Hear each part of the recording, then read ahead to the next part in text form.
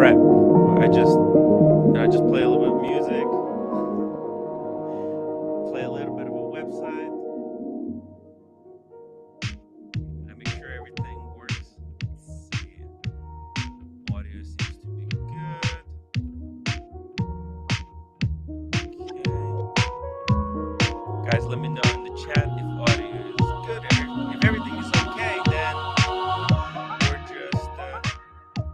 just going to go live. Say hello to Mr. Federico Giovanni. Or Hello, team. Thank you for the invitation. Hey, it's my pleasure. We had a great meeting at the London Jewelers a couple of weeks back. Actually, Scott Udell, the son of the owner of the London Jewelers, he was wearing one of your watches, and actually, I have a recording when I first look at the watch, and I was taken aback, and then Christian of Theo and Harris came up to me, and we were like just talking about the watch and how incredible it was. And like I didn't know that an hour later I'm going to meet you and take a look at all the watches, and we're going to be so blown away because the world of watches is very boring right now, Federico, and your brand kind of stands out, especially at the moment. So could We're trying to you? make it more fun. We're trying to Yeah. make it more fun. Yeah. So, you want to tell me about Gerald Charles and the brand and your involvement with the brand? Absolutely, it's family. Yeah, as you said, right. Yeah. We brought the brand in the United States of America with London Jewelers just now, just recently. They are family to us. Scott is a great friend, and yes, as you said, he was wearing the new skeletonized left crown watch, an incredible piece there. So what we have here, yeah, exactly that. So what we have here is the last brand by Gerald Charles Genta. So Gerald Charles Genta was a friend of my family. My uncle was the CEO of Gerald Charles back in 2000 when it was founded, and I am the second generation of the family. So it's all about a family business here in Switzerland, and we have the last 11 years of his designs, because since 2000 until 2011 he designed as creative director for Gerald Charles. So we all know, I think, Gerald Genta. I think it We, needs no introduction. that's right. That's right. I mean, he's so influential. I mean, most watches that are going, are hyped at the moment, are somehow in one way or another related to, one of his very famous creations, the Royal Oak. Absolutely, the Royal Oak. I know it very well because actually my father, we had a special link with AP because my father founded Audemars Piguet subsidiary in Italy about 35 years ago, in the 90s, and Wow. that's why, yeah, it's a family history. I was born and raised in the watch industry, and Gerald himself knew my father, and that's why with my uncle and my family we took over in Gerald Charles when the family of Genta sold the company to my family and other investors about 20 years ago, and Genta stayed as designer in chief. So what we have today, the Maestro, Hmm. is his last case design. That's the watch that Scott was also wearing at the London Jeweler Fair in Manhasset the other day.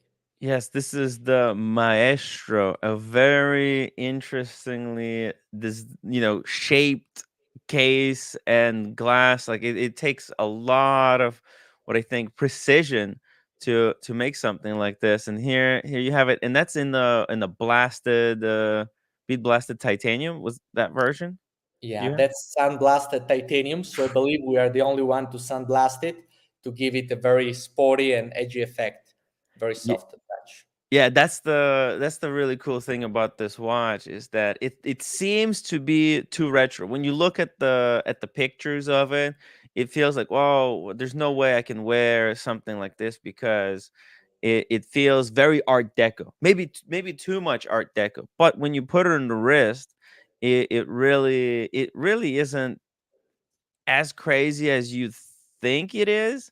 Actually wears really nice.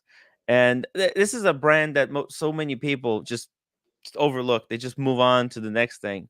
But you know, me stopping to look at the watch closely was actually I was finally surprised. You know, I was finally surprised and found something that was different. I mean, look at this. Look at this.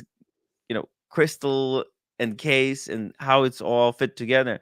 And also, Super thin. It's super thin. It's super comfy to wear. You're so right. Like everybody tells me, "Oh my God, I saw the brand somewhere. I saw it on Instagram. I saw it on the web." But once I try it on, I change opinion. I change yes, opinion because it looks better. No, there are watches that maybe look worse in real than in the yes. picture, but yeah. Well, a round watch, you put it on, and then, so this is the thing with this watch is that it is extremely wearable. Like the size is very nice. This is on my wrist, as people can see. I don't have a big or small wrist, but just the way the lugs are, and it's on a rubber strap, just everything melts together. It wears very easily, and this one has even a skeletonized movement that makes it even more. So it's a blend of extremely retro, very classy, but also sporty at the same time. It could be worn almost to any situation. What kind of water resistance does this watch have? Do you? So here we come with the interesting part. So even if it's just 8 millimeters thin, so it's Yes. super, super thin, super flat, we get 100 meters of waterproofness and the screw crown as well. You can see Yeah. how thin it is. It's like as thin as the strap. Yeah. Thin as And the with strap. that shape of glass, you would think it would be not possible to get 100 meters, but you guys did it. You managed it, and It it's took quite a an while. impressive It took movement a there as while. well. It took years and years of. In the past, the Gerald Charles watches they were only 30 meters water resistance. And since I joined the company as CEO in 2018, we really wanted to make the watch extremely usable. And for me, it was a number one priority. I'm a young, as you are. Yeah. We are the new generation in a way. So we want to wear our watch in everyday life, like when you do the gym, when you're running around, when you're at the beach, when you're at the gala dinner at the same time. No, so I really wanted a versatile piece. So the performance is a number one priority for us, and that's why we have a 5G shock resistance beyond the waterproofness. So it's a shock resistant watch, a waterproof watch, nevertheless very, very thin and comfortable on the wrist. Dr. Bob's Nightmare, thank you so much for your $5 super chat. He says, I'm early. Now I can say I've seen it all. This is an early stream for me. uh, by the way, Original OC is reminding everyone to please upvote the stream if you're enjoying the content. I would really appreciate the upvote. It really helps out. So yeah, so this one, and now what about the movement? This is a This is very, our very yeah. thin movement, and it has a very good finish. Do you want to explain a little bit about what went into making this movement and how it's finished? Absolutely. So this caliber is our in-house bespoke development that we developed, that we designed with our creative director. Because as you know, Mr. Genta, our great founder, passed away in 2011. No, so many Oh, people ask, yes. what are you gonna do next? Yes. So we have a vast archive. We have hundreds of original sketches, many in edits that we can pull out anytime from now and the next 100 years, hopefully. And a watch is forever. Now, in the end, Yeah. it's forever. I mean, if you have one great design, one great idea, the point, like Rolex. Rolex has basically one case shape. It's the oyster case, and all watches are kind of iteration of that. A play on that shape. So, and you guys have a very, very, different case shape, and the purpose of this watch now, this watch would probably be impossible in 2000s, but today I'm shocked that you guys are were able to pull it off. Can you tell us about also the finish Yeah, of this movement, because yeah. you have the non-skeletonized version and skeletonized version. Do you have few versions of the movement? With few complications, few versions. In particular, this one is at the top of our line. You have the Mhm. micro rotor in Yes. 22 carats rose gold with the honeycomb motif. that actually takes inspiration, this hexagonal motif. You find it in the dome of the monument where the case shape takes inspiration from. So actually, you said that the case it's very Art Deco, it's very Baroque, and there is this particular monument that you can see in here, this Baroque monument. I don't remember if I show you at London Jewelers, Uh-huh. but it's my screen now, and you see the smile at 6 o'clock, the round shape, and you don't have any straight line in here. So Uh-huh. basically, that's the Baroque architecture inspiration of the case, and that's why it's so unique, because it comes from a real life object and it doesn't copy any other watch. It's extremely original, and that's also our trademark and is our patented design. So we have a very strong IP here at Gerald Charles. I really care about Yeah, that. a lot of people were trying to guess, like, what is this case is based on. Some people thought it was like a picture frame. Uh, People came up with everything because Joe Genta, right? He designed the Royal Oak, right? That was designed based on like some portholes, some parts of ships, right? And in this case, you're saying it's based on Baroque architecture. Baroque architecture in Rome. It has a Wow. special link with Italy. It's So special it has link with very Rome. strong Italian roots, this watch. We say Italian design, Swiss mechanics, right? All the Mhm. mechanics, as we said before, they are made in Fleurier. In Switzerland, we have the Fleurier quality standards, so everything is finished by hand. We have different materials that we use in our calibers. All the angles of the skeleton that you were showing just before, they are diamond cut. So as you can see here, you see all the bevels. There is no straight line in here. You have Yes. many angles that turn around, and the bevels are not straight. They're diagonal to reflect the light more. And zooming on, you can even see the screw head. The screw head is our own patented screw head, which needs our screwdrivers. So nobody should touch the movement unless they have our own screwdrivers in here. Interesting. It's you're taking a little bit of a page out of Richard Mille. There is a little bit of that Richard Mille. There's hints of it here, like because, and that's what I'm saying. Like, this is a watch that you could dress up and you could dress down. It's got the case shape is Baroque architecture, but the insides are of a modern Richard Mille sports watch with all the anti-shock, now the thinness, and I also like the fact that it's really simple. Watches right now, everybody's is trying to race to make the world's most complicated watch, and I'm just thinking, oh my god, what's going to be a service cost on something like that? Will the watchmakers will actually be able to take it apart and put it back together? It's going to be a disaster for a lot of those pieces. But this is very simple. And by the way, so what kind of a power reserve does something like this have? We have 50 hours of power reserve. As you can see, you have one single barrel at between Uh-huh. 1 and 2 o'clock. You can see there it's skeletonized. So what Mm. was a challenge for this caliber? It took us 3 years of R&D. We had to go back and forth many times with the engineers and designers because we wanted to skeletonize as much as possible. You see the micro rotor in gold to the left from dial side, which is incredible. You see the power reserve, so you see the spring bar on the top right, and you see the balance wheel to the bottom down. Is a double see-through balance wheel, which is incredible for me because it's a real skeletonized. Many brands, many people make skeletons. Our skeleton is really a see-through, properly cut, properly made skeleton architecture. Yeah, I was gonna say, like, this is a little bit of an unusual balance, kind of most movements have like a balance cock, but this is done a little bit differently. Is this to make it thinner, or? Absolutely. Yeah, you got it. We wanted to make it so thin. The movement is Yes. 2.7 millimeters. Wow. It's nothing.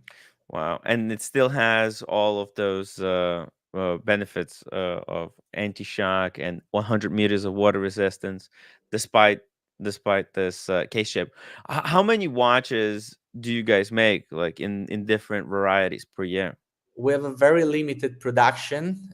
Of course, the skeleton comes at just 100 pieces a year, and the total production is 1,500 only. So it's Wow. extremely limited. Wow, yeah, it's very, very small production. 100 of these skeletonized. Yeah. It's quite limited. You know, we're a family company. We really care about the quality of the products. So Mhm. there is a lot of human watchmakers still involved in the process. So for us, it doesn't make a lot of sense to scale up. We want to preserve the artistic value of the piece, and it has a soul. Now each piece is its own soul, and is really what we want to keep from now to the years to come. Really. Yeah, a lot of watchmakers, the past few years, the watch market has exploded. There's so many new brands came onto the scene. It's a completely different environment than 10 years ago. And a lot of brands wanted to increase production just beyond reasonable. So I mean, it's good to hear that you guys don't want to overproduce, because a lot of collectors, that's what they're looking for. They're looking for a smaller brand that will be a little bit more personal with their customers. Actually, the report from Swiss Market uh, mentioned that a lot more brands, they're focusing on customer experience, like AP opening AP houses. They're not really. It's not a place where you can buy a watch there, but it's also a place where you can kind of, I don't know, hang out. It's beyond beyond watches. It's Uh, about experience. Now the watch in the end, it doesn't serve the job of telling time. You can tell your time on your phone, on your laptop. No. So what is a watch in the end is a piece of jewelry for the man. It's an artwork, it's a collectible piece, and is the mirror of your soul in the end. No. So it's mm, an experimental, it's an experience for you. When you wear a watch, it gives you emotion. I'm sure you will match the watch with your mood, with your outfit, with the situation. So it really carries intangible values, experiential values. Now, when you wear a watch, you experience the watch, you get some energy out of it. That's why it makes so much sense. No, what we're also doing now in Geneva, it's maybe it's the first time that I tell it public, oh, but so we're reopening our atelier in the center of Geneva, and we will have the museum there. We will have Michelin star chef cooking for our family, for our collectors, because in the end, every GC collector is a GC family member, and every holder of our watch is part of something bigger, and is our ambassador in the end. Everybody that wears our watch, so it deserves the most important care, no? And I think wow. here, as you can see in this video, no, high-end cuisine. Paolo Griffe is Yes. our Michelin star chef, exclusive chef for Gerald Charles. That's his Michelin star restaurant in Aosta, in Italy, very near Switzerland. And the quality of the ingredients, what shows this video, it's so important in high-end Michelin star kitchen as it is in watchmaking. So that was the message in this video.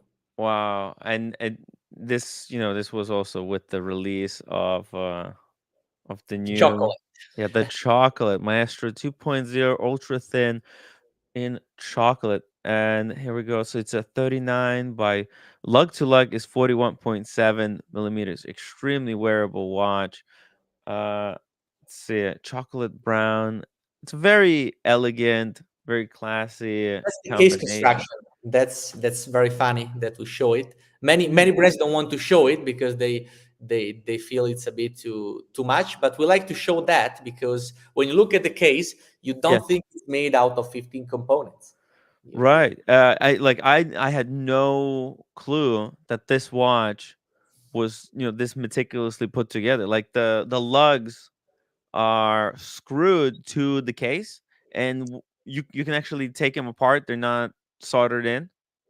Absolutely. That's the whole Wow. idea. So to get a better finishing, we decided Wow. to carve each part out of a solid block of gold or steel individually, so that you get a better definition of curves with the machines rather than molding it, which will be easier, cheaper, but not the same, not the same Yeah, at all. because you wouldn't be able to get into those hard corners, right? Like between the lug and the case. But Exactly. but also I think doing it this way, let's say you drop the watch and you permanently damage one of the lugs. Normally you would have to, I don't know, you would have to shave off the material, maybe laser weld it, try to get it to, try to make it into its original condition. But here, maybe, I mean, is it something that you guys do? Is it possible during service to replace one of the? Absolutely. Absolutely. Each component Wow. can be replaced. The crown can be replaced, the bezel, the lugs, the O-ring, the gasket. It's our Yeah. own patented gasket that allows this waterproofness. No, because you see here the shape now. Yes. Here Yes. it's very well highlighted. So the chimney of the case, of the body of the case, is very high. So basically, the watch will be waterproof even without the bezel, and the bezel serves as a security. Like a screw down security on the top to Wow. ensure even a better waterproofness, because when you have a round case, the pressure of water is evenly distributed across the surface. Right. When you have an even case like this one, for You will example. have hot spots. Exactly, you said it. And this way, it's like you have a double crown. It's almost like having a crown, a screw down crown on top of a screw down crown. If you want. Yeah, because the moisture would have to go under this bezel, underneath the this whole hump, and then come back around. Very. Absolutely. And I really like the modularity, how you guys made it, that the entire case could be disassembled, because this is going to help with the upkeep. If you're going to keep this watch for 40 years into the future, if anything can go wrong, it's good to know that instead of having to, maybe potentially having to replace the entire case, you could just replace one of the lugs, or leave the lugs and replace the case if needed. I mean, this is good news for collectors and people that like to, preserve their watch as much as possible, in the Absolutely. original shape. Yeah. There is incredible value here. So what we really want is to deliver value to our collectors.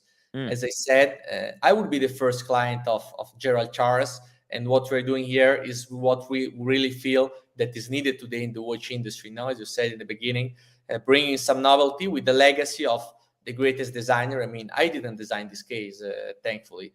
Somebody bigger than me did. The Picasso of watches did, but all the usability, all the engineering and the construction there is not stuck 20 years ago, but is really going 20 years in the future. So Yeah, the it really valuable. seems like a watch that it in its final phase. Because I've seen a lot of brands, for example, like a lot of JLC watches. To me, they feel half baked. Like they feel like, ah, they couldn't finish it completely. Like the movement doesn't really match the case, right? And, like, something is off about a lot of the watches that I see. There's always a compromise somewhere. The corner had to be cut. Like, oh, yes, they designed this new movement, but this, or like this new case, but they don't have a, a movement to go in there, so they're using, another brand's movement that doesn't really quite fit exactly as it's supposed to. But this, it's a full package. It's like designed as a modern watch. It's perfect in every way.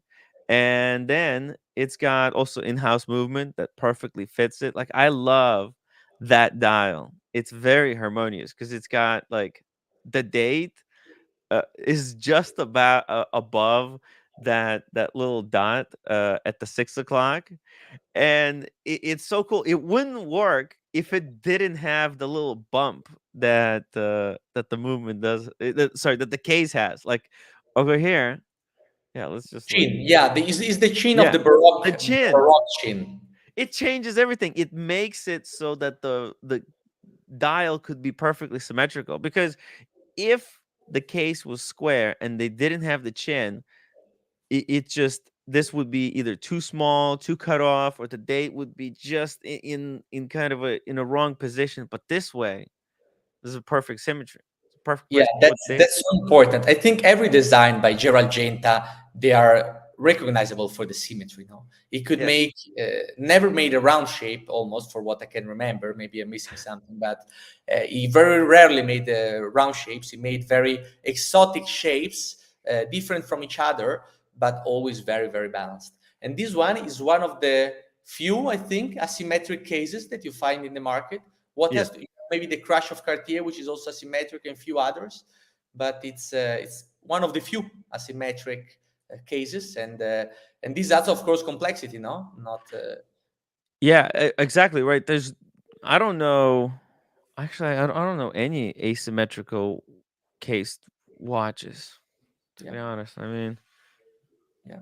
uh, I I don't have any. It's very rare in the watch world that you get something like this. But I wonder if maybe if this is successful, obviously we'll probably going to start to see a lot of other manufacturers following suit and making, you know their own asymmetrical cases.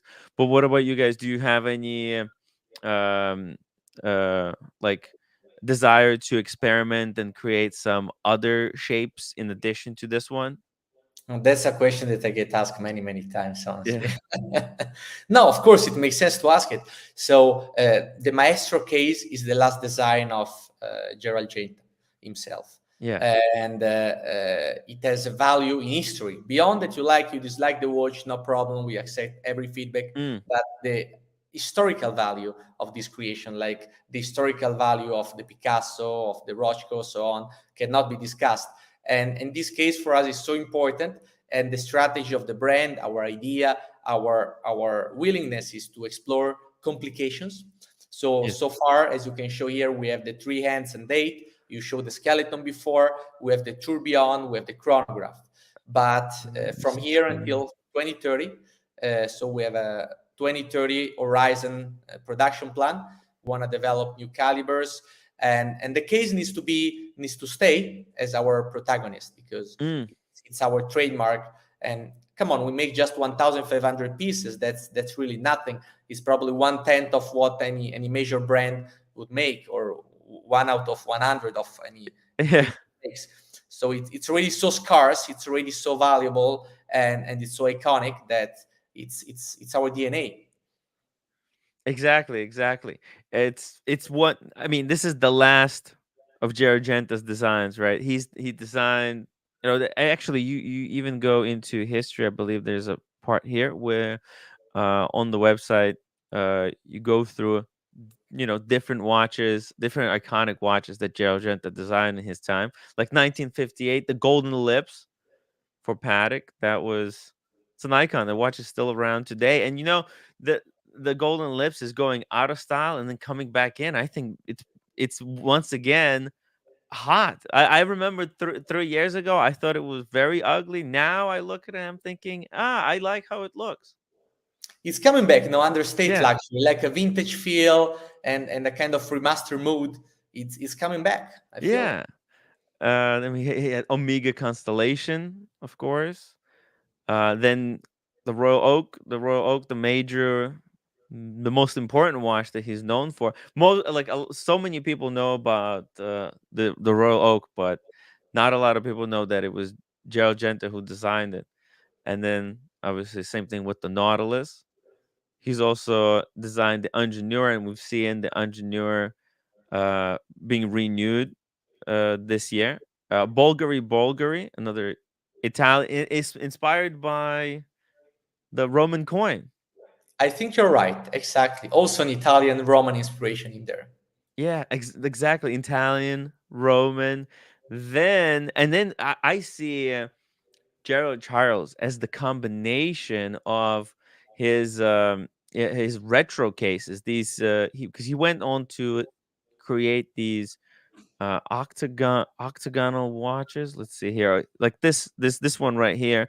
Um, this watch is coming back. It's very acquired taste for a lot of people, but it was at that time, I think when he created it, was like the most complicated watch ever created. He The was pyramid is also on Wikipedia page. Yes, yeah. on it was incredible minute repeater, grandsonnery. Yeah, this says that Genta was not only about design, was also about calibers, was also about movement. So the design is the first thing you see, but the Yes. caliber is what really brings the value of the watch. Yes. And you can see Genta's kind of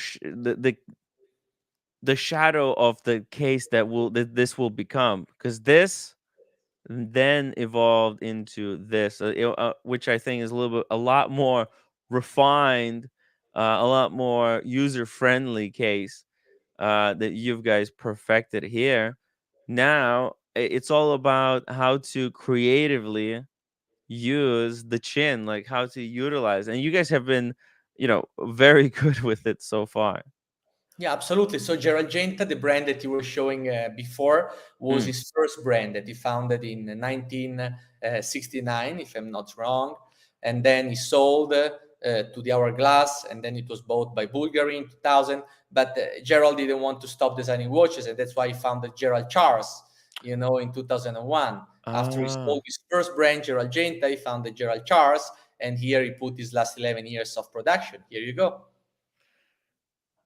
there you go. This is where the legacy, the actual legacy, is continuing, right? Like because who bought right, Bulgari bought Gerald Genta's brand, and I don't know what they're going to do with it. Probably more of what that brand, like, basically relaunch all the vintage pieces. But you guys have here an opportunity to basically continue the legacy.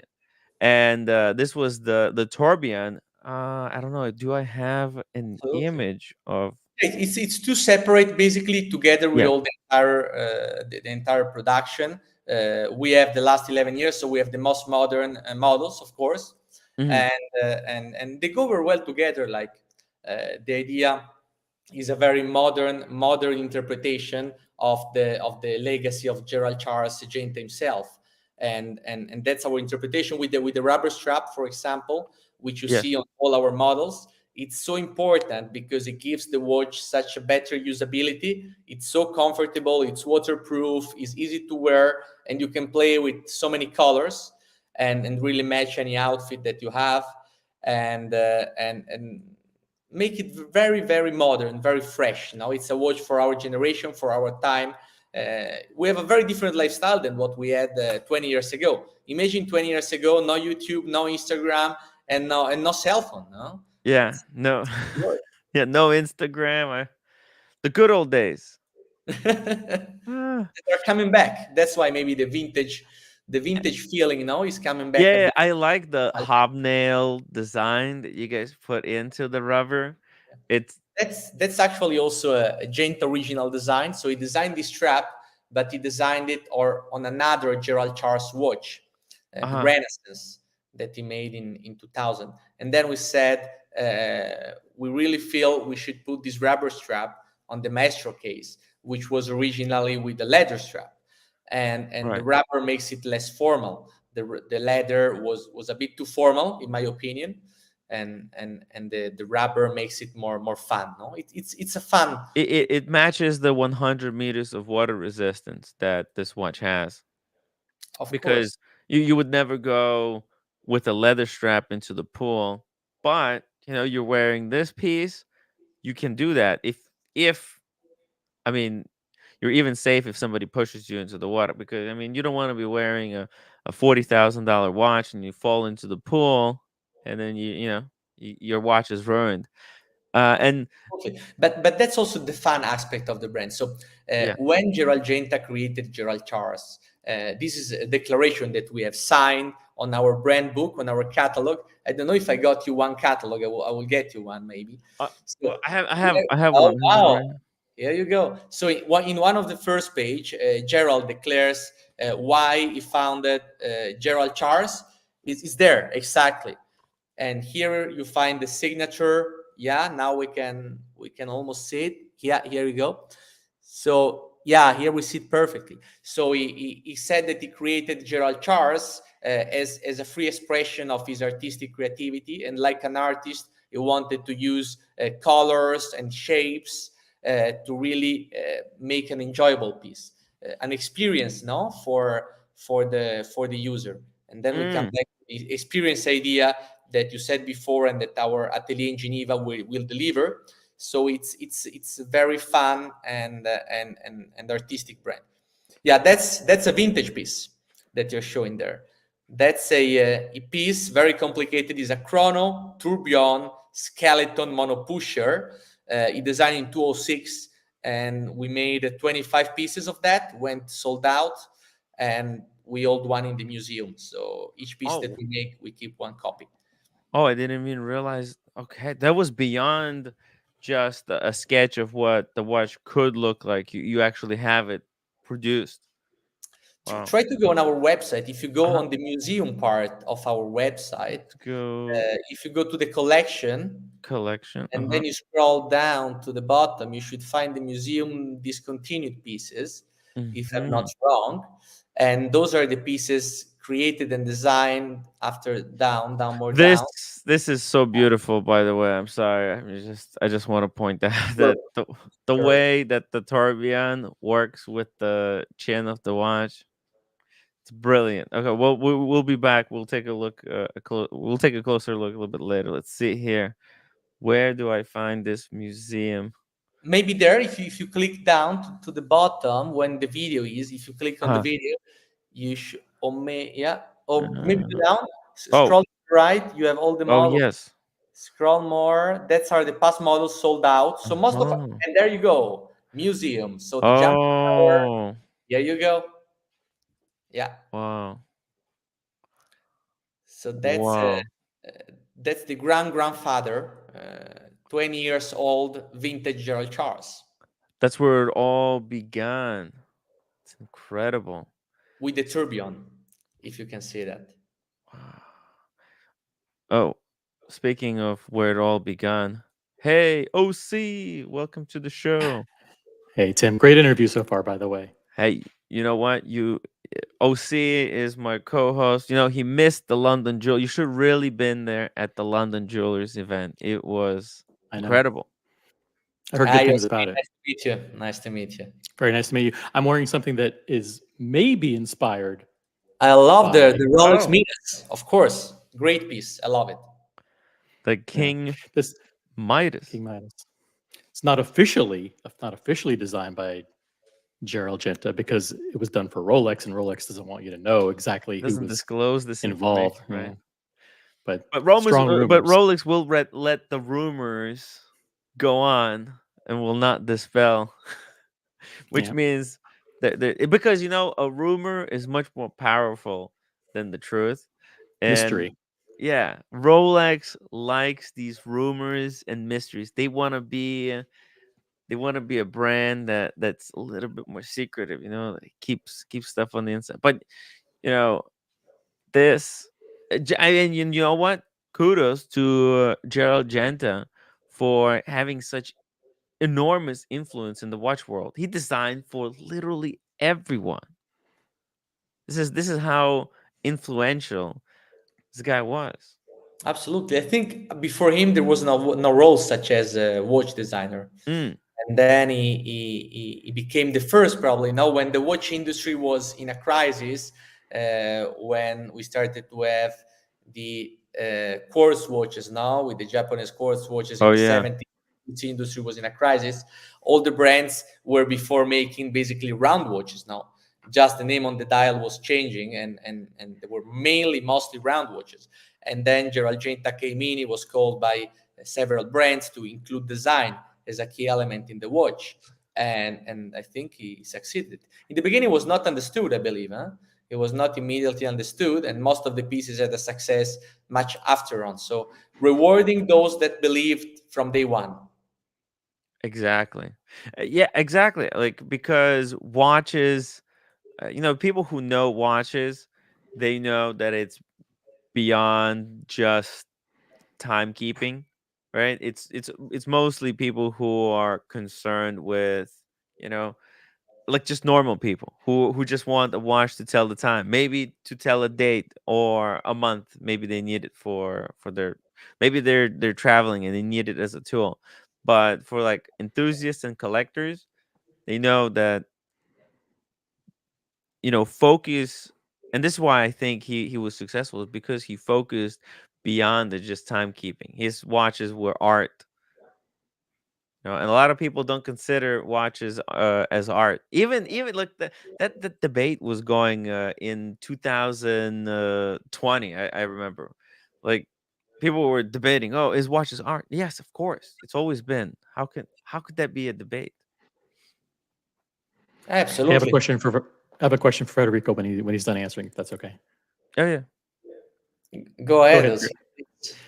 You have such an iconic case shape. When you make only 1,500 pieces a year, you have so many different variations of different metals for the case and different straps and dial colors. How do you go about determining what your production looks like and what the market is going to be able to absorb? Rose gold versus steel versus different color dials. How do you do the market research to figure out what the market really wants to buy? So what we've seen is a great question. Actually, what we've seen is that there is a very diverse audience to our watches. So when they ask us who's your competitor, we don't really have a competitor because what we offer, what we provide is so different. So it's like a Picasso artwork. Who buys a Picasso artworks? Maybe people that have other Picassos, or people that have other artists comparable to that, but it's not necessary either I buy this or that. It's just I want to buy this one and I buy it. No, so we don't have one or decision, but it's an and decision for Gerald Charles. And the black for me, it's so iconic.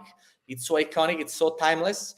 It's the entry level, of course, of our collection at $15,000. We made it extremely accessible, and nevertheless, we make less than 100 pieces for these. It's an extremely limited Wow. for this price point.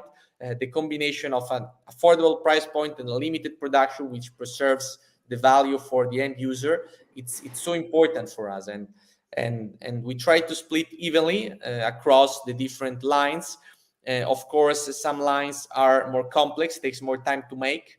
So thinking about the skeleton, we are at 3 months to make one piece. Of course, we don't have just one watchmaker, so we can work across multiple skeletons at the same time. But it is a very artisanal process that is involved. So we try to make even production because the demand is even across the lines. The green is for sure our iconic. Is very recognizable, and in Europe, where the brand is very well established. I mean, in the US, we just arrived now with London Jewelers, Scott Udell, our dear friend and family. We have a few other retailers. We're starting to work with Geneva Seal in Chicago, with Oliver Smith in Scottsdale, and few more key retailers. So it will not be a brand that is retailered everywhere. In the US, we will have 5, 6 POS, 7 POS. So we don't have enough production for everybody. But what we're looking for here is really to produce pieces that have a soul, that have a value for our collectors. No, for me, it's so important that when a collector buys a Gerald Charles, doesn't need to buy it as an investment, because you need to buy what you like and what you wear, but needs to hold value for him, and that's our number one priority, to hold value not just tomorrow or in the short term, for the next really generations, without talking about somebody else, but for the next generations, it's a watch that we believe needs to carry a value. And that's why we produce limited quantities, because we do extensive tests and we want the watch to work. We have, I think I was telling to the Udells, we have 0.05% after sales return. So Wow. it's the watch that works. it's an actual watch that can last you for a long time, not like that AP that broke. Everyone who had AP so far on our channel, I don't literally talk about within other it had brands. nothing to Respect do for with. everyone. Respect for everyone. I know, I know, but it's just like we have these other brands that everybody just just promotes so hard. Everybody's just so behind AP. They're infallible, but like we have, it's just so common that their watches stop working. So I just want to point out a little bit of, like, people have to be a little bit more open minded, especially because when you said this is not really, you're not really competing against anyone, because this is like uh, a no man's land. A lot of people wouldn't even consider Gerald Charles, like, because they're so like I skipped over it so many times, and I regret not discovering this brand earlier, because it is really, really special. I'm telling you guys, if you get a chance to see Gerald Charles in person, do it. And where can people see these watches? I know you're not in Cellini Jewelers yet. Not yet there. So in the state of New York, we are with London Jewelers. So in London Manhasset, Jewelers for now. in the big store, we are there with them. As I said, in Chicago, we are with Geneva Seal. In Oak Oh, Street, Main Street. Yeah. gotcha. It's just across the Richard Mill Boutique. Wow. Basically, we're just across the Richard Mill Boutique. Geneva Seal, they hold other great brands like Urwerk and other great brands. And we are with Oliver Smith in Scottsdale, Arizona, Right. and few more in the making. As I said, the first opening in the US was London Jewelers just 1 month ago. So Yeah. So already that was the opening. That was that you at came that at the party. grand Wow. opening of GC in the United States of America. You can tell this Wow. to your next generations. Well, Yeah. I was shocked, and Christian, he was like, Tim, what the? He was telling me like low key, go over here. You have to see these Charles watches. Tim, have you seen this stuff? Because he too, I don't think he had a chance to see them, like, such selection up Yeah, Chris close. is great. I spoke with him just today. I think we're gonna have a call tomorrow or something like that. So Oh it's I feel that there was a great interest at London Jewelers. I have to yeah, be honest, I didn't expect any sale. We made pretty many sales. wow, Almost everything that was there that we brought, we didn't expect such a great reaction from the American public, which knows very well Genta, by the way. Yeah, we didn't oh yeah, expect such deep knowledge. In Europe, as I said, we're very established since 23 years. We have shops in Paris, Geneva, Milan, Rome, Florence, Venice, even Capri and Taormina in Sicily. We are in Zurich. We are in Madrid. In Europe, we're very well established. We're in London, but the US for us was a brand new market, and I mean the reaction was unbelievable from you guys. Like I'm so happy. I'm astonished, I, positively, really. I think people here, they want something new, and this is a breath of fresh air. OC, you really missed out, I and they know. also, yeah, It's in a way you're like you're a Phoenix brand in the United States, kind of starting from scratch, and so it gives you an opportunity to uh, uh, establish the value proposition and the mhm, brand promise over again. And I think you've done a good job. And one thing you're doing throughout your collection is you're showing the iconic case and design, but with in a more casual and sporty setting. And that's something that most brands are doing with their dress watches today, putting them on fabric straps or rubber straps to show that they're not just stuffy dress watches that you wear with a shirt, with a suit, but something that can be worn every day, casually, and can be splashed with water, and it's not something that is so formal and stuffy. I see the question from Mr. Ghost. this is Uh, a great comment, because hey, Louis Vuitton is, pouring ton of money back into Daniel Roth. I think they're going to try and elevate that brand, and you guys have very similar design language. Actually, funnily enough, that's so relevant because Daniel Roth and Gerald Genta, they had a manufacturer together in Switzerland. Huh? They were buddies and they were sharing the manufacturing. And I don't know if Gerald Genta designed also the Daniel Roth. I have no idea, but Oh, I know they had wow. manufactured Gerald Genta and Daniel Roth all together. That then was acquired by Bulgari and then by the LVMH group. So it's, but what's the difference between Gerald Charles and Daniel Roth? It's one main difference. Can you spot it, Tim? Or Well, also one is family owned, or okay, double chin versus single chin. exactly. So asymmetric versus symmetric. Yes. So GC is the asymmetric one and only. Hello, Tim G. Welcome to Hey, the I show. just want to get on. I love this brand. So you're on Mr. Porter. I do know that. OC, we talked about it really briefly. You're on Mr. Porter. You can order it on there directly. I mean, unfortunately, you can't try them on. I actually love this brand. I love your chrono. I love your chronograph.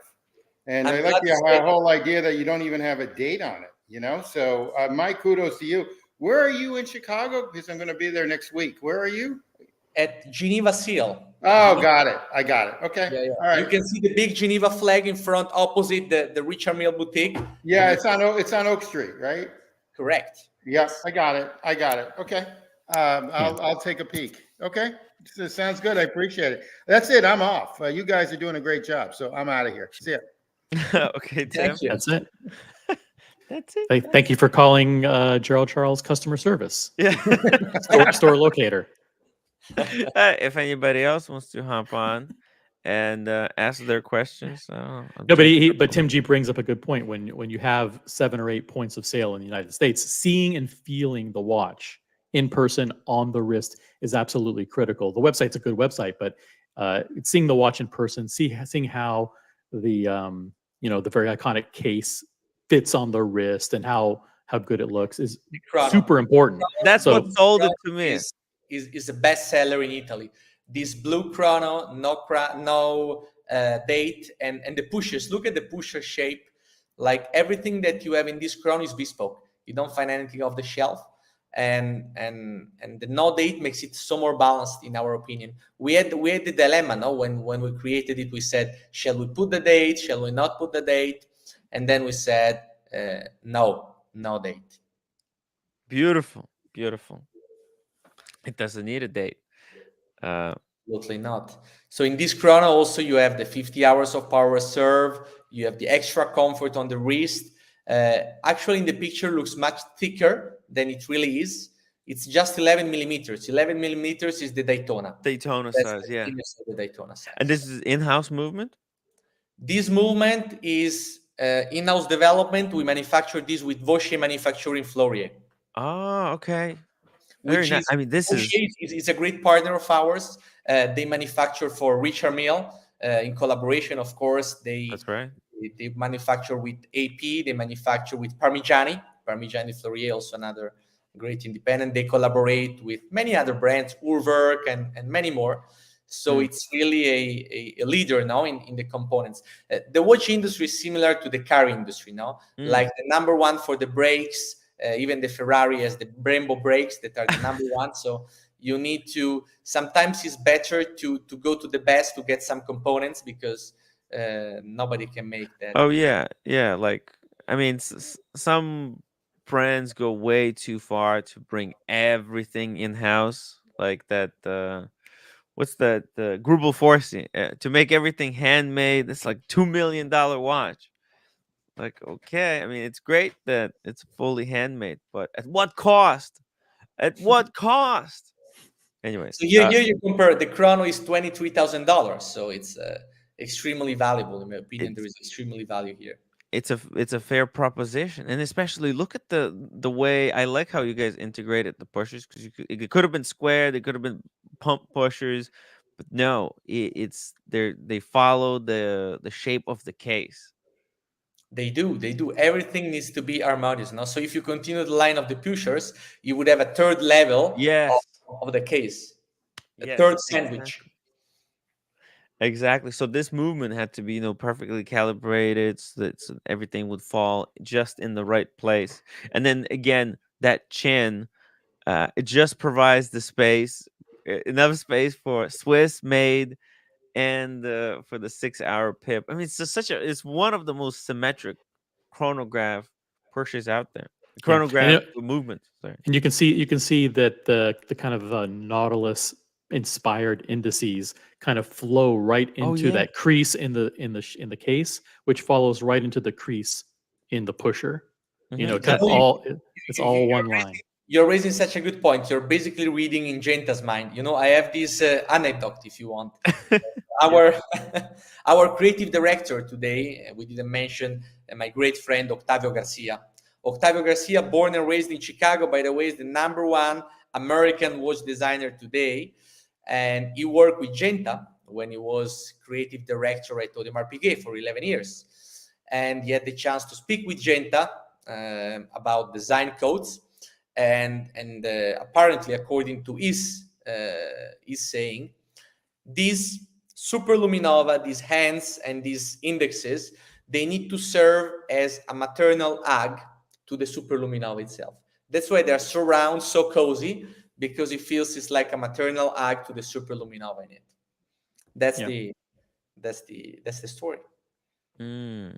That's why you find it in the Nautilus. You can find it in many other Genta designed watches. This very round and cozy shape. Mhm. Oh, interesting. Okay. And yeah, and then this one it has hands that are very similar to the 202. And yeah. There's all kinds of weird trends right now. I don't like the like when watchmakers make the entire plot out of loom. Some kind of a luminescent like plastic, and it looks really cheap. The surrounds with the loom filling looks a lot more elegant. And here there's so many different shapes that you have for these arrow markers. You got the dots and you got the lines, very elegant. And then the lines, they're very similar to to the shape of the hands. So Which is That's not the case with the Nautilus, right? The Nautilus, you right. have the oval hands and the blocky indices, whereas this one you have a flow that goes from the hand to the index to the crease in the case to the crease in the pusher, kind of Yeah, all there's no kind of flow. sharp corners here anywhere except, like on nowhere. the print. Nowhere. Gerald Charles and sharp corners, they don't go very well along each other. It's opposite. Nice. So here you can see also the caliber with the gold rotor, and again the hexagonal shape, which comes from the roof of as I said, of the monument. And that's titanium, by the way. It's Oh polished yeah. titanium. You wouldn't say that until you read it, but we polish titanium to make it more elegant. We don't want the titanium to be raw, so it's quite rare. I think we are the few, if not the only, to make that. I know that I didn't like the titanium in the past because it was, I don't know, I associated it with like cheap watches, but the more I wear watches, the more, and like people around me are getting the titanium ones, and they're so much more comfortable to wear. Really, like, so now I'm starting to gravitate to lighter watches and titanium. I want the titanium watch, guys. So Wish we're gonna, list, wish list. We're gonna write it down. yeah. Well, talking about light watches, this one is Oh the yeah. lightest in our collection. So the skeleton, it's 30 grams.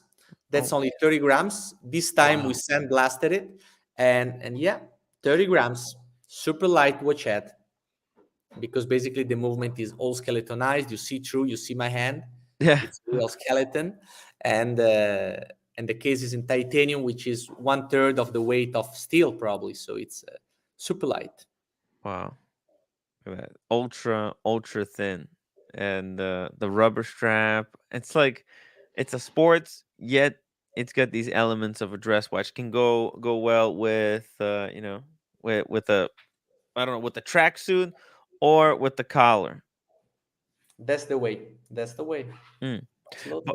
But by the way, we hit 1 hour mark. If Federico, I know it's late in Switzerland over there. If you need to go, I'm gonna give you a chance to jump out.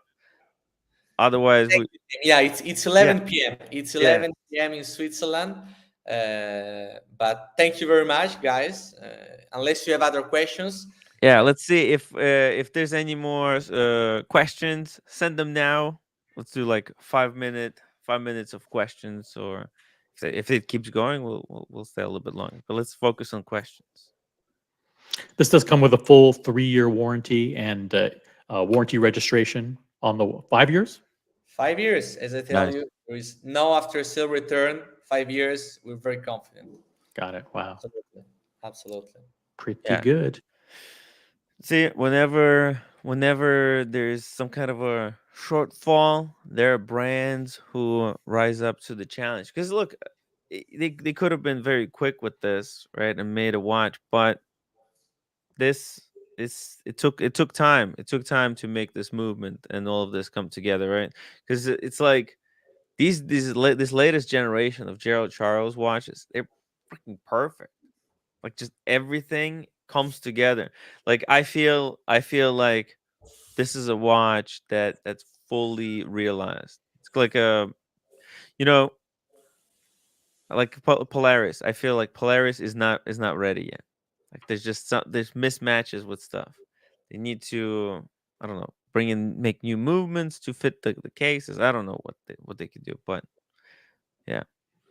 We try our best. Yeah. And you guys like really put together an incredible piece. Let's see. Do we have any more questions, guys? Yes, go now before he gets cat on for the word for word replay. All right. All right. Do they automatically entered into digital watch vault? That's stupid question. Dr. Bob's nightmare. He looks too cool to be into watches. Must be something wrong with him. It's his family. He was brought. I was born there. I didn't choose it, but then I cannot complain, guys. There is much worse. There is much worse. So from a marketing perspective, you're pretty much focused on dealer-sponsored events to drive awareness and to drive demand to the brand. Correct? Not necessarily. We have strong ties with communities, with local communities. We did an event in Chicago, not with Alex necessarily. We did it with, if you know him, Ray Chai is the founder of Gentafied Group. Lot of collectors, fan of Genta, and we did a collectors event there. And we are talking with several watch communities, because for us the most important thing in the end is to talk with the community and to hear the feedback and get the watch on the wrist and discuss about it. I mean, it's our passion. Really, it worked. I mean, it's a really good watch. You have to see it in person. It changed my mind. I mean, I have no dog in this fight. I fell in love with the watch, and I really appreciate, Federico, that you would join us here and answer some of my questions and share the brand with my viewers. I hope they check it out. Absolutely, they should try it on. It's not very easy to try it on because, as I said, we have a very limited production and Yeah. and only a few POS. But as you said, also, Mr. Porter, as the watch, and you have a free return. So if you order it, you try it, you don't like it, you return it. You made the free trial with not traveling from your own. Hey, they're definitely not going to return it, because if they can afford to buy it, I would have bought it if I had the money at the time. Because when I put it on the wrist, when I saw it in person, like I looked at it first. I was like, okay, all right, it's interesting. I was like, this is not something you usually see, it, right? Like somebody else was wearing a Rolex and they were showing me. Like I don't. I've seen Is the I've seen rubber the Batman. is the rubber the only official option for these models? We also have leather. We have a 22-20 size, so it's quite easy to find leather also with this standard size, regular size. But then I put it on You the wrist. you like the one with the gem set. That's why $130,000, 10 pieces in the world. Here you go. It was wild. And look at the fit. It's a perfect fit. I've never been wearing a watch like it was very comfortable. Like I had IWC on at that time, but this was even more comfortable. Yeah, what this does visually is interesting because Mhm. you have the gem set bezel. It almost creates a flat profile on the top and makes the watch look bigger. Yeah. Whereas on the regular case, it has those rounded shapes. So It this one blend it blends in with the with the sapphire crystal dial with and that expands plane, the yeah, dial. That's true. Well spotted. Yeah, I see that. Great observation, OC. This is why he gets paid the big bucks. big bucks. Look at this. No wonder I keep him around. That's your favorite, right? Oh Almost. yeah. I mean, The skeletonized one is really nice. Yeah, I like I don't know. I like the gems. I really really like. They're so precisely cut, and also because it like as you guys can see it the bezel it curves, so there has to be diamonds cut in a very precise, particular slanted. way. Yeah, regular diamond won't fit. Yeah. They could have put just round diamonds. That's how they do it on the 47th Street. This is done professionally by In Geneva. experts. In Geneva, absolutely. Anyways, Federico, it doesn't look like there's any more questions. Well, we'll have you for round 2 in the future, okay? With pleasure. Yeah, if you got some new release or you got some news you would like to share, please just send me a message. I would love to host it and share with the viewers. Next time live in New York, I will come and then we will do live in And, presence. and hey, on Saturday, I'm meeting your friend. He's going to bring Gerald Charles watch to Cellini, and I'm gonna show it Wow. together with the live stream. Don't tell anyone. Keep it secret. You told Yeah, already to everyone, but let's keep it secret. it's just between us, okay? Okay. Thank you, guys. Thank you, Federico. Have a nice day. Bye. Giovanni of the Gerald Charles. There we go. There we go, guys. Very, very interesting. Smart guy. Smart guy. I interview. mean, obviously, he knows a lot about his company. Yep. Great Because guy, very passionate about watches. Like they're actually I feel like they're doing stuff that the collectors like, right? Like do you put a date or no date? Do you how do you do a watch? And he listens to the collectors. So he's doing the right stuff and I actually I was shocked when I put the watch on the wrist. Mhm. I actually really liked it. the thing that they have to do, like to be successful in this day and age, is you have to control the distribution. You really have to control where the watches go. Mhm. They make sure they end up on the wrists of actual, Gerald Charles lovers who don't want to sell it, or if they do sell it, that there's It's not a very watch few of for them available. reselling. Right? This is Right. not a watch you buy to. As a matter of fact, if flip. you do a search and try and find a Gerald Charles It's a watch like on watch that you Chrono, buy to there are very keep. few available. Yeah. Oh, if you can get one on Chrono 24 and but you really want, then that could be a great option. By the way, breaking news. Chrono 24 says FU to the watch charts, and they make their own watch charts. Discover more. Look at the price index. This is their own like I see the numbers are completely different because they're basing it on different models of wristwatches. Uh, but they got their own like pulse. I don't need another one. I don't need another industry index to tell me that the watches are going down every week. They're going down. We'll see. They're going down.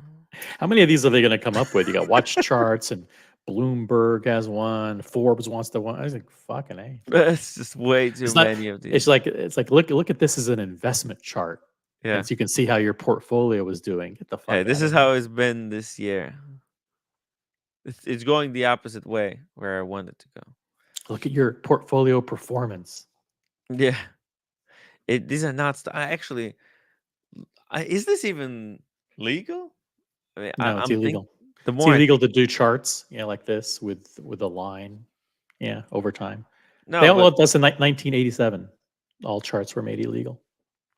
Misho, 2 € super chat. Good evening from Austria. Shout out to Austria and our German friends. Misho, he's the guy. By the way, the link is in the chat, Misho. If you want to join us, I've got some. I've got a lot of Moda stuff. I want to do big Moda episode today. Just a filler episode. Or you want to talk about Paul Thorpe? We'll see. No, I don't. Oh God. Is there breaking news? Is there any breaking news on that front? I don't think so. Dude, it's that front is basically over. There's nothing to talk about there. It's over. It's The fire is burning. The fire that will burn down the digital watch vault has already been set. It's a flame that's being. I didn't start the fire. No, we I didn't should start point the out. fire. Yeah, No, I didn't The start the fire. grassroots started the fire with their questions about Yeah. privacy, questions about security, questions about motive, Who was that? and Brody! Hey, what's up? Yo, what's up, Brody? I don't know why my audio on my Are we doing the mega unboxing today? Yeah, we can do it later. Oh, I think I might have a clue of what it is. We were doing an after show, and this guy that we all know hops on the stream and says, "Oh yeah, oh yeah, I just came from the Rolex boutique, and Brody just picked up. Oh shit! oh shit," and What? someone Sorry. that knows you and that knows what you picked up slipped Oh, up. and he picked up a really cool piece, and then he describes it for everybody, and then we're like, you're not supposed to like talk about. Was it cars? Could have been. Yeah. It Could've could have been. So you guys already know. I just came from the Rolex boutique know, with it's not Brody, and confirmed. you'll like. Oh, and you'll like what he picked up. Loose But- lips sink ships. All But right. actually, I mean, when I heard that, I was like, "Oh my god, this is not a normal unboxing. This is one of those Pooley type of unboxing." Did he say it By on the way, air? No, Really? no, it wasn't on Oh, air. It was off air. Got it. By the way, Pooley and the team over there at Watch Gaza, the day after they unboxed that incredible Le Mans Daytona, one of their viewers unboxed an FP Journe, which is pretty cool. You know, it's cool whenever anybody gets an FP Journe. So Wow. we don't get any of those here. Carolyn Martin, $10 super chat. Thank you so much for all that is holy. Tim, please stop talking about Paul Thorpe. I had a dream about him last night. It doesn't get any worse than that. Tim, I had a suggestion for stuff if you want to talk about it. Have you seen the Revolution Watch Awards for the year that he handed out yesterday? Just go through them. It's pretty funny. Some of it's pretty funny. What's it Okay. called? Like his watch of the year. What's the name of that? most Yeah, innovative Revolution. Never heard of it. watch, You know, that kind of stuff. Oh, Revolution Watch. Yeah. Waco. Waco. Not familiar. Revolution Awards. That's interesting. We could do our own awards, right? Yeah. We're gonna do that. Like, The Like community what? The awards. Timmys. The Timmys. There's the Oscars, the Emmys, and the God. Timmys. The Timmys. We could do the Timmys. Tim, there are no Maurice Grossman. There was no No. more ads because they're anti-German. Yeah, got it. But hey, we could we watch? It's very long. I think. Well, he's got I saw it on his Instagram page, and he's got like slides where he just goes through. Yeah, if it's There's more like than like 10 3 on one. minutes, we don't have the attention span. No, sorry. Very short Um, attention span. Oh, on Instagram. Let's see. Revolution. Yeah, if he can create like a 17-second YouTube short, that's maybe something that we could tolerate. I mean, Well, what do you think? What do you think was his watch of the year? not this one. What the? No, it's. What it's, is this? No. It's. That's not the. That's not. Let's start a whisper campaign that he named that watch of the year. It'll destroy his credibility. Luminox. No. That wasn't it. It's the one with the kind of the red I background. think he's spruiking this one, limited to 800 pieces. This is what's called a paid promo. As this brand probably paid like I don't know, couple of grand to be featured. Right. Right. Okay, actually that doesn't tell us anything. I think we might actually watch this whole thing. You know, if we don't come up with any topic, we'll just watch the whole awards. Do you have the windows down or the sunroof open? No, I don't.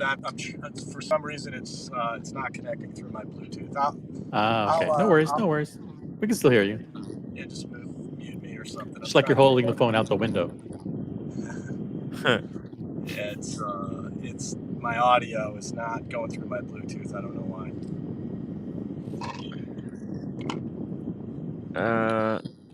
Yeah. Okay. Let's. OC, you want to watch this? I suppose. Yeah. I I haven't suppose. seen this. But we're Might gonna be mute you, mildly Brody. interesting. What do you think the watch of the year is that he chose before you get into it? Well, I don't don't really know. care what he thinks, but I'll react to it. All right. Let's see. Simon Brett. Simon Oh, Simon Brett. Well deserved. Oh wait, is this the Independent? It would not be correct for us to open this envelope when we have such beautiful women on the other side of the world. So we're going to pass the envelope to you guys in Geneva. Thank you so much, Wayne. So for this year's Revolution Award going to the Rising Star. Right. Oh, is Rising Star. Yeah. Gave it away Simon because you peeked at it. Brett. Simon Brett. Yeah, who cares if I Yeah. mean, of course. He's the industry's insider choice. He's the industry darling. He's the He knew he was gonna get it. darling.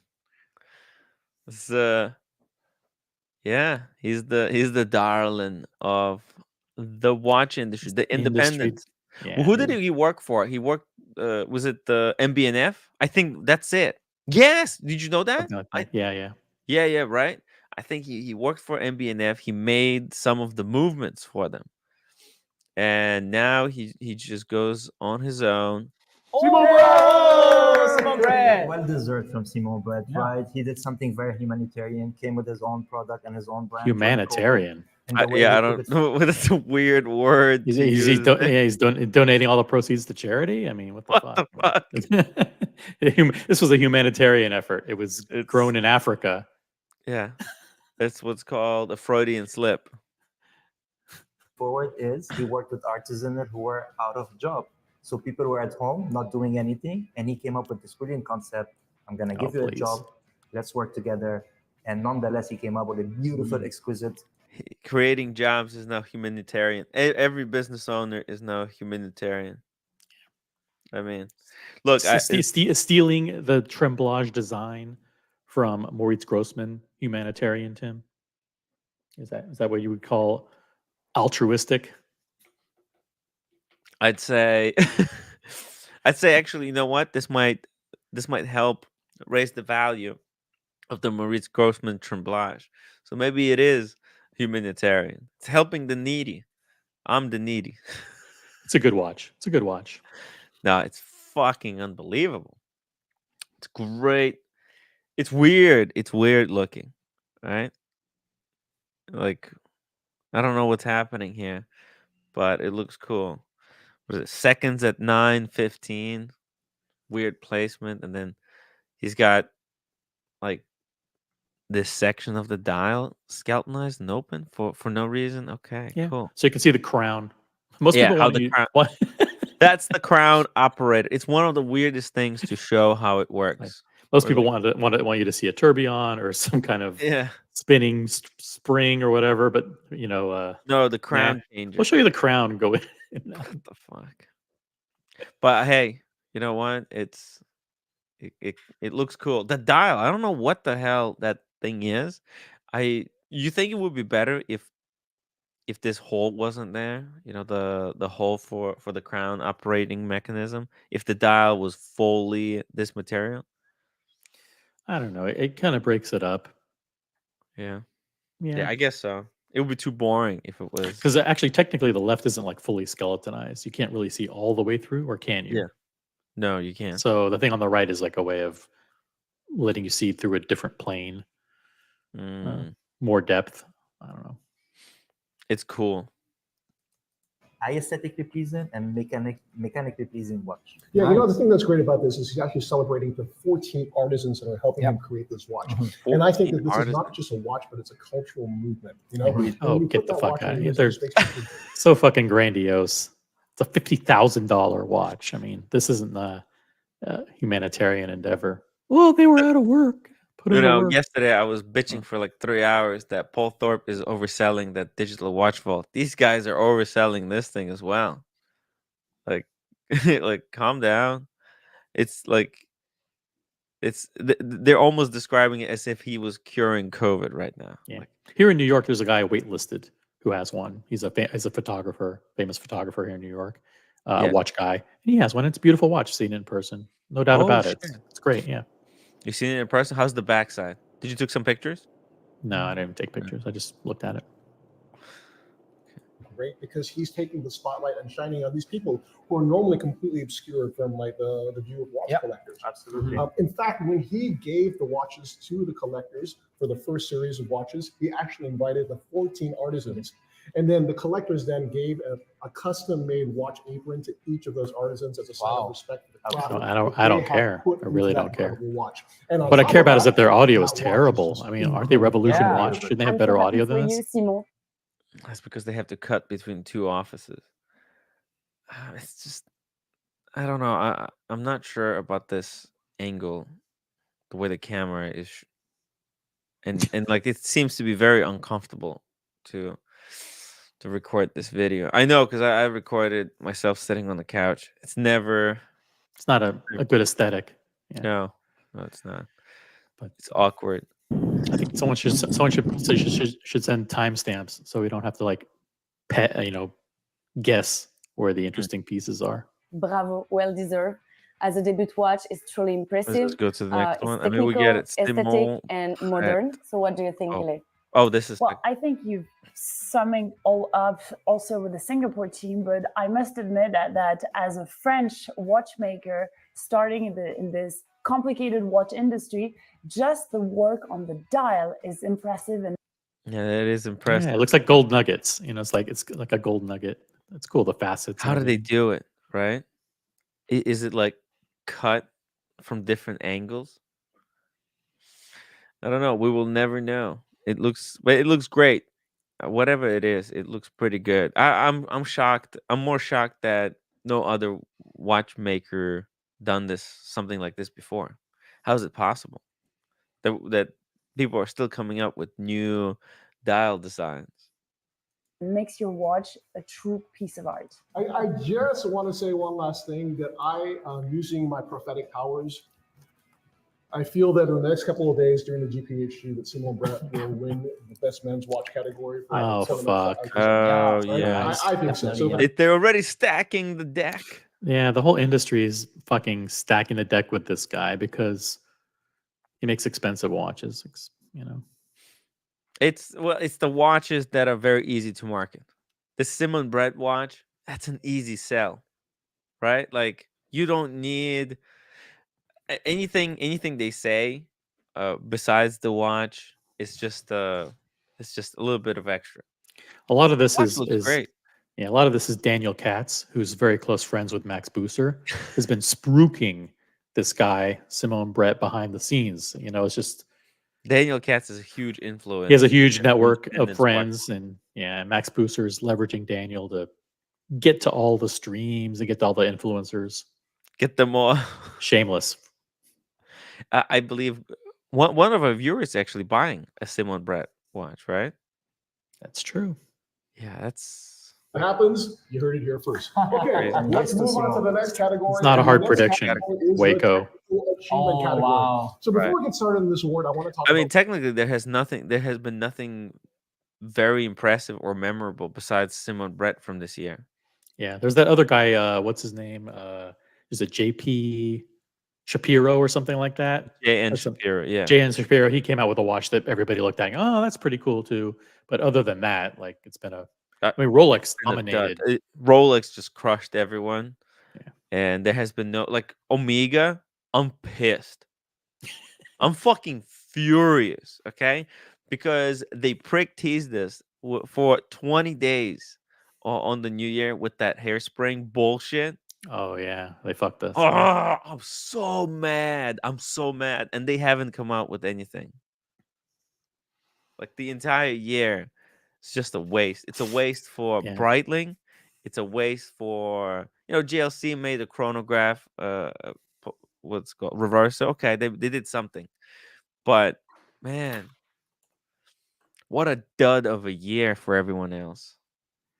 And like the Rolex. industry is struggling. So why aren't these guys making something better?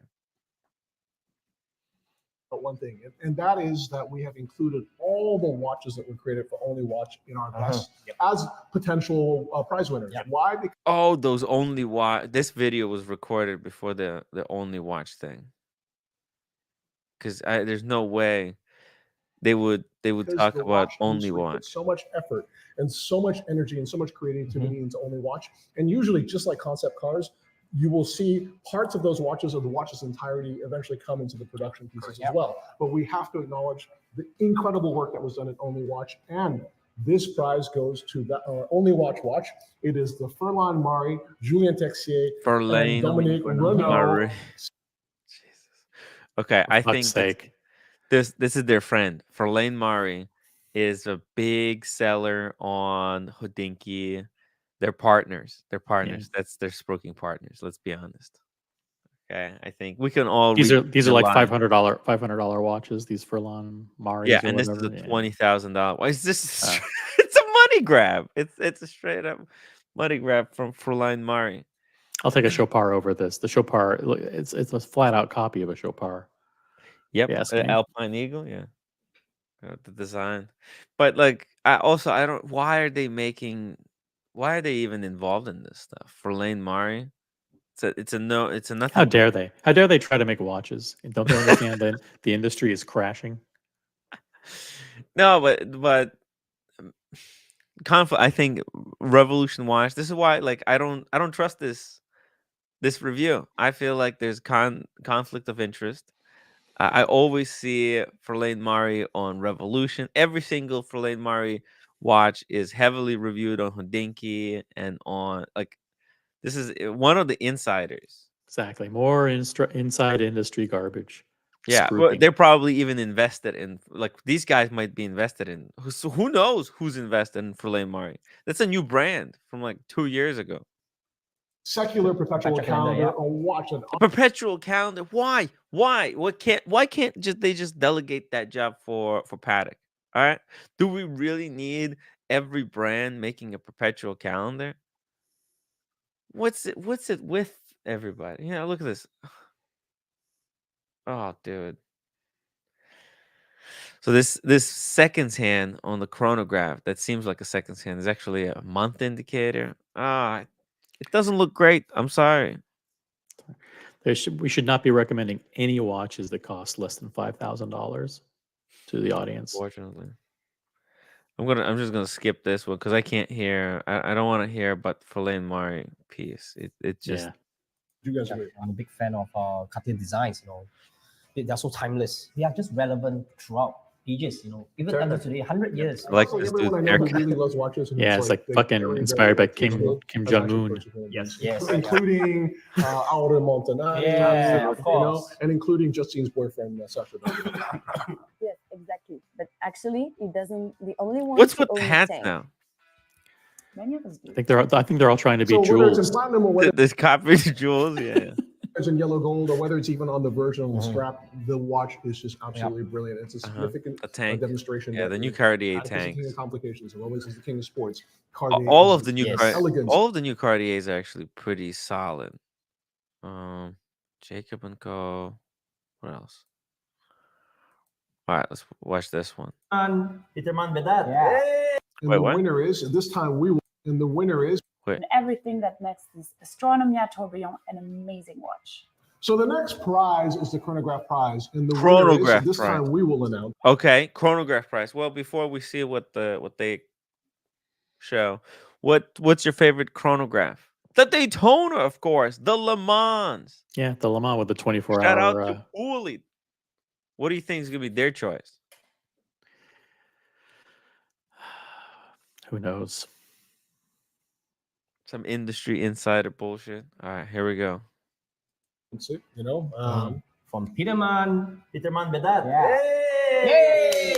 Hey, I don't know what that is. Peterman Nadat. Oh, see, is that what I heard? What is Peterman Nadat? Let's see a picture of the Tell watch. me. No. What is Peterman Nadat? How, you don't know this? You call yourself a watch person? You don't know what a So Peterman it is the Nadat is? 2941 Yeah. split second chronograph. No, I don't know this. It looks pretty good. I gotta be honest. It looks pretty good. Yeah. A watch of incredible beauty. I love the fact that they followed up their watch with dead seconds mechanism with this incredible split second chronograph. But what's really cool about the architecture of this watch. Why did they leave this? Okay, let Water gun. No, don't squirt the camera. So the really incredible thing about What the heck? Why did they leave that in? Peterman Bedat's split second chronograph is that they completely reconstructed the architecture of the movement to give you even more dial side visual dynamics. Oh, okay. Well, maybe you know what? Maybe they know more about what Way they're more talking than we about. do. Yeah, they know about watches. They know. I think these guys actual like watch enthusiasts. These guys know about brands that I could only dream of. This is incredible. My apologies to Waco. See, I think we need to like just keep learning about watches. Okay, Yeah, I got to keep learning. we're still new. We got to read stuff once in a while, I guess. Hey. Maybe. I got this. Did you get this? Europa Star. You know this? No, I didn't get that. It's a great magazine. There's a lot. Look at this. There's a lot of watches in here, and they have articles. They talk about movements. I'll show you something. Page.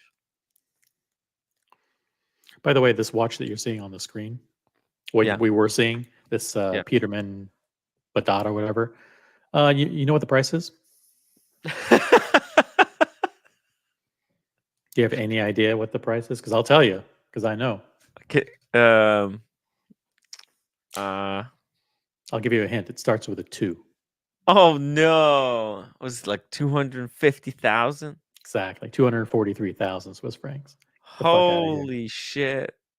Yeah. See, this is how this watch is sold. It gets the award of this video. And do you think they get commission? You think Waco takes commission for talking about this piece, or this is already sold? I mean, they made 10 of these, so there's some really rich collectors that probably like this. It's easy to sell 10 of anything, right? But it's expensive. Come on. Yeah, I mean, look at those rubies. They're some of the fattest rubies. The mirror polishing. The entire bridge is black mirror polished. What the bridge? It seems right like this. It seems that this bridge is it, or is it frosted? Well, anyways, I think these parts right here, that's definitely black mirror polish. Dynamics. Usually, split second chronograph is built on top of the existing chronograph movement on the back of the watch. But here, they took the entire split second chronograph train and they put it on the front, so you can actually view the action on the front of the watch. That's amazing. Now, but Goldfinger says that they sold out. There you go. Yeah, sold out. This is the kind of watch, the kind of brand that he would be into, right? He knows all this shit. Yeah, and also talking about this, right now, this is what it's going to build awareness of the piece. It has to be. Yeah, and it makes sense. Like, what kind of person would this Peterman Badat brand try to appeal to? People that buy $500 hats, just as a knit cap. Like that. $500 knit cap. It's not even. What do you mean? Like, well, because when I heard $500, I thought it was a mistake. I thought, what do you mean? Like, maybe there's an extra zero. I mean, can we talk discounts here? Can we get like a 90% discount on the hat? There was a Yankees knit cap for $40, and then there was this other cap that was $550, and they looked identical, except one was plain and one had a Yankees logo. and he chose the one that was $550. And then at the end of the trip, he's like, you know what? It's hot. Fucking throw it away or And whatever. he told me earlier today he misplaced the platinum Daytona.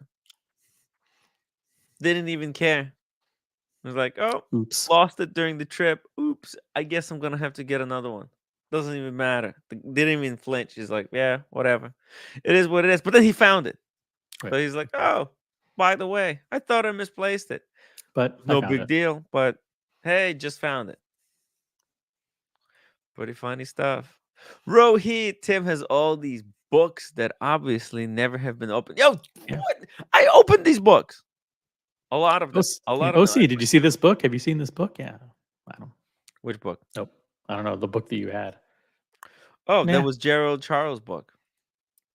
I did some reading, research for this stuff, but unfortunately, people don't appreciate it. Oh shit! We just got a delivery. Okay. People don't appreciate it when I don't talk watches, and they don't appreciate it when I talk watches. Anyways, let's keep going here. Peterman Badat. On top of that, it is, in terms of finishing, one of the most spectacular Oh watches. my of all God! time. You guys Yeah, think- What I of love is course. that these are two young, talented watchmakers that are making way, and they Two are out there in the big leagues. watchmakers. Yeah, And you know, I think these are too what young. we see is These this guys are the too young next to be making generation of $200,000 those watches. young. original voices. Can you believe that kids this young can make a watch this expensive? What are they going to be doing in 40 years? Yeah. What are they going to be making? Isn't there like a requirement that they have to be like old in a wheelchair with a white beard before they make a watch What's this going on? Haven't expensive? you seen Philip Dufour or Gerald Genta or what's the other Maybe. guy? The other fella. The guy from Harry Potter, the old wizard. Or the wizard. I mean, even to sell watches, you have to be old and haggard. Did you see Roman? Man, I was rewatching that video just for dramatic effect. The what they were talking about spruiking the vault. Man, Nah, I still haven't watched that. man, he has the fucking what is it called? Like the Oh, bag. I have it too. I have big bags under my eyes. I have the same Botox guy that he big. does. You know. No, dude, he has like next level. There. He referred me to his hair transplant guy. I have a Oh. meeting with him next week. Yeah. Get him to your eye bag guy. He needs some help. Cucumbers. Need some cucumbers. Cucumber juice. Is it because he looks at the phone too much or Oh, what? it's genetic. It's probably it- genetic. Genetic? Look I at thought the maybe it watch had this something to guy do on with the flipping. the watch the guy on the left is wearing, this big giant plate. Oh, you know what I think that is? I think that's a MBNF. I think that's a perpetual, legacy machine. It doesn't look very flattering from this angle, though. Clear to see that ending for each of them. So, well done, Well guys. deserved, guys. It actually is. Oh, dude, Hmm. the strap better is on- too thick. It's better on Kevin. Yeah, O'Leary. Our Kevin. Oh, Dude, no, dog. no, that's not. No, it's not the one with the spinner. No fidget spinner in this one. Congratulations. The next prize is for the very important sport Yep. chic Mhm. category, usually an integrated bracelet. Sport And the chic. winner is Oh yeah, who do you think is gonna win the sport chic category? Sport chic. What does a sport chic means to you? Is it the Royal Oak? Sport chic, right? They're gonna pick like I don't know, like Laurent Ferrier or Moser or something like that.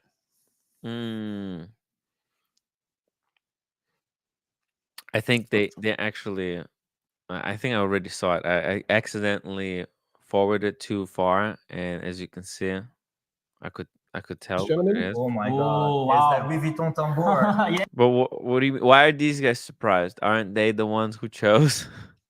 No. This list is based on what, like advertising? Like you think LV paid to be in this category? I don't No. know. I think they want to make sure that they don't get shut out of any LVMH events Dude, coming up for the next year. by putting this here, this is going to get them VIP access, front and center at all the LV watch launch parties, which there's going to be a plenty. I think LV is going to be just fucking killing people next year. Watches and Wonders, LV is going to own everyone. You don't think so? No. I think so. I think LV is about to take the world of watches by storm. That Jean Arnaud, right? He's hungry. He is hungry for a piece of the wristwatch pie. Yes, congratulations, Louis Vuitton. Yeah. And I have to say that this watch is extraordinary in that it would have been very easy to create an all-new integrated bracelet reference that had nothing to do with the past, right? But this watch created by Jean Arnaud and his team actually pays incredible deference to the past, including keeping the tambour shape, the sort of inverted drum shape where you have a 40 mm base but a 39 mm bezel. But interestingly, keeping all the codes of the old Vuitton watch, including the Louis Vuitton signature. Yes, that's but really now it's been beautiful. made so minuscule. Really great. It's almost Oh, incredible! Oh, it's so tiny. Oh, is it? I can take a shot every time he says extraordinary. But Extraordinary. you'd be wasted in the first 7 minutes. You'll be wasted in the first 10 seconds. almost a hidden signature. Look how on the watch. thin it The is. proportions of the watch are amazing. It's a great so movement, proportional. great The vibe. It's a Move. very, Look at the very movement. competitive segment. Very competitive. So Yeah, sport chic. Think about it. Laurent Ferrier didn't get this award. He probably wanted it. Laurent Ferrier makes a great watch in this category. The sports, with a date. yeah, but did they come out with a new one this Yeah. year? I mean, this is it's probably a good pick. I gotta hand it to these guys. It's not a bad pick. Yeah. It's political, and is it going to have an impact on the industry? Probably not. I mean, even people like Brian, Brian's like, oh, I tried this on. It looks great, but is he really going to pull the trigger? But on all this? of this, it legitimizes the watch. All like us talking about it, them talking about it. This is what Louis Vuitton wants Yeah. to happen. They want us to brainwash watch collectors into thinking that they that should this is look at this okay. watch. That Yeah, Louis it's okay Vuitton to, is it's a serious brand. That they're going to look after the collector, right? They want us to say Right. all these things, all these positive things. Right.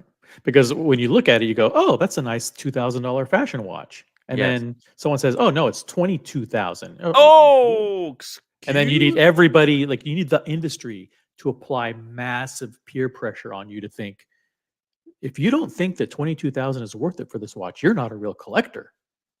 I guess I'm not a real collector, Right? Yeah. This is Louis Vuitton. They're revamping the brand. It's Le Fabrique du Temps. We have a atelier, and we have the artisans there. And we're building the brand from Artisans de scratch. Genève. A micro rotor, and then you're like, yeah, okay, well maybe 22,000 is worth it for a $2,000 watch. Sure. But you know what?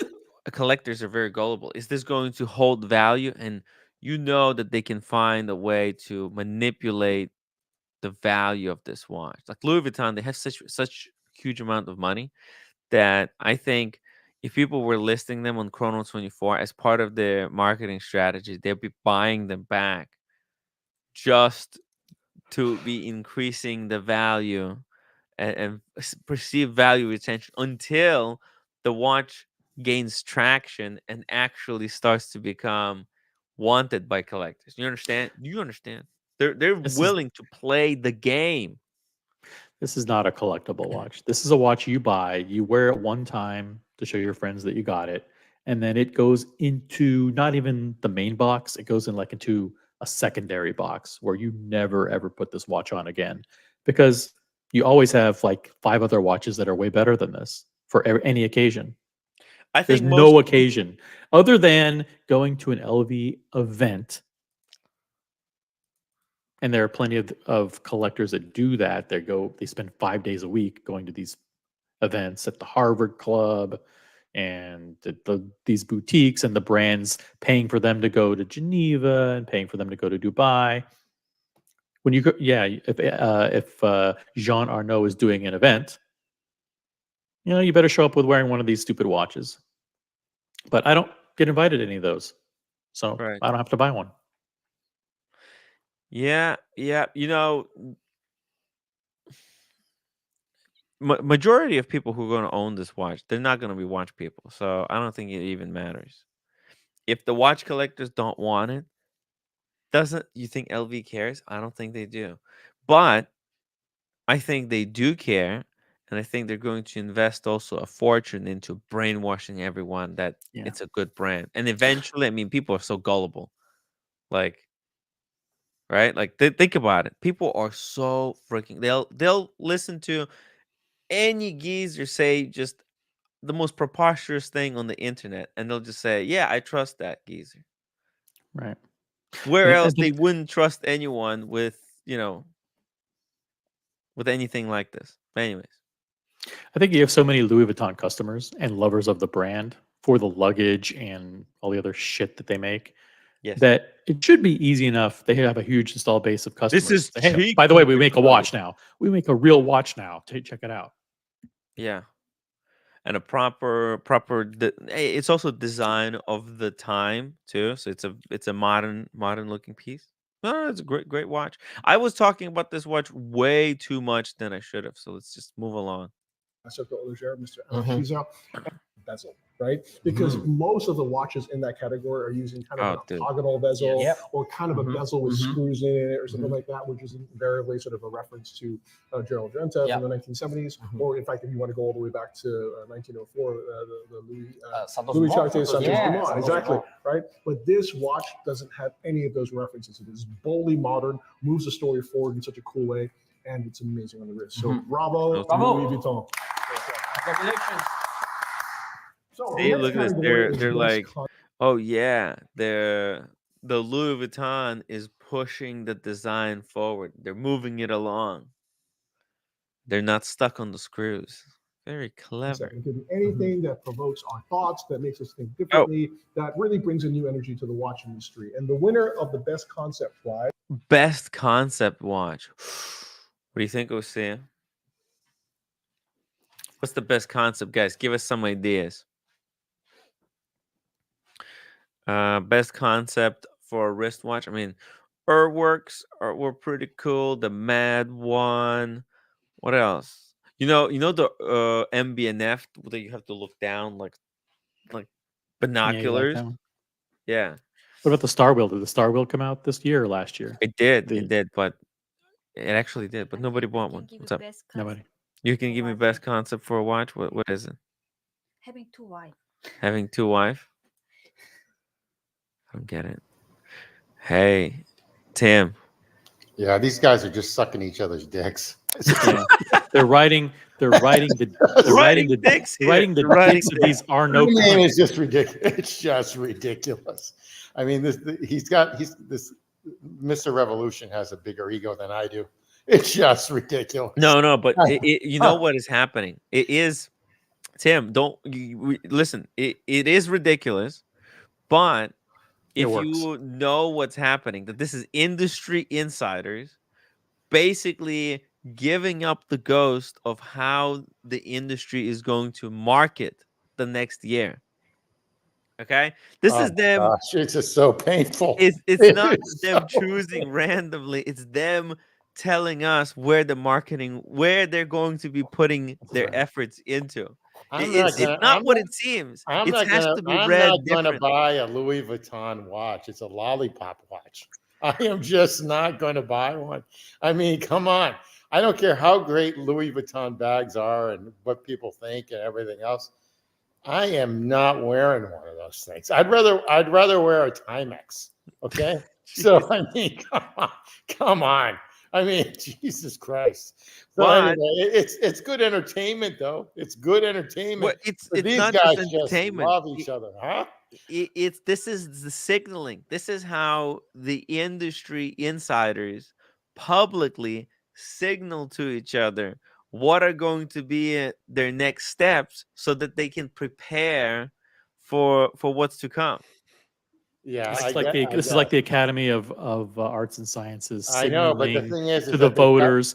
Here's where we need to take the motion picture industry. Here's the narratives we need to put out over the next 12 months. Oh, we need to nominate these African American films and these films that push this agenda and that one, and we'll show we're inclusive about this, blah blah blah. It's You know, all just- politics. Yes. and it's how much money they can grab themselves.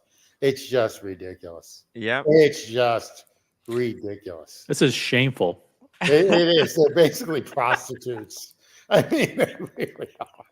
They really are. They really Speaking are. of ridiculous, Alex. Alex, how are you? All right, guys. I didn't realize, Tim, you were jumping on as well. But I mean, No, that's good because I can jump off now. So it's no. all It's no. I mean, you called it as I was gonna say, what a bunch of douchebags. What you can see there is he's holding up in the envelope. Please clap, otherwise you're not getting paid. These guys are sucking this guy's sucking off. And it's just self-serving. It's super irrelevant to 99.9% of the watch enthusiasts out there. Oh, absolutely. And a matter of fact, if these guys bought a watch and they humped it, I'd probably be running. I'd be running the other way. I mean, it sort of bummed me out when the Revolution had their own Laurent Ferrier like special edition. It just sort of bummed me out that Laurent Ferrier went that route. I mean, for their special 10 watches, it was like, I don't know, a special color dial or some BS. I'm just saying to myself, dude, no, you don't want to do that. Hodinkee does the same thing in the same regards of their watches. I think they had the Corne de Vache, the first one that has a special Corne de Vache from Vacheron Constantin, and it's just the same sort of gig. It's just like no, thank you. I mean, they're trying to be Tiffany or something. So whatever, you know. This is you can also see how they're making money, right? Because they're able to buy these watches that they're then later going to go on to nominate and promote. They get to buy them first. Oh, how noble, Tim. They can raise their value, and this is a little bit of a side hustle. Oh my God! I mean, we're so grateful for these douchebags coming freaking their watches. Give me a break. I like. Oh, we got a hanging bike in the background because because it's artistic. It's cool. It's a checklist of wanky things to have on the background, and then color, and then they managed to find water crystals that color match each other or whatever. Oh my God! What I actually love about the Revolution is he's got his own magazine. It's really glossy. It's big. You know, it's every quarter.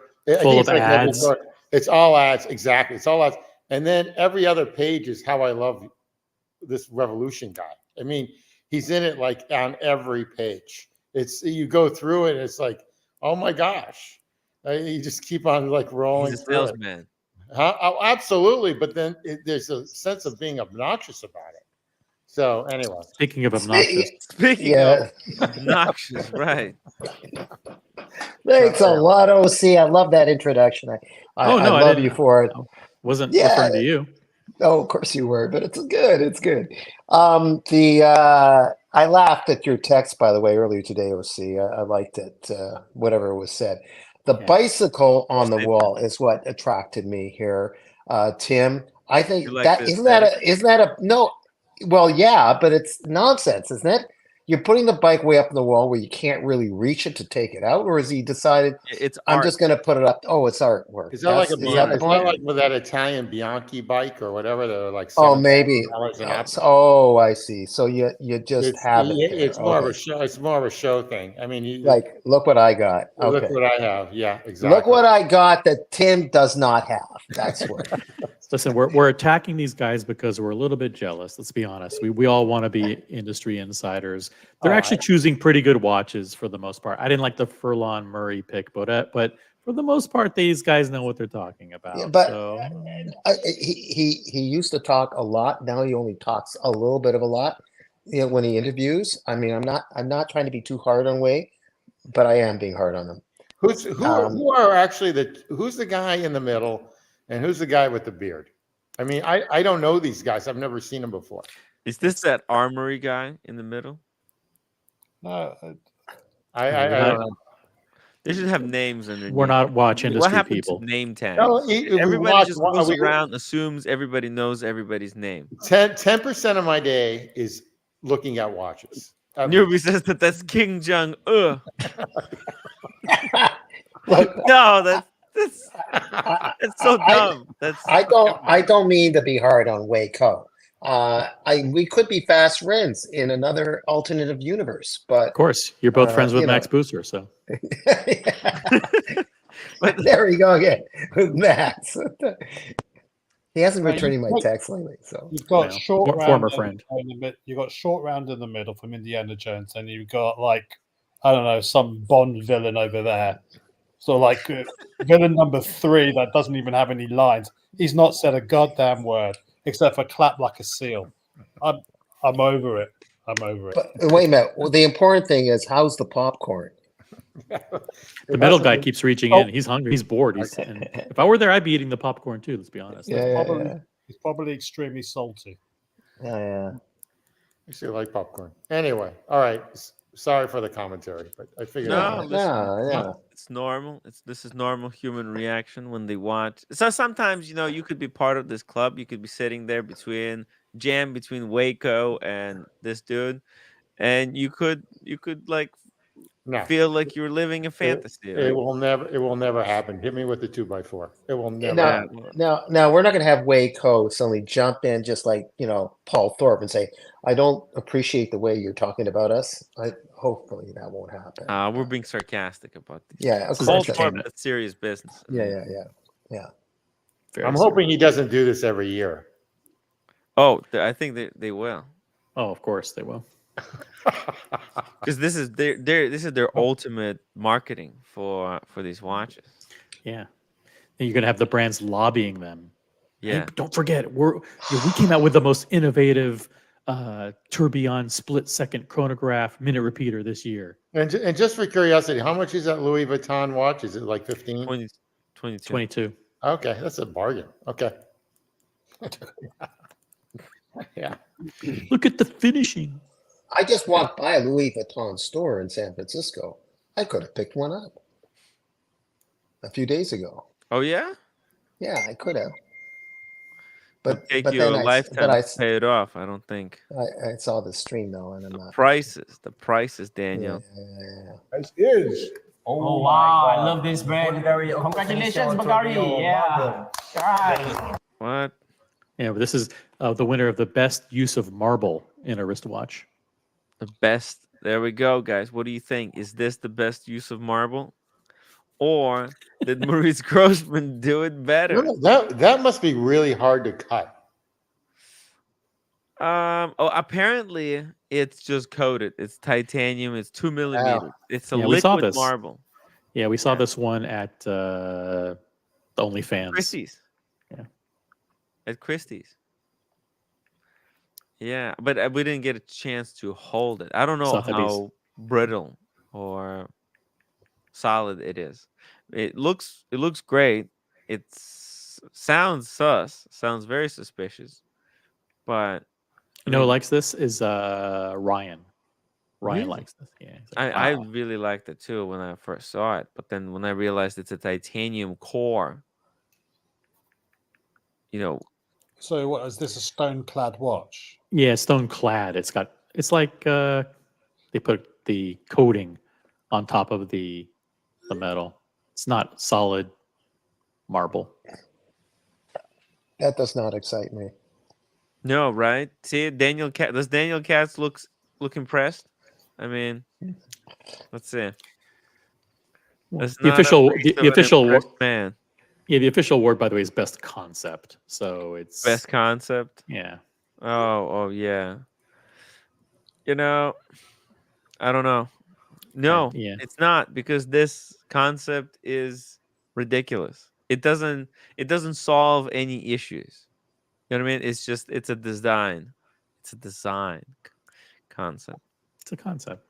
It's a concept, I guess. So what's really No, cool about it's this a watch tourbillon. is It's a borrows from tourbillon. a technique that was used in ancient architecture, right? Which is Roman. It's an actually. ultra So it's thin again a tourbillon. wonderful connection with the roots of the brand as well. So if you go to Rome and you look at cupolas of like churches or basilicas that have why does he have marble to on keep them, it's making not a sense? sign of just Oh, marble. okay. There's marble. Okay. Wow. It's like, Wow. oh, Bulgari, Now that he Bulgari is explained it, Roman, and this is Roman marble. It's like, okay. This we're is idiots. Waco. We're idiots. Waco has so much information he's dying to share with the rest of the world. Yeah, I I think know. he knows everything about watches. Yeah. It's probably because these brands explain it to him behind the scenes. Yeah, exactly. And then he regurgitates it. Meanwhile, we look at the watch, and go, oh, it's green. Forget it, or whatever. LL, thank you so much for the $5 super chat. Why not do Tim Wright Awards? That's right. Let's do it. Let's do Tim Wright Awards for the new year. We're gonna on the new year we'll do like different categories, Tim? Are they going to be different different categories? categories. Let's come up with Oh some my goodness. categories and we'll We need a spreadsheet. yeah, we need a spreadsheet. Oh We'll my do God, I'm laughing Diego. already. Get Diego Dave. and Boston on that. Yeah. Yeah. Best new Daytona, best new platinum Daytona. Come Okay. on. Or how about best ugly face wearing at Daytona? The panelist of the year. We need a panelist awards, of course. Yeah. You know, the funniest, the least funniest joke that was told on the show. I win all the time. Come on, Yeah. that's a foregone conclusion, isn't it? Who Yeah, was yeah. doxxed the most? Okay. There's some ideas. Hey, I forgot. So Timmy, you were on for about three seconds to 10 seconds on Mr. Wonderful's. Yeah. Congratulations on that.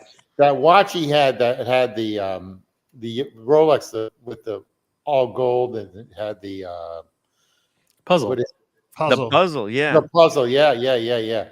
How many of those are really around? There's not that many. He said that there was only 3, one in each medal, and like, Oh, wow. Okay. yeah, Tom Brady, and who's the other guy? John Mayer's got one as well? No, John Mayer, I think, has the. Oh, maybe he does. Maybe he does. Does the puzzle stuff move around like space, whatever it is? Doesn't move around. No, it doesn't move around. Okay. Well, unless you give it a good whack. It's a close an A. It's basically the same technique as used on the World Time Patek. Got it. Okay. All right. So it's permanently it's pretty baked cool. in. Yeah, it's like glass. It's very, very cool.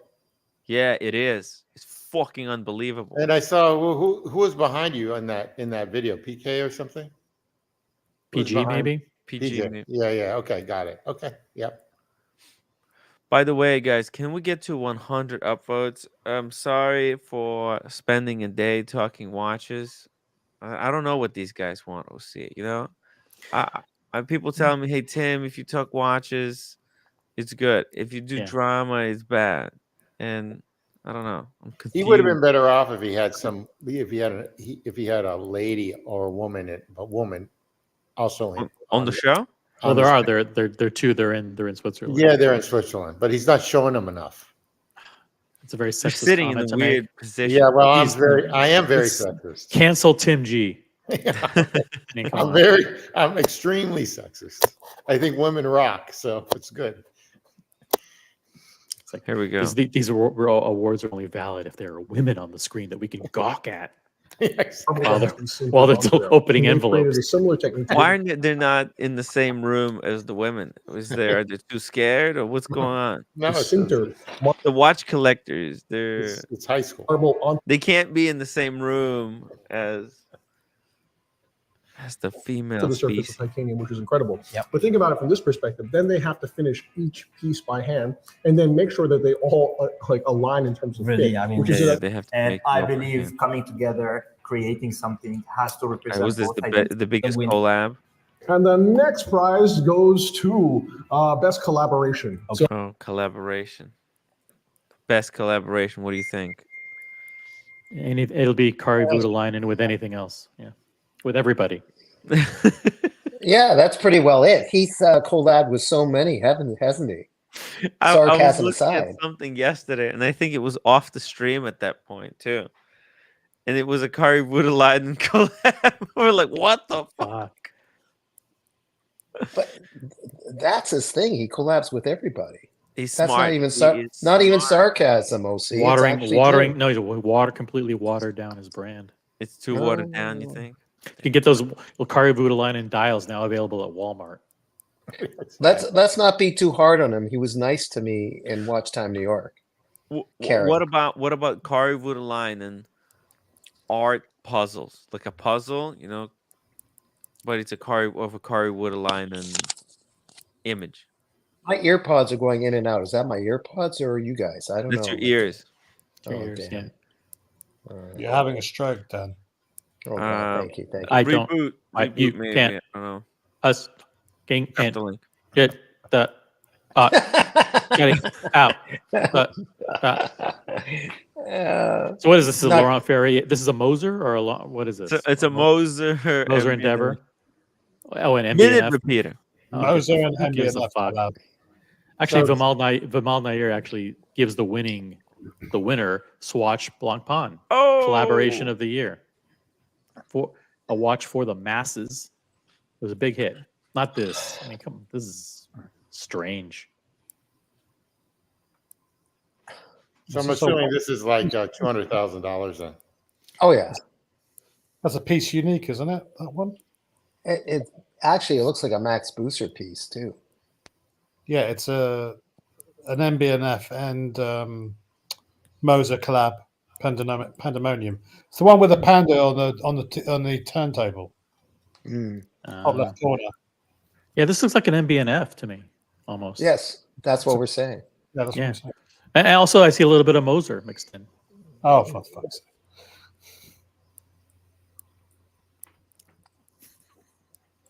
I see my brain mixed in this too, a little bit. Another good one. Newbie says G-Shock Ed Sheeran. Yeah, that's another good one. I mean, I don't like the watch, but it's a good collaboration. I like the idea, Newbie. Good news. Better than this. It was a decent G-Shock. I did not completely hate that G-Shock. You hated it, but you didn't completely hate it. No, I didn't completely hate it. What they did is really extraordinary. They combined Max Booster's anti-gravity force tourbillon mainspring with the fuck out of here. No, he talks faster than that. Okay, go ahead. All right, let's see. What's the next category? So Max, Bertrand, and Edward, we love this watch. Pandemonium is awesome. It's an awesome name. Kissing their Pandemonium asses. also inspired the best gift during Geneva Watch Days. Justine, tell us a little bit about that. Oh, it was really, really amazing and funny. During the Geneva Watch Days, MBNF gave us some tattoos, and everybody in the watch industry got tattoo. Actually, I had. What the MBNF gave people tattoos? Would you accept the gift of a tattoo if they had it? If she was doing it, absolutely. Yeah. Yeah, absolutely. Where would you want her? Well, we won't go there. This is going to be X-rated. OC, would you get a tattoo? Think about it. It's for free. It's for free. Yeah, Marcelo and I are getting AC3 tattoos. By the way. The only problem is, like, he's getting paid $500 a week. I'm still getting paid nothing. Well, talk to Tanzil. I mean, what's going on? Tell him to, fork up. Step it cash. up. That's right. I'll flip for $500 a week. Come on, There it's you good money. go. The offer's on the table. By the way, this girl who's super cute, but she looks like she's about 15. Is she like a watch expert or something? That's the problem. She looks 15. This looks like a picture from New York Times, like the New Yorker magazine. That's right. Like Ellie, we're over here. Camera's over Some here. made for Sasha's birthday. And here, That's Nico Leonard. A tattoo of Nico Leonard. Dude, on her what wrist. the hell? No, I thought that was God. Oshin. That looks like Oshin, yeah, with the haircut. No sunglasses. Is that Roman Sheriff? That kind of looks like Roman Sheriff. That looks like me with sunglasses. Is there a chance that we can have Timok tattoos prepared for next Watches and Wonders, and we can pass them out. I'll get a tattoo of you, and you get a tattoo of me. No, I mean we need to get the print the tattoos that we hand out to people, the temporary tattoos. Yes. Looks like O'Shea. And we force people to put them on right then and there. It's in the wrong. It's on the wrong body part though. That's the problem. Yeah, it has to be right here. No, Stop it, Tim. Stop it, dude. Wow. She's 15, Tim. Yeah, you're right. Hands where we can see them, guys. Here's a quick video of one of Sasha's friends putting his face on his naked ass. Oh yeah, oh my god, I saw that. And we're back. If you blinked, you may have missed it. You may not want to go back. Well, if somebody Oh, it's a got Ray it Ray up moment. his ass, I got it up my boob. Oh, Okay, you already expressed it. wow. You know what? I like these people. You know, they have a sense of humor. Actually, you know what? On the, you know what? I think they might not be as uptight as I originally thought. Usually in Geneva, everyone's uptight, so it's nice to see people that aren't. This is a great breath of fresh air. Well, not next to that tattoo, but anyways, let's keep going. Lifetime Achievement Award. Hey, wow, that's a huge one. And it is for, oh wow, it is for the Muhammad Ali, the heavyweight champion of independent watchmaking. Oh, shout out to Muhammad Ali. Shout out to Muhammad Ali. Woo, he won the award. Fantastic. Great member of the community. Great. It's good. I knew these guys had good judgment. Great viewer. Yeah. I always supported them. Oh. Raise the glass, guys. Raise the glass to Muhammad Ali. He's a VIP in the watch community. Still didn't get the Pepsi. We have to do something, OC. We have to make some phone calls. This is unacceptable. We will not rest until Muhammad Ali gets his Pepsi at retail. For the next 100 years, and it is François Paul Journe. Wow. Ooh, what? Oh, what is this? Like icon of the world or something? Wow. Actually, let's go back. I don't remember. If you blinked, you may have missed it. You may not want to go back. Well, if somebody got it up his ass, I got it up my boob. Okay, next is the Lifetime Achievement Award. Oh, Lifetime Achievement Award. Don't you have to wait till he's dead? Dude. No, Lifetime Achievement Epi Award. Journe in the Leopard Lounge in Geneva. I thought it was me on this show. I think on this show, Daniel, you're That's probably right. you're the runner-up. I think you're one of the okay, people all right.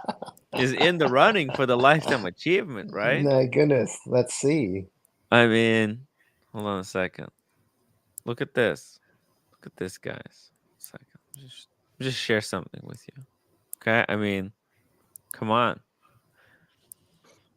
Look, OC, can you do a maneuver like this? No. As a matter of fact, Daniel Katz does this proactively when he's subjected to any field sobriety test by the police. He just they say, like, we want you to stand with 1 foot elevated for 30 seconds. He goes, no, I'll do you one fucking better. I'll stand stand in this pose for 3 fucking hours. Okay. Yeah, really, that's right. This is called doing the Daniel Katz. Guys, everybody listen to the Daniel Katz. Yeah, this is also OC thinking quickly on his foot. So Daniel Katz, what kind of sneakers are those? They are a unique sneaker that I can't remember the name. So but they're really good, Tim. They're really good. I just forgot the name. Okay. Someday bring them up. I mean, they're in the same level. Hold on. They're the same level as Asics. And OC. There's another OC, but it's a shoe. And they're top of the line. They're up there with Nike. They're really good. Okay. It's good to hear that, Daniel, that you're using the proper shoe technology to balance you during those exercises. Hey. Wow, that's a huge one. And it is for, oh wow, it is for the Muhammad Ali, the heavyweight champion of independent watchmaking, which is to me one of the most singular, most beautiful watches of all time. That is a gorgeous watch. I had a dream watch. The Ultra. That's right. That's sweet. Okay. You're muted. Those are actually field runners. are they? They're wide in the front and they hug at the heel. So it's very unique last. The last is the shape that it molds from. It's pretty cool. Maybe it's Hugs the because heel. it's for hiking. Those are trail running. Oh, okay. Yeah. Okay. They're meant to balance you out because if you're running up and down mountains, you need You know what? something I go on the Tim Wright show to try to balance me out too.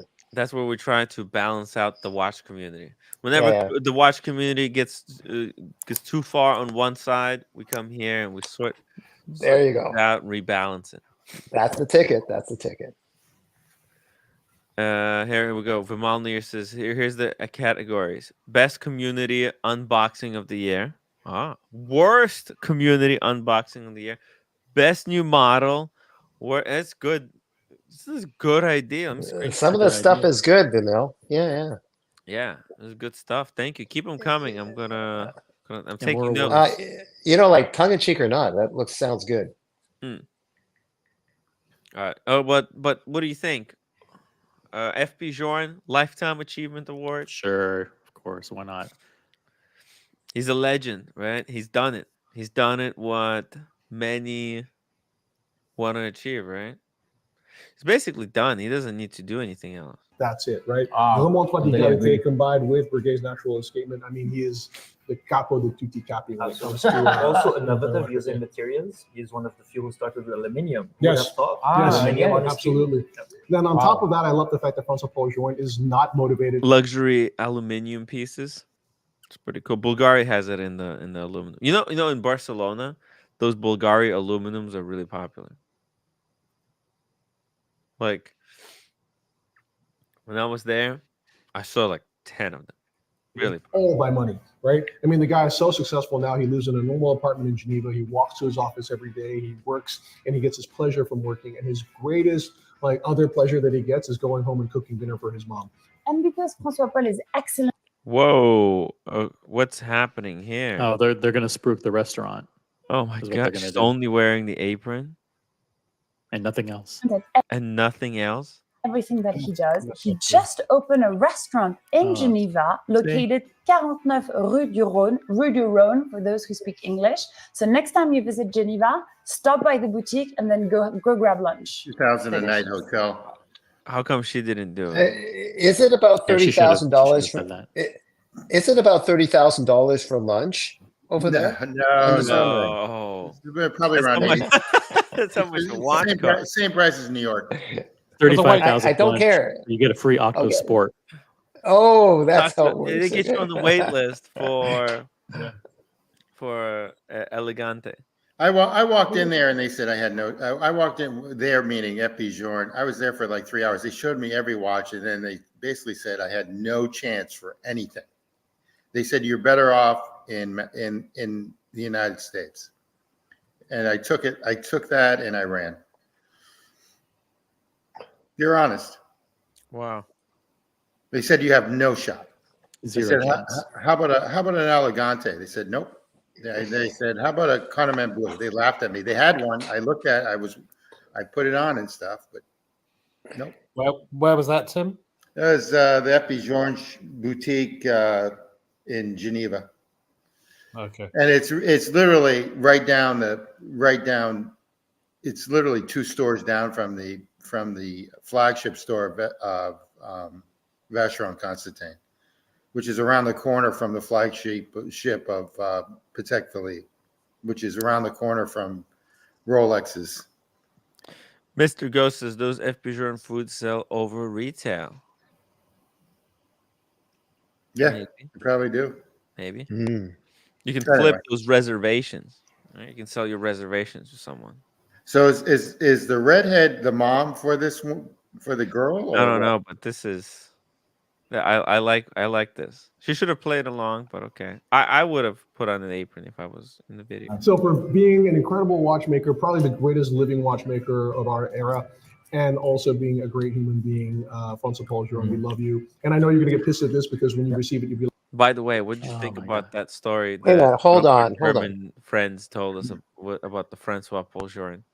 Pretty funny, right? Hold on. This is what's up. I thought he's very hard to talk to. He's not that friendly. That's what I thought about Francois. FP Jorin? Yeah, Apparently, I thought he's he very was. easy to talk to. Oh, is he? Oh, maybe Yeah. I got it wrong. Very Okay, approachable. Okay. I stand corrected. Yeah. If you're a young Asian lady. But Alex, what were you gonna say? No, nothing. Okay. Anyway. Is this? Well, I mean, I'm not dead yet. But the point is, we know you have so much more to accomplish, but already what you've done is amazing. And congratulations on being the first living watchmaker of all time to have a single thematic auction dedicated to your work. Ass kissing. Bravo. Fucking nauseating. This looks like a standing ovation. Yeah, standing ovation. Whoa, standing. Come on, get up. The next category is CEO of the Year, and the winner is. Oh, Antonio Calce from Global Congratulations. What the hell? What just happened? CEO of the Year. Oh, CEO of the Year. Okay. Yeah, this is Johnny Grubel from Grubel Forsey. Johnny Grubel? No way. It can't be his name. Johnny Grubel.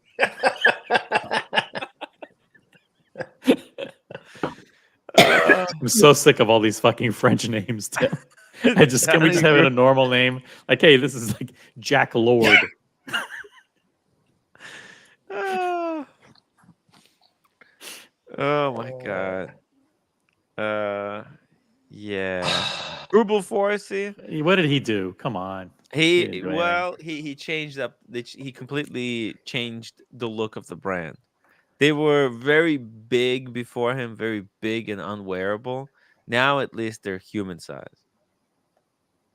But they're completely out of, like, the price is just out of control. I don't think Daniel Katz can afford one. I don't think I can afford one ever. I'm not a big fan of them. Not a fan of Grubel? Nah, I think they're. Why not? You like your Richard Mille. You would like. Nah, it's a little bit. It's a little bit too. That watch is a little bit. They're a little bit too wild. Too much. Look, Tim. Tim. Right. Tim G and I know that we can go to an office supply store and get a globe for a few bucks as opposed to having one in a watch for $300,000. There you go. That's exactly right. And it's miniature. You can't even see anything on the globe. His globe. Listen, to Tim's point, this guy, he did take those absolutely huge dome grotesque watches and he tweaked them to make them more mainstream. He listened to the customers. He knew this is not a mainstream brand, but he definitely took that outrageous kind of design language and restrained it a little bit to make it a little bit more normal looking. So, these guys are probably right. I got to say, these guys are pretty smart, unfortunately. I like the original. I have to admit, OC, I was just being hard on him. I actually like the original too, because I'm a nut. I didn't say I liked it. I'm just saying. I think he's brought the brand, made it more wearable, the watch, and therefore is opening up to more. That's what I was going to say. They're not they weren't wearable before. At least he's done that. I agree with you, OC, on that. All right, so they're right. They're probably right on this one too. God damn it. I think they still look a little bit too futuristic, but I think people are getting used to it. Unhappy case back. Remember this? Which brand is this? Yeah, I forgot. How crazy is that case back, right? Unhappy case back. Dude. What a wild design. What's the opposite of smiley face? Sad face? I don't know. Sad face, yeah. Really, sad face emoji. It looks like an old. Well done. He has done such a remarkable job in terms of transforming the entire perception of what a Grubel Forsey was. Yep. It could have been Francois. But he got sacked. The Grubel Forsey to me in the past was technically brilliant watches that were essentially unwearable because they were so massive. They were so heavy. Right. They felt like a rock on a rubber band. So big, my God. I can't, I can't fathom it. But he's made. By the way, did this guy borrow Diego's suit? Yeah, exactly. He saw Diego at Watch Time New York and basically said, "That's the look. That's the that look I wanna want to go go for." for. Boom. I think Diego Ward pulled it off better. I think so too. And I think Diego was taller. What size is Is it- Diego's suit? What size is he? 40? 42 extra short. I'm 44. Oh, okay. 42 extra short, you said? I don't know exactly what it is. So I couldn't fit into a suit. And the guy on the left is stealing your kind of Hawaiian shirt philosophy. Yeah, Daniel. I think he's got a little bigger there, Waco. Yeah. Negroni.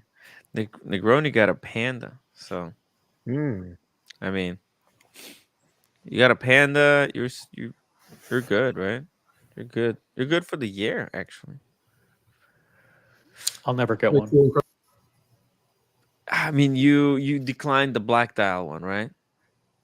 Yeah, Kiss of Death. They said You should have. he doesn't like Daytonas. Forget him. You should have taken it. Done. Never. I'm blacklisted. I'm blacklisted from the AD now. Well, you can go to a couple more ADs. That's fine. They don't have a. They don't know. They usually don't know left hand from the right now. A bird in the hand is worth two in the bush, right? Yeah, you don't turn down a Daytona because you can always keep it and then use it for something else. Right, screwed up. Just keep on getting Daytonas. You'll never go wrong. Diego wants me to take his wrench. Guys, who wants Diego's wrench? No, you keep that $500 super chat. You keep that wrench. 500. Diego, you need the responsibility. Wrenches are important. Wrenches have a history of driving people insane, based on previous experience. Yeah. Some people, the wrench doesn't affect them correctly. They get the power because it's like the ring. The power. The wrench is like the one ring from Lord of the Rings. Right. It doesn't. By the way, you may not know that. You may not know this, Tim, but Higgins has a wrench on the community channel. What the fuck? and he's been totally fine the whole time. You know, like but sometimes you give people a wrench and they go. What? How did Higgins get? Did he hack the account or something? He broke into our StreamYard and enabled wrenches. Yeah. I don't even know what you do with a wrench. I think I've got one on the community channel too. The wrenches are a pain in the ass because what happens is when you're scrolling on your phone, what happens is you accidentally hit a menu. When you click on a comment, you accidentally pull up a menu, and for most people that menu means nothing. It just says like, block the person, individually or cancel. But when you have a wrench, you can block people with a wrench. No, without a wrench. Without a wrench. Without a wrench. Okay. Without a wrench, anybody can block anybody they want. I don't believe in blocking anybody. Okay. But if you have a wrench, the problem is you have a whole bunch of menu items there. And as you try to close out that pop-up box that comes up after you've accidentally clicked on a comment, you end up accidentally hitting like time the person out or member. Yeah. Shit. So it's a pain. It's not a fun thing to have a wrench because you accidentally. I think somebody accidentally gave Higgins a wrench. It's possible. That could have been me, but I accidentally. No, I don't think it could have been you. Oh shit, we got Paul Thorpe in the chat. Hey, Paul Thorpe, jump on the show. No. It's okay. He's been doing that. He's been asking to come on a lot, but he's been having some Wi-Fi issues. There's always issues with, how these geezers are. They don't know technology really well. That's why, look, this digital watch vault. I sent you a list, by the way. We'll see. I want to be list. proven wrong. I want it to be proven wrong. I want this thing to explode and make. I want this thing to do really, really good. I want this thing to succeed, despite all of my best efforts to make it fail. I didn't do anything to it. What? That's what the hate streams are going to say. But that's. I'm just preempting. I'm proactively creating their attack. Yeah. It's all my fault. Why I had to talk about it. I'm just responding to what other people are saying, and when we see a discrepancy. I If it think weren't it's for my Tim Wright, responsibility. we wouldn't know about all of these security failings and all of these Right. terrible privacy violations. And a guy went on the show yesterday and said, I know for a fact that the people who are critiquing this have accounts on Digital Watch Vault. He knows my real name. He knows he how would this guy be given access to confidential account information? Why would he say that? Hey, I gotta be honest with you. I was actually warned about that guy. Someone, like one of the insiders, he said that it's like a Paul Thorpe's enforcer. Oh, so is his muscle. Yeah.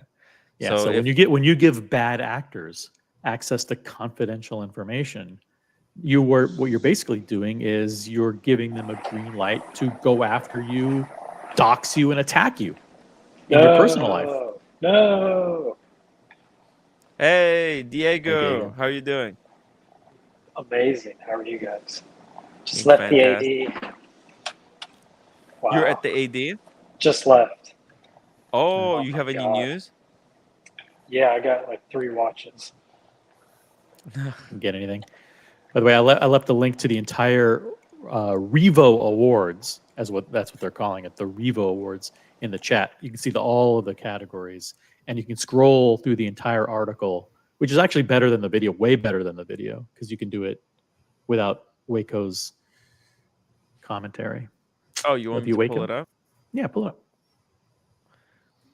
And we've already covered some of the categories, but you can scroll down. Don't show the first part with all the winners. Or do you want to keep listening? Yeah. No, Or this is yeah, dumb. fuck it. This is dumb. Get rid of that. Private chat. Okay, I see. There's Richard Mille on the. Oh, dude. Don't show the first part. Just scroll down. Do we have a Brody unboxing? Yes, we do.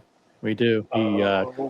But the problem is that the type of Brody unboxing is like $500 in super chats, and we. Oh. So you already know what it is. We're not even. Yeah. Well, actually, it was maybe. I don't know the specific. I might know what the brand. But I don't know which specific. And it's like a $500 unboxing. It's extremely expensive because the watch is just out of this world. He's going to be on it. 7. He just texted me. He's going to be on in 5 minutes. So No, 7 o'clock. So no, I think 25 minutes. that's a typo. I think it's in 5 minutes. Yeah. In 5 minutes. Okay. 5 minutes. Well, maybe in 25 minutes. I need to use the restroom. I'll be right back. All right. Make sure you But wipe. yeah, it's gonna be huge. Hey, Tim G, got a question for you. Okay. I'll be in Boston, and I want to go to a really nice steakhouse / seafood place, and I want to eat it. Grill 23. I want to eat at the bar. I want to eat at the bar, though. Grill 23. Olive Garden. 23. What's the? When will you be here? Tomorrow. Can we just like walk in and just get a seat at the bar, or is it like super busy? Or Thursday night, date night in Boston because it's like high-end college, collegey, but it will cost you $100 there per person, but you can make a reservation right now. At the bar? Yeah, just tell me you want to be at the bar just in case. It's Grill 23. You won't miss it. Where are you staying in Boston? I mean, you don't have to give the exact place so you don't dox yourself, but where are you staying? I don't even know, man. I know the hotel. Is it? Are you here for business, or are you here to for prostitution? Neither. Just hanging out. Grill. Okay. Let me send myself a message. Grill 23. Oh, Boston lives in Boston, and MJ lives in Boston, and who's the guy that has the nicest vintage AP I've ever seen in my life, that knows more about AP than really anybody? Who's the guy that showed that? I forget his name. He had the quintessential. Jeff. Is it okay? Jeff? Yeah, it's some guy that had a really vintage Royal Oak. And he has like a garden and stuff. Oh, time is a human construct. Yeah, that's it. Wow, that's a nice watch. That is really nice. The guy knew what he's doing. So yeah.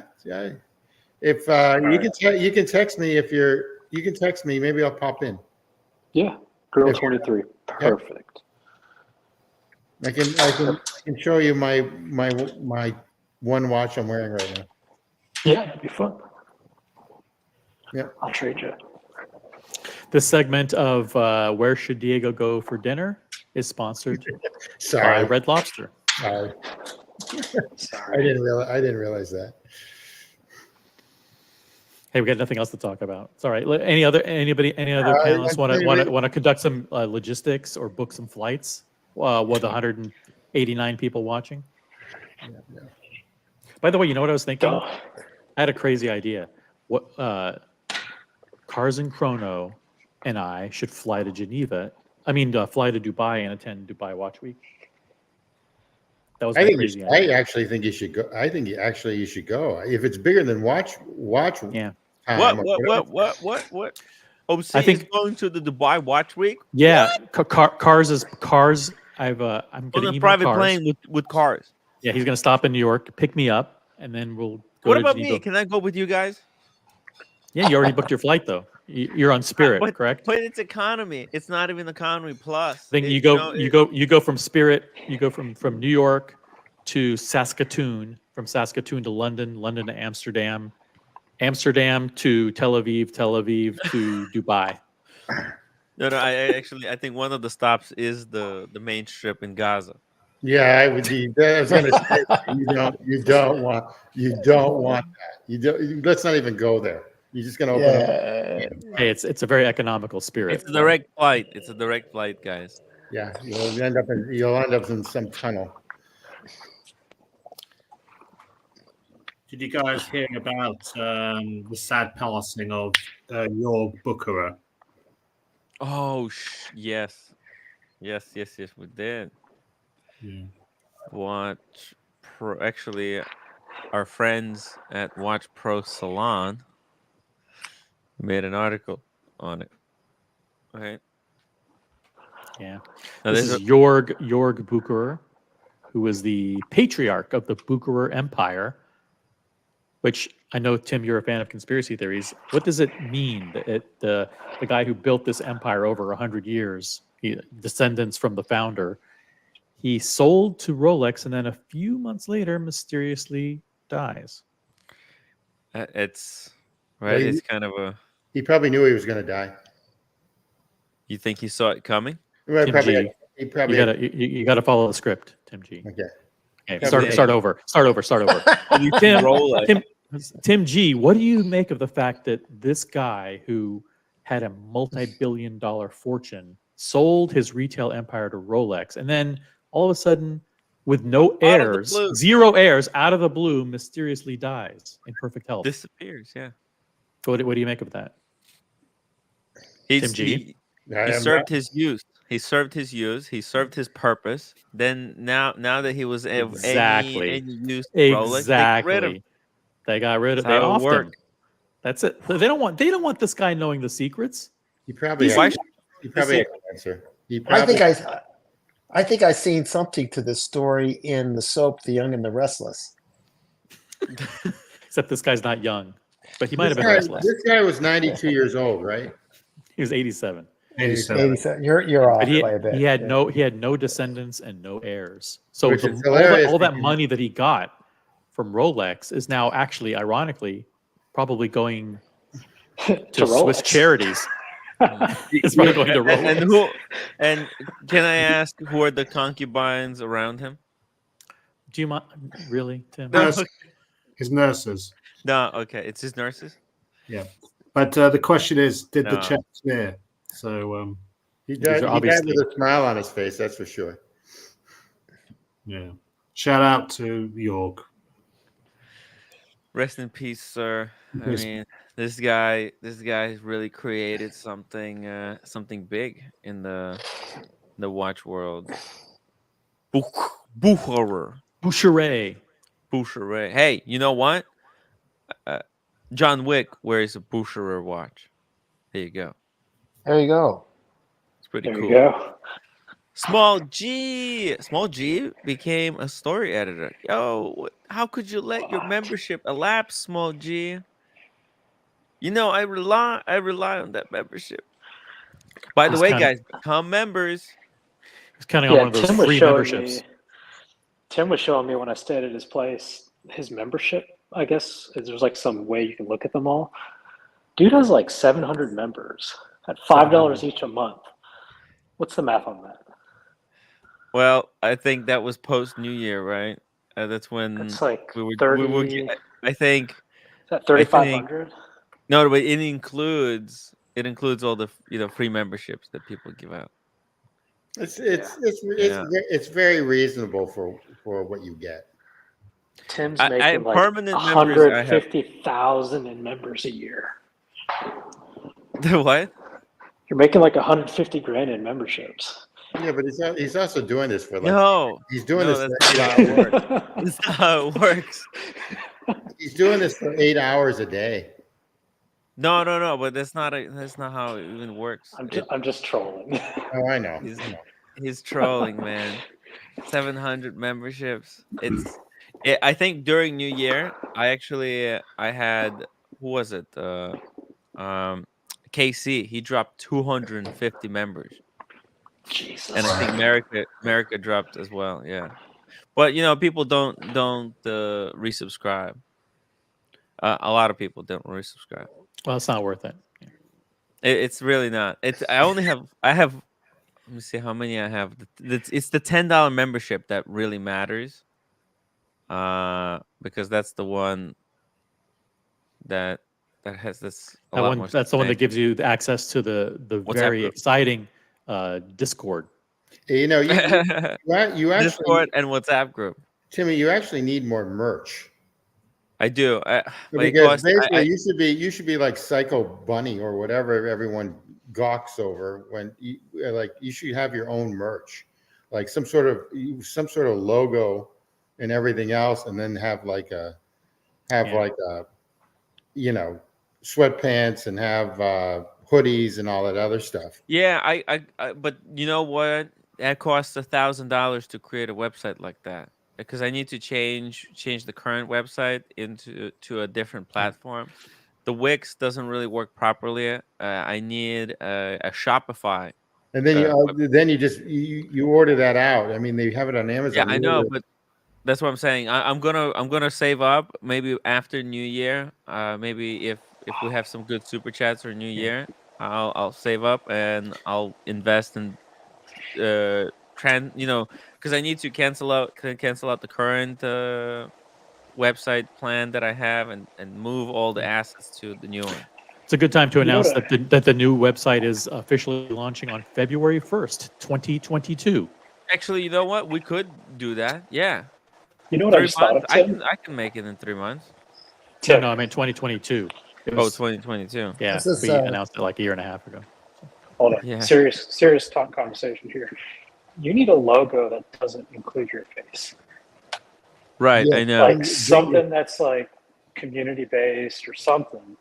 Because I'm happy to support and I'd actually like to support, but I can't wear your face on me. Yeah, that's exactly correct. I can't have a hoodie with you on there. I know, it's terrible. Okay. It's not terrible. It's just like it'd be like it's not even a good looking face. I mean, could you have for merch? Could you have a life-size Daniel Katz doll with the logo behind it? No. You just have to sign over your rights, and we'll happily use your likeness for commercial gain. But what I'm getting at is it'd be cool if you could come up with some sort of logo. Like the Barossa logo is really cool.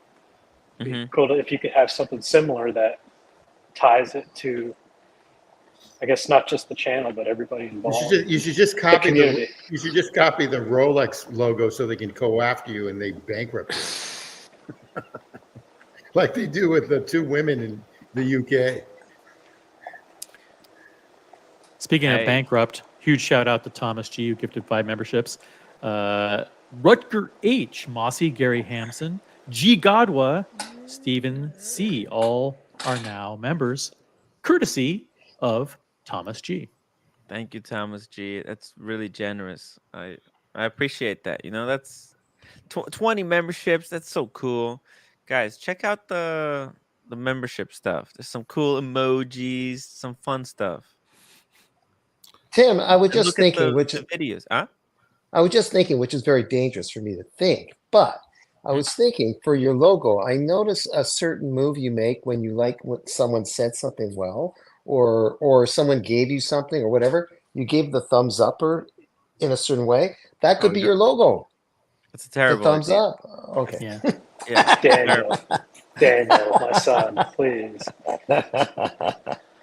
Logan Hall, thank you so much for look at this. He's been a member for 32 months. I need to make a 3-year logo.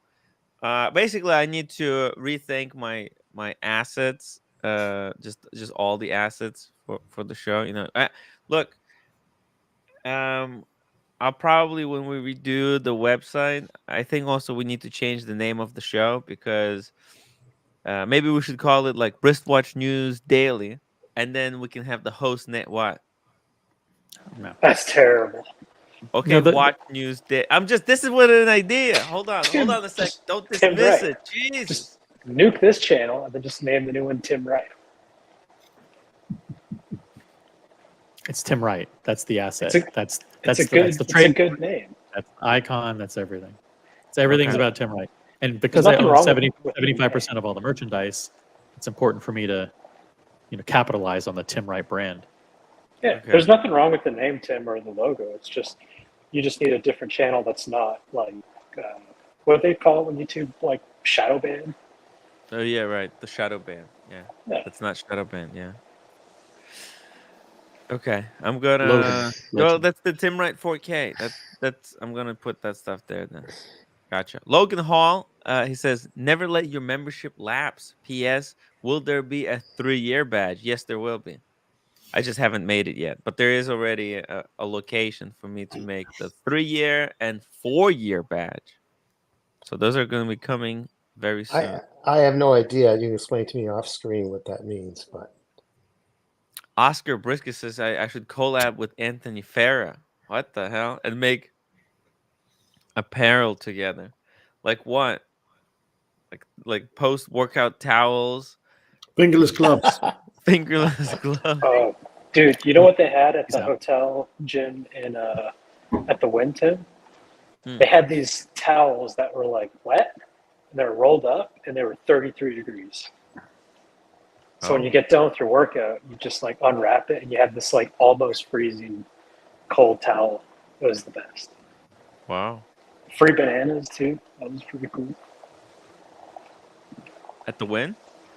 At the gym, yeah. Wow. Yeah, I didn't go there. Daniel and Rich, actually Rich exercised there for a little bit. I thought that was kind of waste of time. You go to you fly all the way to there and then you just do your regular thing that you already do at home. Right. Yeah. Health is stupid. I'm just about to jump off, guys, but there was another bit of news today. That was Watches of Switzerland are buying branches from a competitor in the United Kingdom, about 20 branches. So they are doubling down. And what's the brand? What are those branches called? Ernest & Jones is the competitor in the UK. Oh, interesting. Okay. Yeah.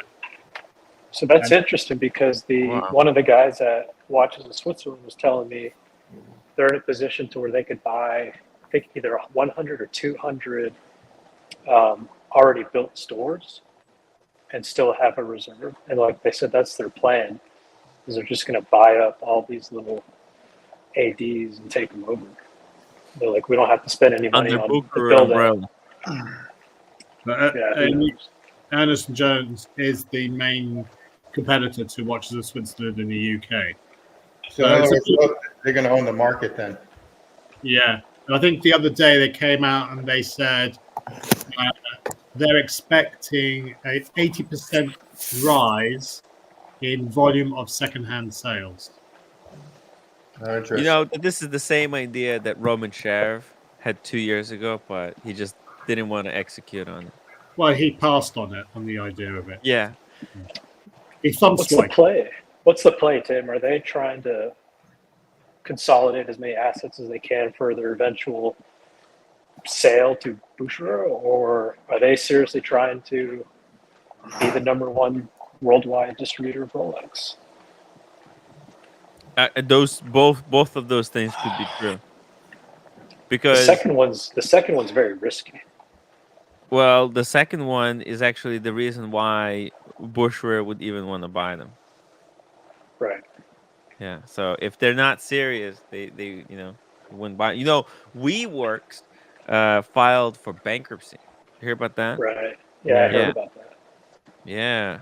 It's pretty bad, but it's because they have there's fishy stuff going on behind the scenes. Like the the CEO was renting his own property for the WeWorks at like inflated prices. So, So he owned this. He would purchase the property. Yeah, he owned the property he was renting to WeWorks. So there was so much shady stuff going on. But I mean, he still got out with $1 billion. They're probably going to be able to like sell a whole bunch of the property and still, because they do have locations that are profitable. If they just get rid of the unprofitable ones, Did you hear that that dude from FTX or whatever was found guilty? Oh shit! Yeah. Yeah. Yeah. Like 150 years in jail potentially or something. Oh, have they sentenced him already? Which jail though? Which jail? What did he get sentenced to? Well, I don't know. Has he been sentenced? I thought he was just found guilty. I thought what he did. I thought he was supposed to get away with the sentencing comes after the verdict. Straight after?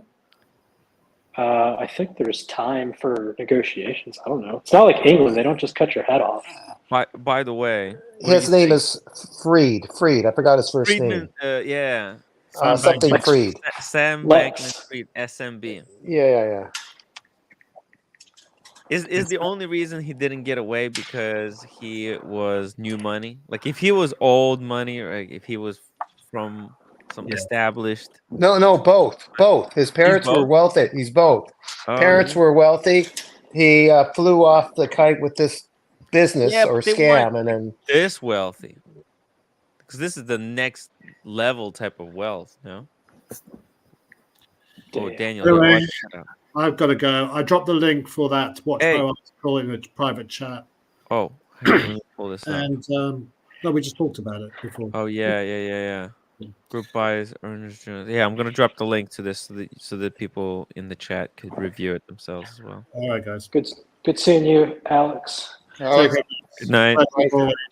Thank you for all the contributions last night. I'm so excited about what the merch might be in the future. Yeah, it's gonna be your hats. We're gonna sell purple hats. It's gonna be one of the merch items. You want a hat just like Daniel's? Oh no. You got to give Daniel like I don't know. No, you got to give him something like now. Oh. Because by the time it comes out, who knows? Right. Oh yeah. It's gonna be too late. Yeah. Thanks a lot. There you go.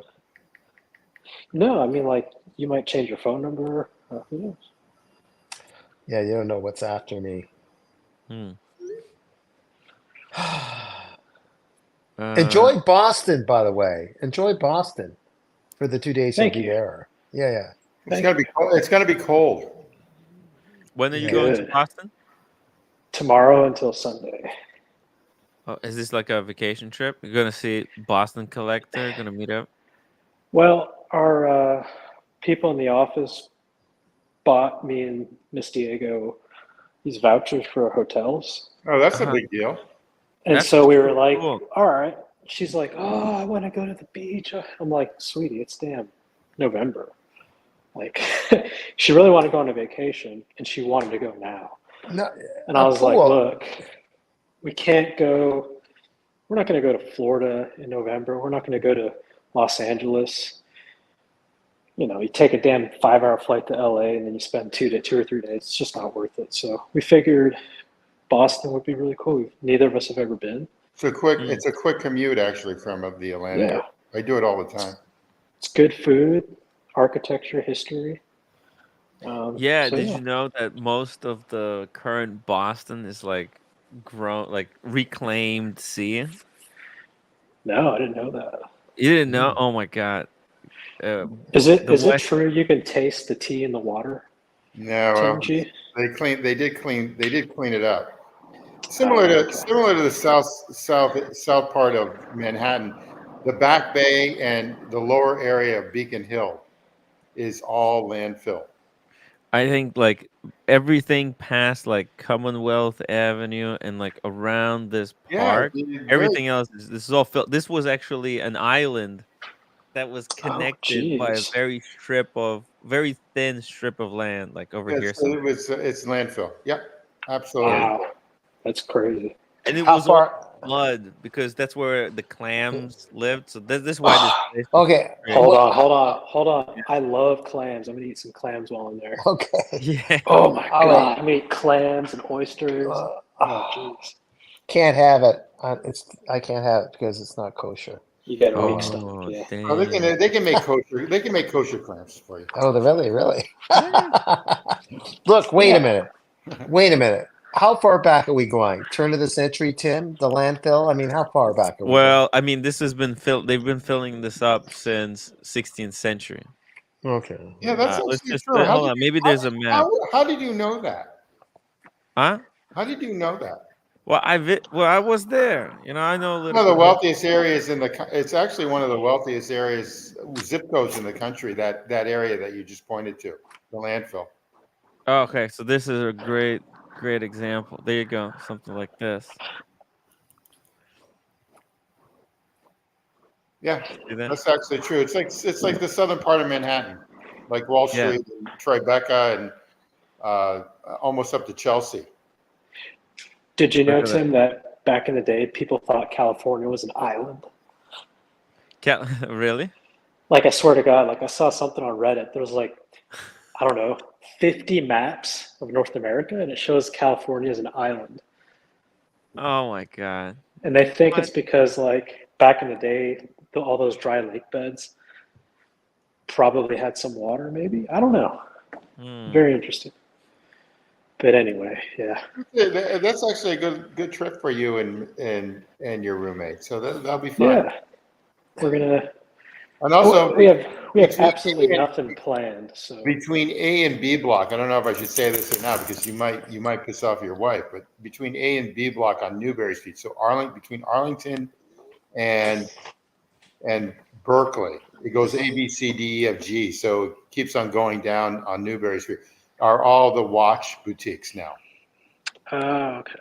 All right. Yeah, I mean, so from unless there's Hey guys, give me a second. I need to go pick up a package. Then you've got the AP right next to the Four Seasons. So I would stop in there too. You just walk in, and they're actually good guys. And then you just keep on walking down Newberry Street. That's what I recommend you and Miss Diego to do. And then Copley if it gets too cold. It's like an indoor mall.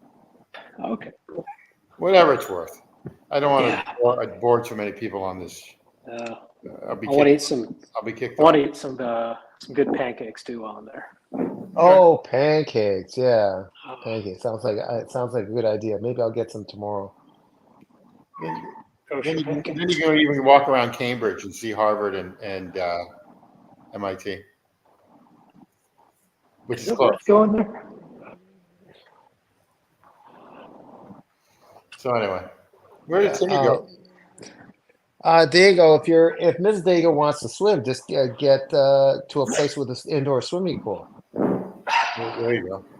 How boring is that?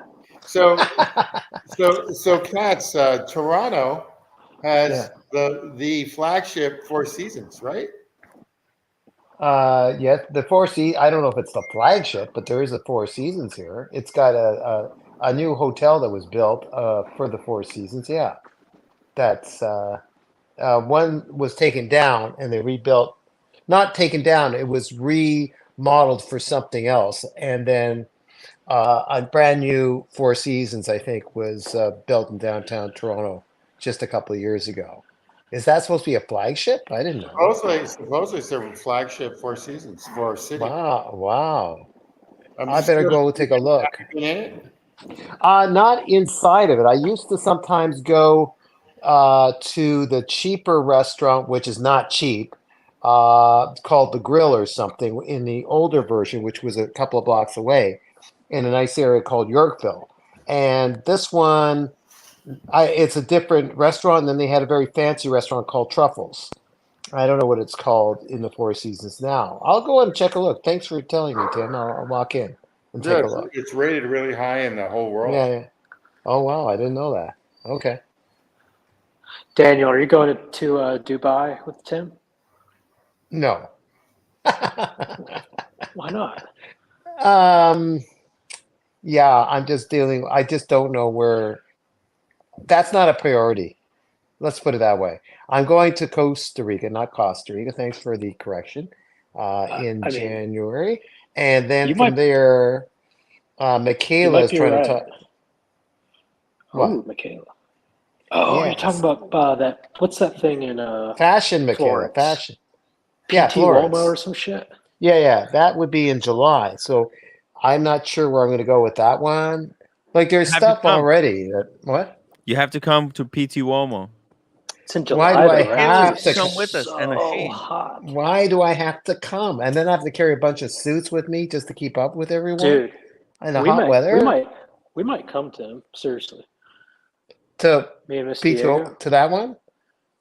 Yeah, not necessarily for the fashion stuff, but if there's going to be a lot of people going, well, how amazing would that be to have like a dinner with like 15 people in Florence, Tim? Well, we have to make it into that would be incredible. Wait a minute, drinking on the square, smoking cigarettes. Yeah, but it's got to be a couple of places. We can't be just Florence, okay? We got to be a couple of places. Oh, are you paying? Are you paying? Hey, you know what, Daniel? Let's go to Paris. No, Italy. Look, Italy, like Florence, Venice is not far away. We gotta kind of. I don't mind sharing a room if it's a nice room. I find Tim snoring is white noise anyway. So Tim and Richard, it was like a symphony. Tim and Rich.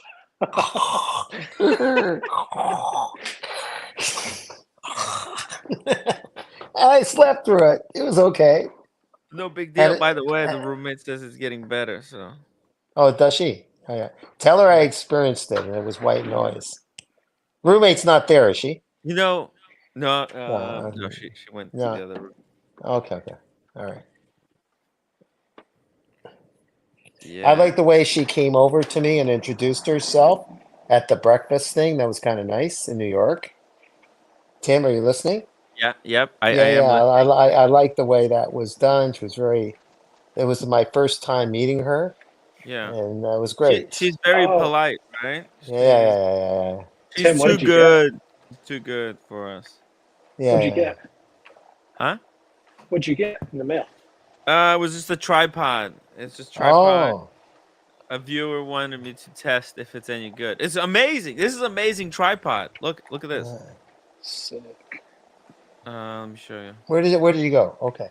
There you are. Right. Oh, here. I see. Oh, yeah. Actually, I already have one like this. This is the one I use. But this one has different head. This is a very annoying head, I gotta be honest. The only issue I have is with the head because it's not like you press a button and it quickly you have to like unscrew it, and it's a very slow process. It's a screw. It's probably better with the screw though because it's more secure. It's more secure, exactly, but it's a trade-off. It's not as quick, right? The one I have uses a spring, so this thing you just squeeze it and it opens up. You put the phone and it's done. This one, your spring has failed multiple times though on the other one, right? Yes, it did. They should include like extra springs. Yeah, it broke my thing. This part, it fell and it just fell in, broke into a million pieces. Anyway, it's holding. I mean, I don't know how secure this is. It's all plastic. Hold on, Daniel, your penis is in the camera. Oh, okay, you got it. There. Sorry. Okay. Yeah. Nice. There you go. Anyways, I mean, I can always use it as a regular tripod, which is going to come in handy in Dubai because I might lose one of these or break, so I'll bring this one as a spare. You never know. Hell yeah. You never know, because this thing, yeah, Dubai is going to be hard. What do I do? I don't know, man. It's you got to be well behaved when you're there. Just be careful. Hey, I'm always well behaved. Yeah, Speaking of well behaved people, Buckley, how I are you don't want to doing? see you on Locked Up Abroad. Did you get any? Okay. Okay, locked up abroad. Especially in Dubai. Buckley, how are you doing? We were all waiting for Brody. Brody is coming.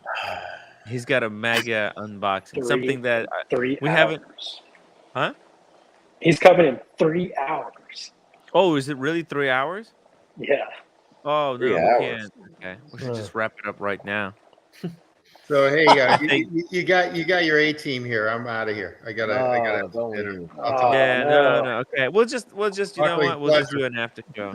Doesn't matter. Okay, well, we'll see you do a documentary on Boston, Tim G. We'll unbox it tomorrow, I guess. I don't know. All right.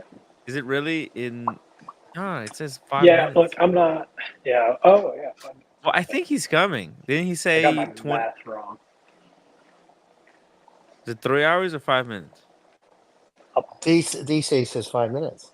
I know, right? I think it's more closer to 5 minutes. Yeah, I don't know. He says he can do it now, but he doesn't have a box with him. What do you mean? How do you not have a box? We need the box. Sorry. Dude. Sorry. I gotta work. so- The effect is not the same. So it'll be Vancouver time or San Francisco time. No, but I mean, Buckley, you want to see this piece? Yeah. It's what everybody's here for, right? Let's see it. All right. We were gonna unbox it. We were gonna do a $500 super chat fundraiser, but you know what? Let's just see it. Fuck it, right? We can't wait. We're impatient people. He could do an unveiling. Let's do an unveiling. An unveiling. What happened to his box? I don't understand. It's at home. You left your box at home? He doesn't travel with the box for the watch. Do you take your Rolex box? Imagine. Dude, imagine if every time we travel we had to take our box with us. What a disaster. And then customs would say, no, you bought it over there. Exactly. So what do you think, Diego? Do you want an unveiling? An instant gratification? Or like a raw dog? Yeah, I don't no. It's a seriously, it's a watch that otherwise we should ask for like $500 in super chats. It's a big deal. Okay? It's not a Maurice Grossman. It's not a de Bethune. Oh, by the way, look at this Stradivarius, 88,000. But dropping. I think it was like 90 something a couple of days ago. Hey, Brody! There it is. What's up, guys? Hey, don't show the watch yet. How are you doing? All right, I got something in my eye. That's my only issue right now, really. Oh. It's all right. I'll survive. It's my air conditioning bugging you guys. Oh, it's okay. It's not too bad. Yeah, no, I I'm think at I can work take and I didn't bring the box. So. Oh, that's okay. So. I think it's okay. It's not going to change anything, right? You want to tell us about this piece?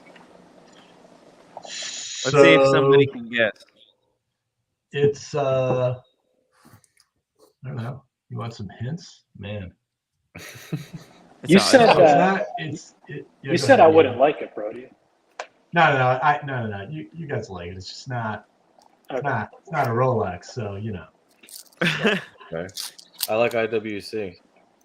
I'm kind of bored of Rolex right now. It's an independent brand. I like that. I like the sound of that already. You like the independent? How many Yes, I watches do. do they make a year? Um. Don't answer that. Yeah.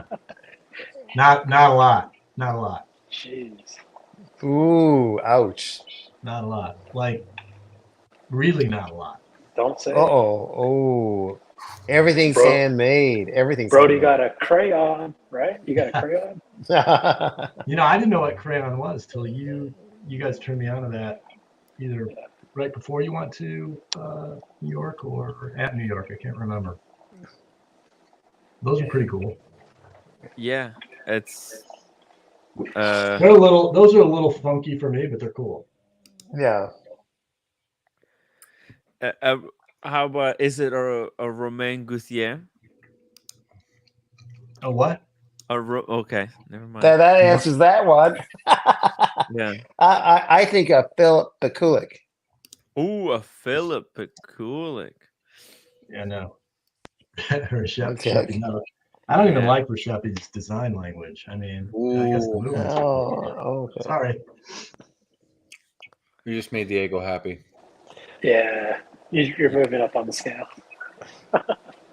Yeah. Boring watching. I mean, that was Waco's Watch of the Year.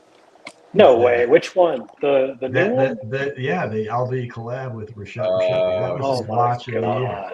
He's so Jesus. good. That's so stupid. I like Res Happy, not his latest iteration. Who? I don't know. Until he makes like a really, I don't know, whatever. I'm not going to get into it. Best sports watch got the Black Bay 54. I'm a proud owner of Black Bay 54. I like this. This is, thank you. Yeah. So I got a sport. I'll say I got a sport watch. Oh, it's a sports too, and they don't make many of them. Watch. Best jewelry Sports watch. Are you gonna sport in it? Yeah, well, you know what I mean. Yeah, it's not a dress watch. It's not a dress watch. Oh, it's funny. You know, you watch like Tim Massa or some of the other guys, and it doesn't really matter what the watch is. And it's like, oh yeah, you could wear this with a tux right under the cuff. And I'm like, you could, you shouldn't, you know.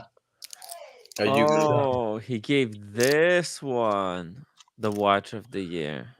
So you're gonna wear this one with a tux, or you wouldn't? No, I wouldn't. Wow. No, nobody with any fashion sense who has just any dress watch would wear this with their tux. I like this watch. I don't have any fashion sense, so I might wear it. Yeah, Daniel. I bet Daniel, you're scared to say it, but you really like this watch. Well, I don't hate it, but it's not my favorite Reshepi. Let's put it that way. And I don't like the collab idea with LV. You think it tarnishes the brand? I just hope they didn't buy him out. That's all. Oh, they did. That's how the buyout looks. Oh boy, Daniel. We can lie to ourselves that he hasn't sold out, but that's this definition. This isn't the Akribia like skeleton one, right? No, I thought it was the collab one that he gave. It wasn't the collab one. It's not the collab one. This is the one for the only one. Okay. Okay. My bad. I misread it. Cool. Oh, I see. Excuse me. I made that mistake too. I mean, it's better than the collab one, but yeah, they all look the same, right? It looks like a Furlan Mari, honestly. I'm just saying. It does. Yeah. The biggest difference is that name. You see how much weight that Reshepi name has over Furlan Mari? Furlan Mari is bullshit. It stands for bullshit. Why? Reshepi stands for class, sophistication. But hold on. Yeah. I want to defend Furlan Mari for a little bit there. Who is he? Two guys that started this thing on very, very economical watches for no money using quartz movements. And it was really nice, kind of a nice classy element for a few $100s. And I guess they got some backing and they got a movement behind it. They're not trying to compete with the likes of Reshepi. It was for the massive audience. People are buying them. I don't think they're bad. Yeah, they're This is buying where them you and I because disagree. What? marketing. Diego bought 2. Are you proud of yourself for buying 2 Furlane Mari, or did you? Oh, actually, no. You bought Baltic, right? Yeah. Who, me? Yeah. Yeah, it was like $400. It's great. Furlane Mari. Your views on it are too the extreme. Baltic. I Oh, mean, the Baltic. Are you Yeah. proud of the Baltic? You happy with it? Yeah, I mean, there's a reason, but I'm not going to go into it. But yeah, Oh yeah, right. it's a very, very Fine. special watch. Okay. Okay. For you, yes. Okay. Anyone else who bought a Furlane Mari and happy with their decision 6 months later? You know what though, Tim? In all seriousness, for the same money, I could have bought a moon swatch or one of those Blog Pond swatch watches. I'd take the Baltic all day. I mean, it's got a damn display Totally. case back, manual Totally. line, chronograph. Yeah, totally agree. Totally agree. Absolutely. I felt when I bought that stupid moon swatch, I felt the same sickness I felt when I went to the roulette table and threw down $100. I was like, and I told Buckley, I was like, dude, I feel dirty. Like, I don't like this. It's like, as soon as I bought that moon swatch, I was like, you hated yourself in that moment. I did. I was like, what are you doing, man? You just blew $400. I saw a guy who I didn't know at the Watch Time New York at the show wearing this really cool watch. I said, what is it? Because I didn't look properly. He says, it's a Baltic. And he was like a kid that got a brand new ice cream. He was like in his 20s. He looked like he got the newest thing. And he said, I'm so happy with this thing. So, yeah. It's got a good thing to it. And Furlan Mari, I think the same way. Different look, though. Their movements in the back are just sourced out.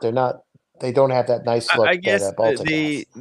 they offer clean kind of watches that enthusiasts would like at a competitive prices, but besides that, it's nothing extra. And if you lose it, so big deal. If you lose the watch, if someone steals it, that's a great thing to take with you when you travel and leave your Rolex at home. Yeah, it's a good point. But you do want to travel with your watch and create memory with it. On occasion, and on some occasions you don't want to worry about having something stolen. Who's that famous tennis player that keeps getting his watches stolen at the hotel? That famous guy. RMs. He keeps getting them stolen. Nadal? Yeah. Really? I don't want that experience. Well, maybe it was a setup, but I think he's had it stolen twice, or at least once in a hotel. Mind you, it was a sponsored watch. You didn't have to pay for it. Man. I was at West Time yesterday, and I was up in their private pre-owned room, and they were showing me around, and they had the Bubba Watson in there in the glass. I didn't know this. I think it goes for 1.3 million. Wow. Just because he owned it once. Tim G has a Bubba Watson. But hey, okay, we stalled enough here. Yeah, it's my fault, Tim. It's my fault. Let's do this guys. unboxing, Hold on. guys. Actually, let's. I'll be right back. Okay. I think that's a Schnauzer. Isn't that a Schnauzer? Schnauzer. Over there, Brody's icon. Brody's looks icon. like is a Schnauzer. I think that's a Schnauzer. That's a beanie baby, Daniel. Come on. That's going to be that's like top 5 mixed dogs we get is a mini Schnauzer. Yeah. You won't regret it, man. Dog's a lot of fun.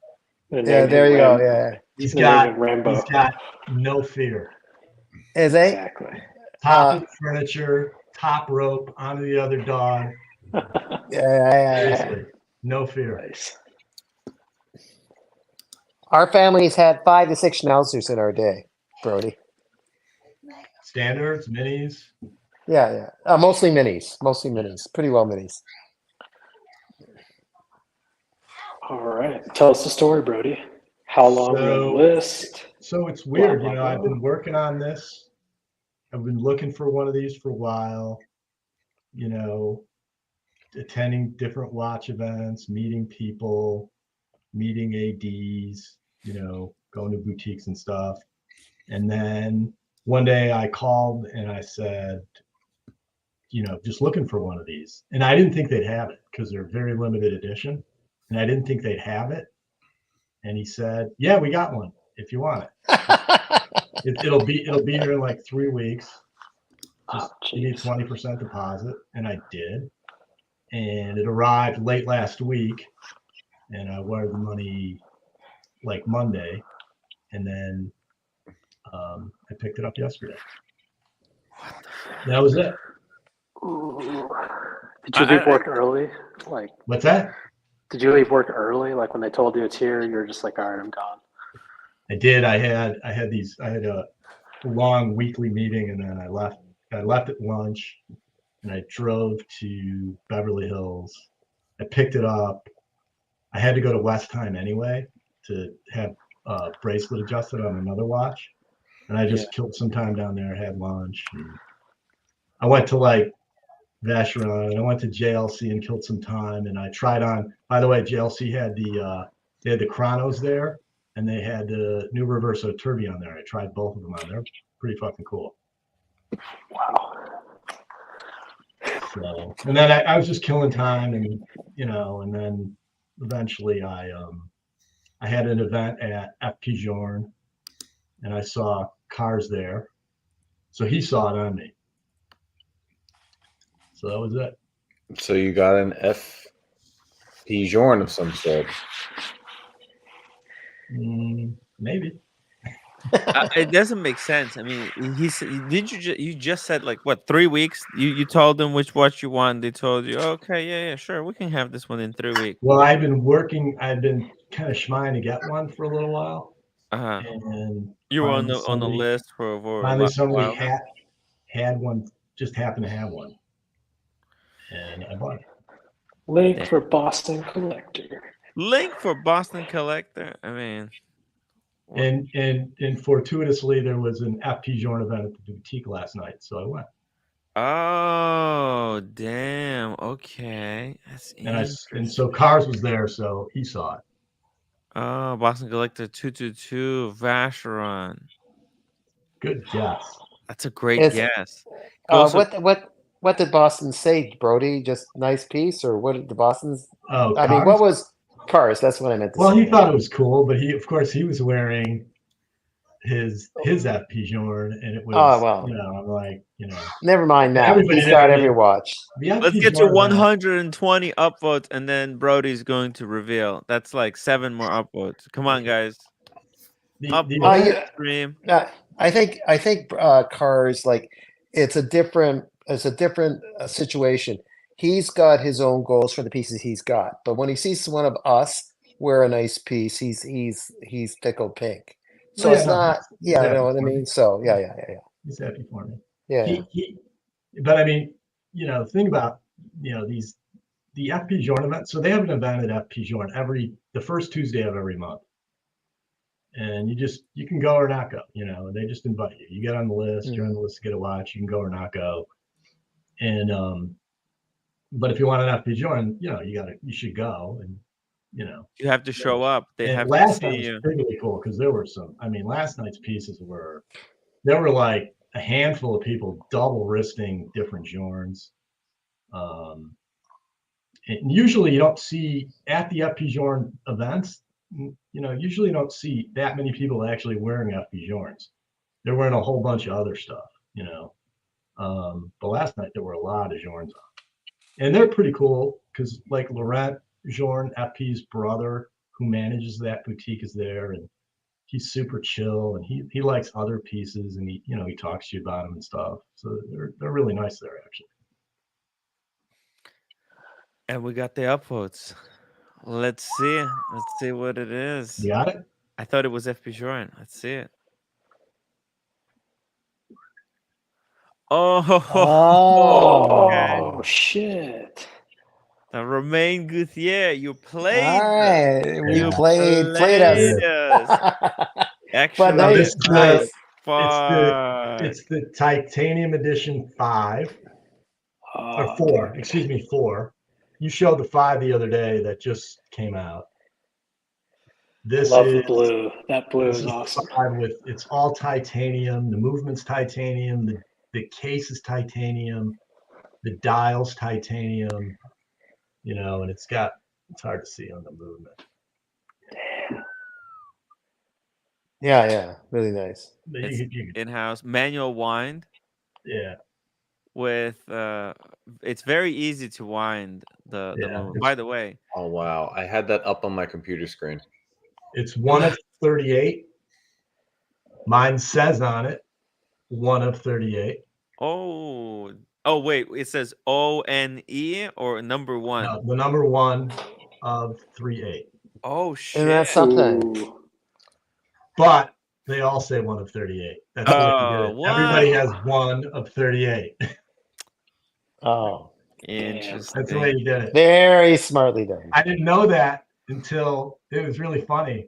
I said, Cars, I got 1 of 38. And he goes, I think they all say 1 of 38. And Steve Rostovsky, who's the AD for Romain Gauthier, who's just down the street, who's just, they're a few miles away from, because Steve's on Wilshire near Rodeo in Beverly Hills. The ep1063 boutique is really more like in West Hollywood, Sunset Plaza. It's not really that close. You got to get in the car. It's a few minutes away. And so I went to the boutique, and then Steve showed up to ep1063 later too. He happened to show up because he knows all those guys. So he was there. So Cars I think they also won a 38. So I went up to Steve and I said, Steve, is this really 1 of 38? And he's like, no, they all say 1 of 38. I didn't know that. They're getting trickier. They're getting trickier because in the past that was the difference. A number was meant there was a number, but I guess it still has the off and not like a. Oh, is it a slash? No, it's not a slash. It says 1 OF 38. It's tricky.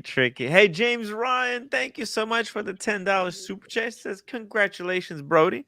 Yeah, it's cool. Something different.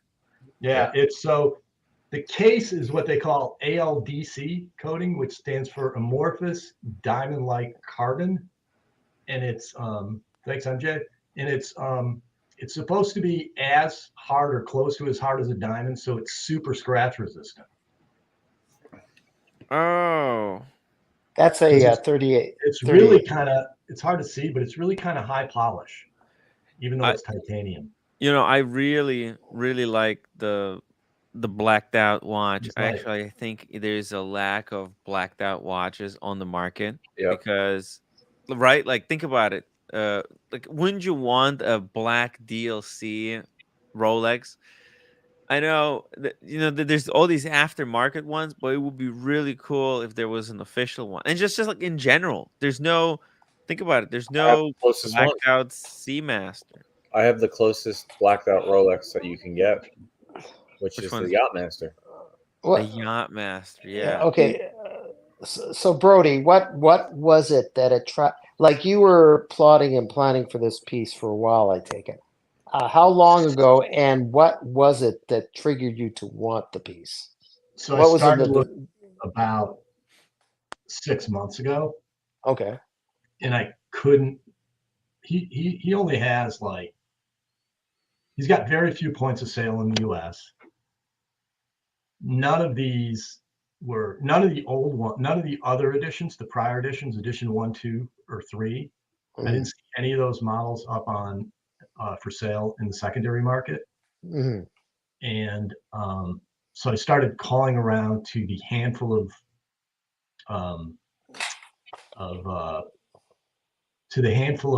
ADs that he has in the U.S. And there's only 4 or 5 of them.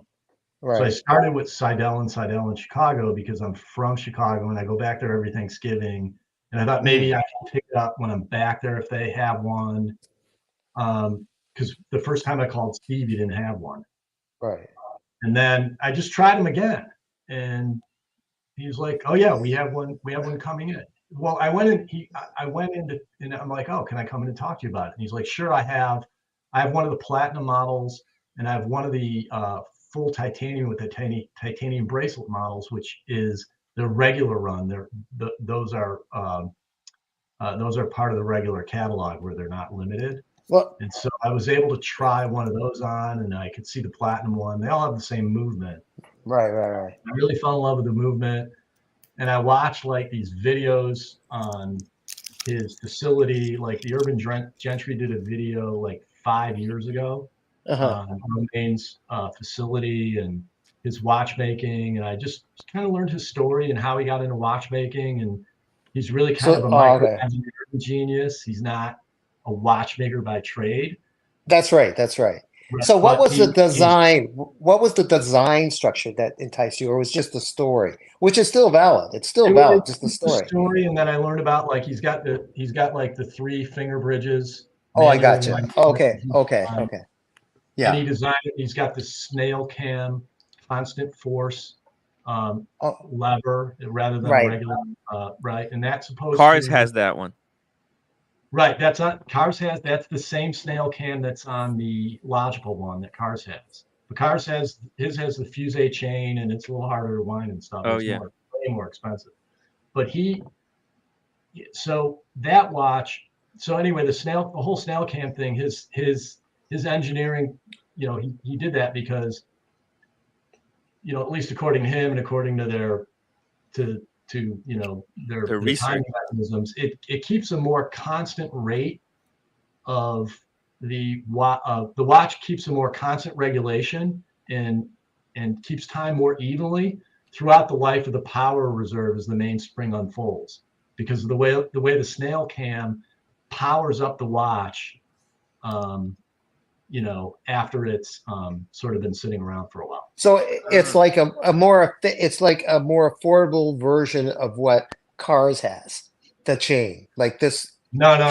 His has a totally different movement. This is a regular kind of manual wind movement with an all titanium movement with the snail cam constant force mechanism. His has a constant force mechanism, but he's still got the Fuse chain. It looks like a bicycle chain. But what I'm saying, a completely different thing. No, I hear you. What I'm saying is what you got is the thing that does the same efficiency without having to spend the money for it, like Cars did. I all of due respect.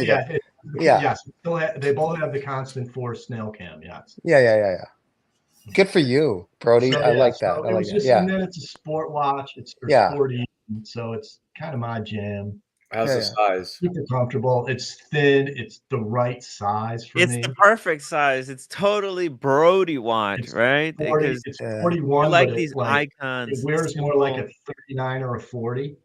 Yeah. That's because lug to lug, it's shorter. Yeah. I think. And I like the story how he was a micro engineer. He started working a machine lathe, making parts for other watch companies. Then he went and got his MBA, and he did his dissertation or whatever for his MBA to graduate on creating a watch company. And then he went out and did it.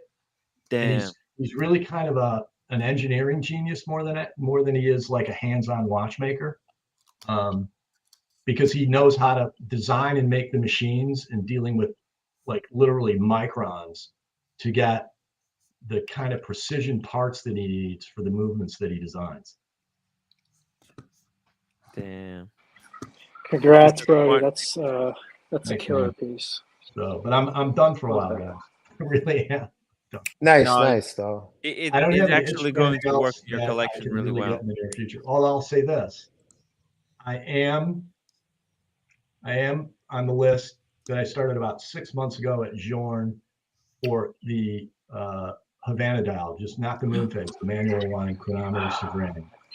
Brody, from everybody I talked to there, everybody almost to a person said it took about 2 years to get the first watch. So I'm like a year and a half away from that. Okay, no rush. So I'm a little bit relieved, Brody, because I thought you had gotten when you said you might not like it, and then I found out you went to FP Jorn, I thought you maybe got the Octo Sport. Oh yeah. No, and I was like, no, I wouldn't do that. I'm going to pretend like I like it. This is sick. So, but if you go to FP's site, you could see. I noticed there was a pattern today. I didn't actually. Just real quick, I didn't think you'd like it because you guys kind of shit all over the edition 5 dial the other day that just came out. The one with the texture dial, the champagne texture dial that looks like it's got. Oh yeah. Video of it. Hold on a second. But I do like this dial better. That dial is more finely finished because it's hand engraved. But yeah, that one. How limited is the other one? They're all his. So his Continuum titanium editions. The number ones 1, 2, 3, 4, and 5. They're all 38. The first one he did was 28, and then when the next 4 editions have been 38, and when we asked him at the event a few weeks ago at Steve Rostovsky's showroom, why 38, he literally said, "Well, the first time I did it was 28, and it was too little, and 48 seemed like it was too many, so I just did 38. It just seemed like it was the right amount. That was it. There's no special meaning behind it, other than."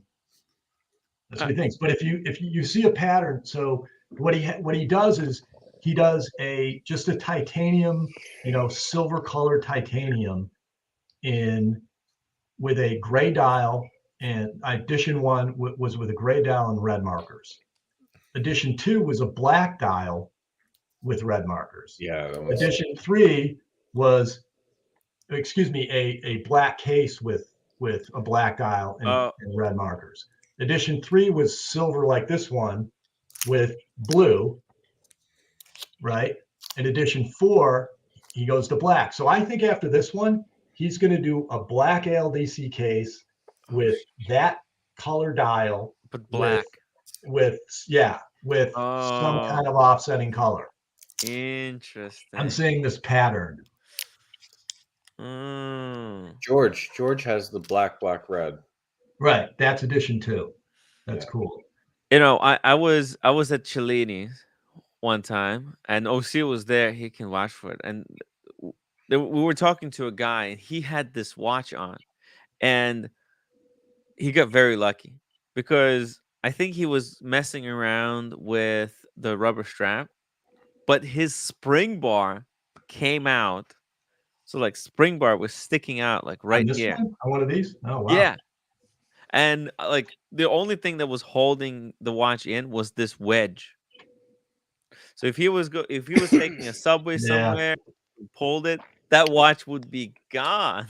Yeah, somebody didn't get the spring bar in there right. Yeah, and I noticed this. So I told him, like, dude, what is happening right now? Like, don't move, because the slightest breath of slightest movement can make that watch drop. So what Romain said at the event, he said that the C editions, these editions, they fund his company to provide the money for him to do his other more sort of complicated pieces, like the logical one and the micro rotor stuff, all the more expensive stuff. So this is he's going to keep doing this. Yeah. This is what brings the cash flow in for him to do this sort of for him to make the play pieces, right? That are more complicated, that are more intricate, that he really passionate about, but people might not be as passionate as he is. Look at that. Look at it. This piece is insanely cool. What the fuck? And that's all hand painted. You open up that. Oh, that's a famous Japanese painting. Yeah. Does he say anything about his watchmaking team? Like the actual watchmakers that he's got on his team? He has different people at different stations that all do their thing, right? Okay. So you have, and everything is hand polished. Like even on the his gears, there's circles with the gear wheels around it, have circles inside it, like 4 circles inside it. They hand polish and hand bevel the inside of each one of those little wheels inside the larger wheel. And he has people that just do that like all day. Yeah. The attention to detail is. But all the parts are made in house. He has all the machine. He cuts all his own plates and all his own micro parts. Where did he because buy all that's those what his machines? company did before he started his own watch company. Oh yeah, Was make That- those parts for other watch companies. That's and they right. still do that That's stuff. that's how he knows it so well, Right. Tim. And Right, they still right. do that. So Yeah, yeah. gotcha. Yeah, but By he's the way, also look at this, he's guys. This is Brody. This is your top 4 watches, your 4-piece yeah, collection. you're right. I mean, if I don't have the 2 on the left, but You got to make it happen. no, that JLC tourbillon is $145,000. So I think I'm Well, gonna pass. make it happen. Yeah, no, Make it happen. I don't want to hear $145,000. excuses. I want to see progress. You're, This, you're sounding like a McDaniel coach there, Tim. I mean, look at this collection. This is like next level true enthusiast collection. Yeah, except I only have half of those, Tim. I don't. Well, I only have 2. we're gonna make it happen. Rome wasn't built in a day. Yeah. Okay. Yeah. He's building a new facility also next to his current building that he has in Valley de Joux, if I pronounce that right. That'll be ready in 2025, and he's going to add. He'll add more watchmakers. He's hoping to add capacity because right now he's only making about 250 watches a year. Wow, 250, and he manages to sell them all. I'm amazed. You rarely see. So you see the full titanium bracelet ones on the secondary market. You can see those because that's the regular production. They're not limited. The titanium edition 1, 2, 3, 4, the numbered ones, the limited of 38. You rarely see those on the secondary market. So, because honestly, they trade at about retail in the secondary market. So it's not worth trying to buy them and flip them. So Yeah. buy them, keep them. But also, I think a lot of people who buy his watches, they kind of met him in person. They trust his brand. They're really like they're buying it. They're actually very good watches. They're very usable.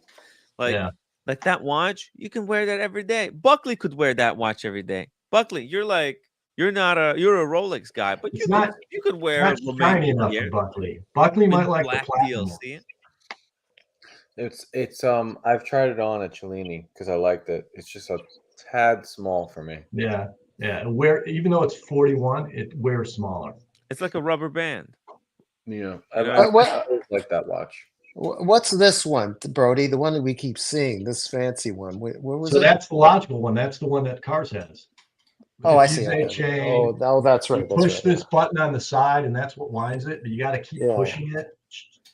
Now that seems like a great idea until you start pushing the button, and you realize it takes 47 pushes. Right. Yeah. And that button is stiff. Yeah. Exactly. It's not user friendly to wind. Now the logical 2 is going to be out in 2025. Yeah. And he said that it won't be a fusee chain movement, but he didn't. He wouldn't say what it would be. I wouldn't want anything. I wouldn't want.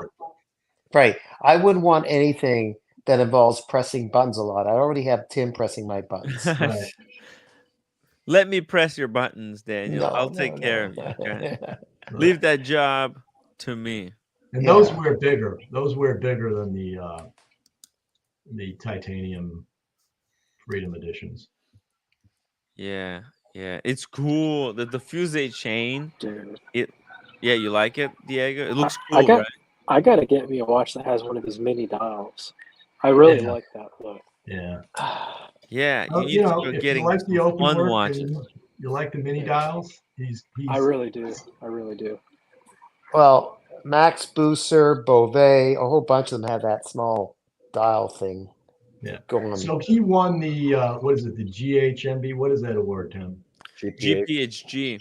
Yeah, he won that award for the logical one. I think in 2015, the first year. Oh wow. I mean, it's an impressive watch. If you guys had a chance to hold this in person, Steve's it's an achievement. Yeah, they're cool. They're a little big for me. They're really expensive. I mean, they're like 170 something thousand. They go for you can't have like on the secondary. Yeah. The Groenfeld brothers do a fusee chain, don't they, Tim? I forgot. The Groenfeld brothers? I'm not sure. A lot of companies do fusee chain. Even JLC makes a fusee chain. So, but he hasn't done, and he talked about, he doesn't really have any, he doesn't have complicated watches. He doesn't have any tourbillons or GMTs or anything like that. You know, he's really more about coming up with new designs and making, you know, regular three-handers more efficient and just different. That's what I like. He's kind of that kind of guy. Mm-hmm. Yeah, that's exactly what I really like. But they're expensive. These Romain Gauthier. This one, how much is this one? Is that a micro? Is that the micro Insight micro rotor? Yeah. Request prices and availability. I don't know. Oh, damn. Yeah, the micro rotor. I don't know what that is in platinum. I don't know. If I had to guess, I'd say in the high hundreds. And probably also sells for like 150 on the secondary. If I had to guess. Damn. See, how much was the one that you bought? You want to tell us? So the list on this is out the door, tax and everything is 46. That's you see, that's closer to my territory, right? Like, because listen, Maurice Grossman retail is also 36. So it's a lot for a three-hand manual line movement. Yeah, it is. I know, but it's a serious brand name, and it's an independent watchmaker. It's a unique watch that you can wear every day. It's not like a case specific watch. Yeah. Like you know, young. there's situational watches. He's a young guy. He's gonna be around for a while. It's not even 50 yet. You know. Yeah. See, it's not a situational watch. You can wear it to anywhere you want. You can really get a lot of joy out of one of these. Heavy. That one looks better. It doesn't look as splotchy like that in person. It looks better in person. Yeah. Yeah. Oh, for sure. For sure. I like it better on the red strap that matches the little little button. Yeah, they have a rubber strap that color. It looks better on that strap. Yeah, it's weird. It's weird shape.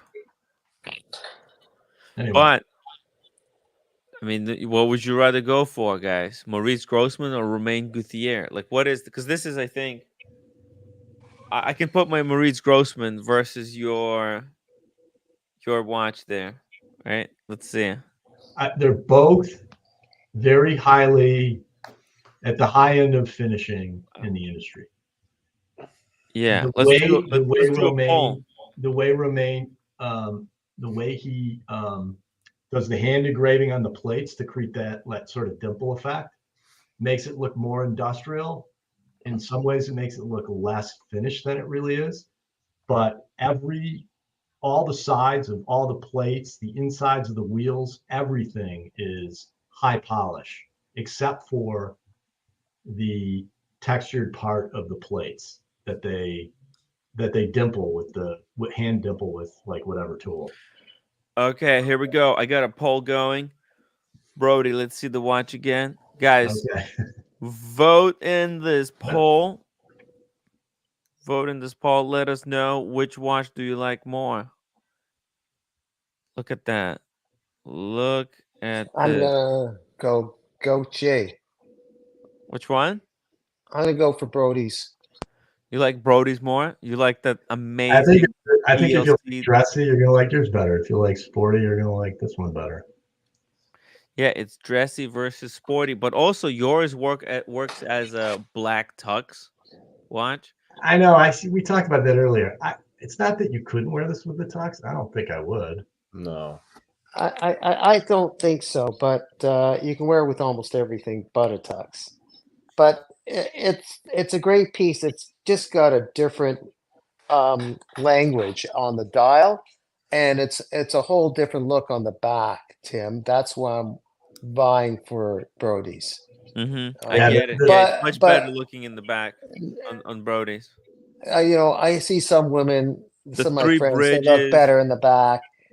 I know Yeah. women with 3 bridges, and they look great in the back. You know what I mean? So I know So I'm exactly gonna, what I'm you're gonna, I'm talking gonna be about. objective. The 2 knocks I have on this watch, 2 knocks. Two He knocks. has too much text on the back of the dial. Like he writes out 24 and has the number 24 joules. Like, dude, just 24 joules small. You didn't need to write the word 24 out. You know, it's Yes. got Valley du Joux on it. It's just there's a lot of text on the movement. And then the other thing, no screw down crown. So even though it's a sporty watch, it's only 50 millimeters. 50 meters water 50 resistant. meters, I mean, excuse me. 50 meters. Shit. Okay, 50 meters. Okay, well, look, at least it's not 30. 30 would be detrimental. This watch would not be viable. There you go. Tim, this thing's never saying if I drop it in the pool, it'll the most it'll go is 9 feet. I mean, you know. Tim, no offense, Tim, but Harrison Yeah. Ford, Indiana Jones would the archaeologist Indiana Jones would be wearing that watch of Brody's. Maybe. I think so. I think so. So anyway, I was just I felt, really kind of fortunate on the timing. Although at the event last night, Steve was saying he's got one more of these, the last one, and then they're out. And he has 2 of the new edition 5s. Oh. So if anybody wants one of these or wants one of the new edition 5s, he's got them. Reach out to Romain Gutierrez. Say that Brody sent you. Don't need to buy anything else. Yeah. If you got, Go talk to Romain Gutierrez in person. Say that Brody sent you. You'll definitely get a community hookup. The box is cool. I wish I didn't have it. It's cool in one way and not cool in another. It doesn't have a wooden box inside. It's just like a thicker cardboard box. Okay. I like cardboard over plastic. What looks like the outer box is the box. And when you open it up, it's got the built-in leather in the box, and the watch itself comes in a nice travel pouch. Nice. So it's cool. So it's got you just pull it out and it's ready to go if you got it in there as a travel pouch. Brody, nice. What have they told you about servicing, Brody, after warranty? How's the servicing situation? Romain told us at the meeting that if it breaks, just send it in. They'll fix it for free. That's what he told us. They don't even. Okay. Yeah. He's like, if you ever have a problem, just send it and we'll fix it. They don't have servicing costs. Okay. At least not yet. I mean, that's what he told us. That's pretty cool. Wow. So interesting. Yeah, this is drastically different from the experience that one of our viewers had with Grubel Forsey. When the crown fell out, they charged $14,000. Yeah. I think one of the reasons is because it's a simple 3-hand, manual line movement. They make all their own parts. Right. So if something breaks, it's not that big of a deal for them to take it apart and put the right part in.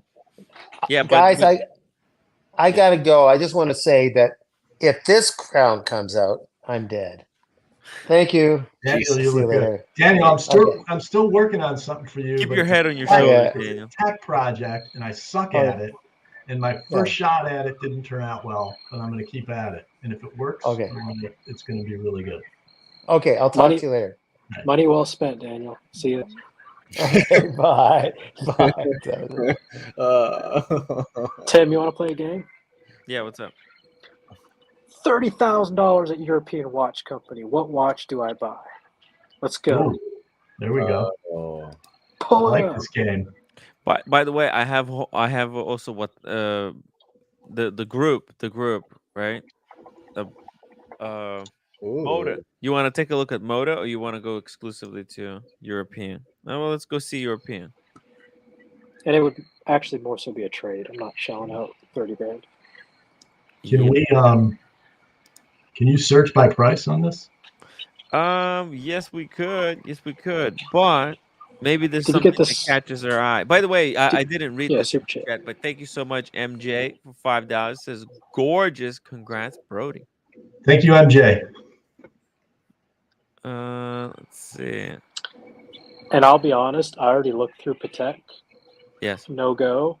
And I already looked for my AP Blue Chrono. They didn't have it. So no AP, no Patek, no Rolex. Oh, so let's my see what else they got. God. Diego, What? this thing Is there is an listed for Elegante? $130. What? $130,000. All right, let's keep going. $130,000. How much is that Elegante? You know how much it costs retail? 130,000. No, 50. Oh, jeez. You know, I asked my AD if they can get me a crash, and they were just like, Yeah, They're like- that might honestly, Diego, that might be the hardest watch in the world to get. Honestly, I mean, they said like they only regular go production. to like New York. You know what? The guy who ordered this one, he refused it. He was offered this one. I told him, buy it. It was 50,000, but he's like, nah, Tim, I don't feel it. And I mean, but maybe because he refused this one, maybe they'll give him Crash because he's on the wait list for Crash as well. Nice. Well, yeah, this is a little bit out of my price range. It's so fucking ugly. It's very small. It's a very stupid watch. It's very small. Very moron stupid watch. It's called Pebble. Yeah, stupid. Stupid. Let's see it. Let's see if there's anything smart. Diego, get up too bad. It's 90,000. Never mind. Yeah. What? Oh. Yeah. This thing is amazing. Oh my god, this annual platinum. Yeah, they got He's some looking crazy for something specs in on the there. 30 range, right? Yeah, but there's nothing. Right now, I think the best way to consolidate is into something like this. Into yeah, it's a FPGA. problem. That's though, the is, like, future. all my big pieces, I can't consolidate them. Damn. You need something like this. This is one of those watches you can be proud to wear. It's unique enough, and you know what? The price, I think it ran away. Now it has came back down, but they're never gonna make this style of FP Shorin. It might not. This might be less chance for FP Shorin. There might be like Philip Dufault's in a few years. You know what I really like Cool it is is to get Philip Dufault. I'd really like a 38 millimeter FPGA one. That'd be cool. They don't make those anymore either.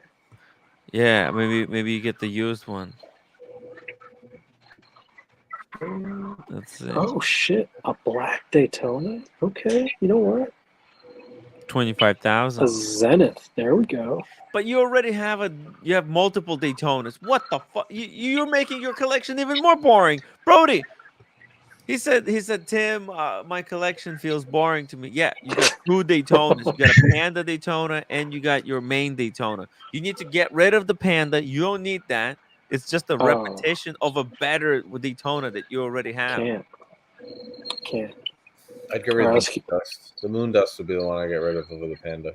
Really? Yeah, that's his wedding watch. Yeah. I can never get rid of the Moondust. You're gonna be like with fucking 3 Daytonas.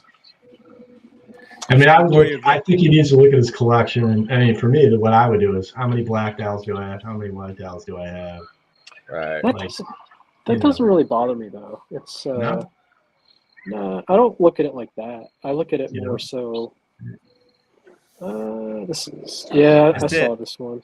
I do that. This is nice. Look at this. It's perfect watch for you. If it was a white gold, I might consider it. I don't like the yellow. No, it has to be yellow. Trust me, white gold, it just looks boring. Like the steel Maurice Grossman that I have. I wish it was rose gold because there's only 2 versions, but because the white metals, they're too boring. You want the gold color. Is this gold's hard to wear, dude? No, it doesn't matter. Nobody cares. You could just wear it. People think it's gold plated. Somebody had one of these on at the event last night at FPGA. That's a sick watch. Yeah. It's a young guy. He had a 3940 on, yeah. But you don't like this type of watches, Brody. Like I don't like these type of watches.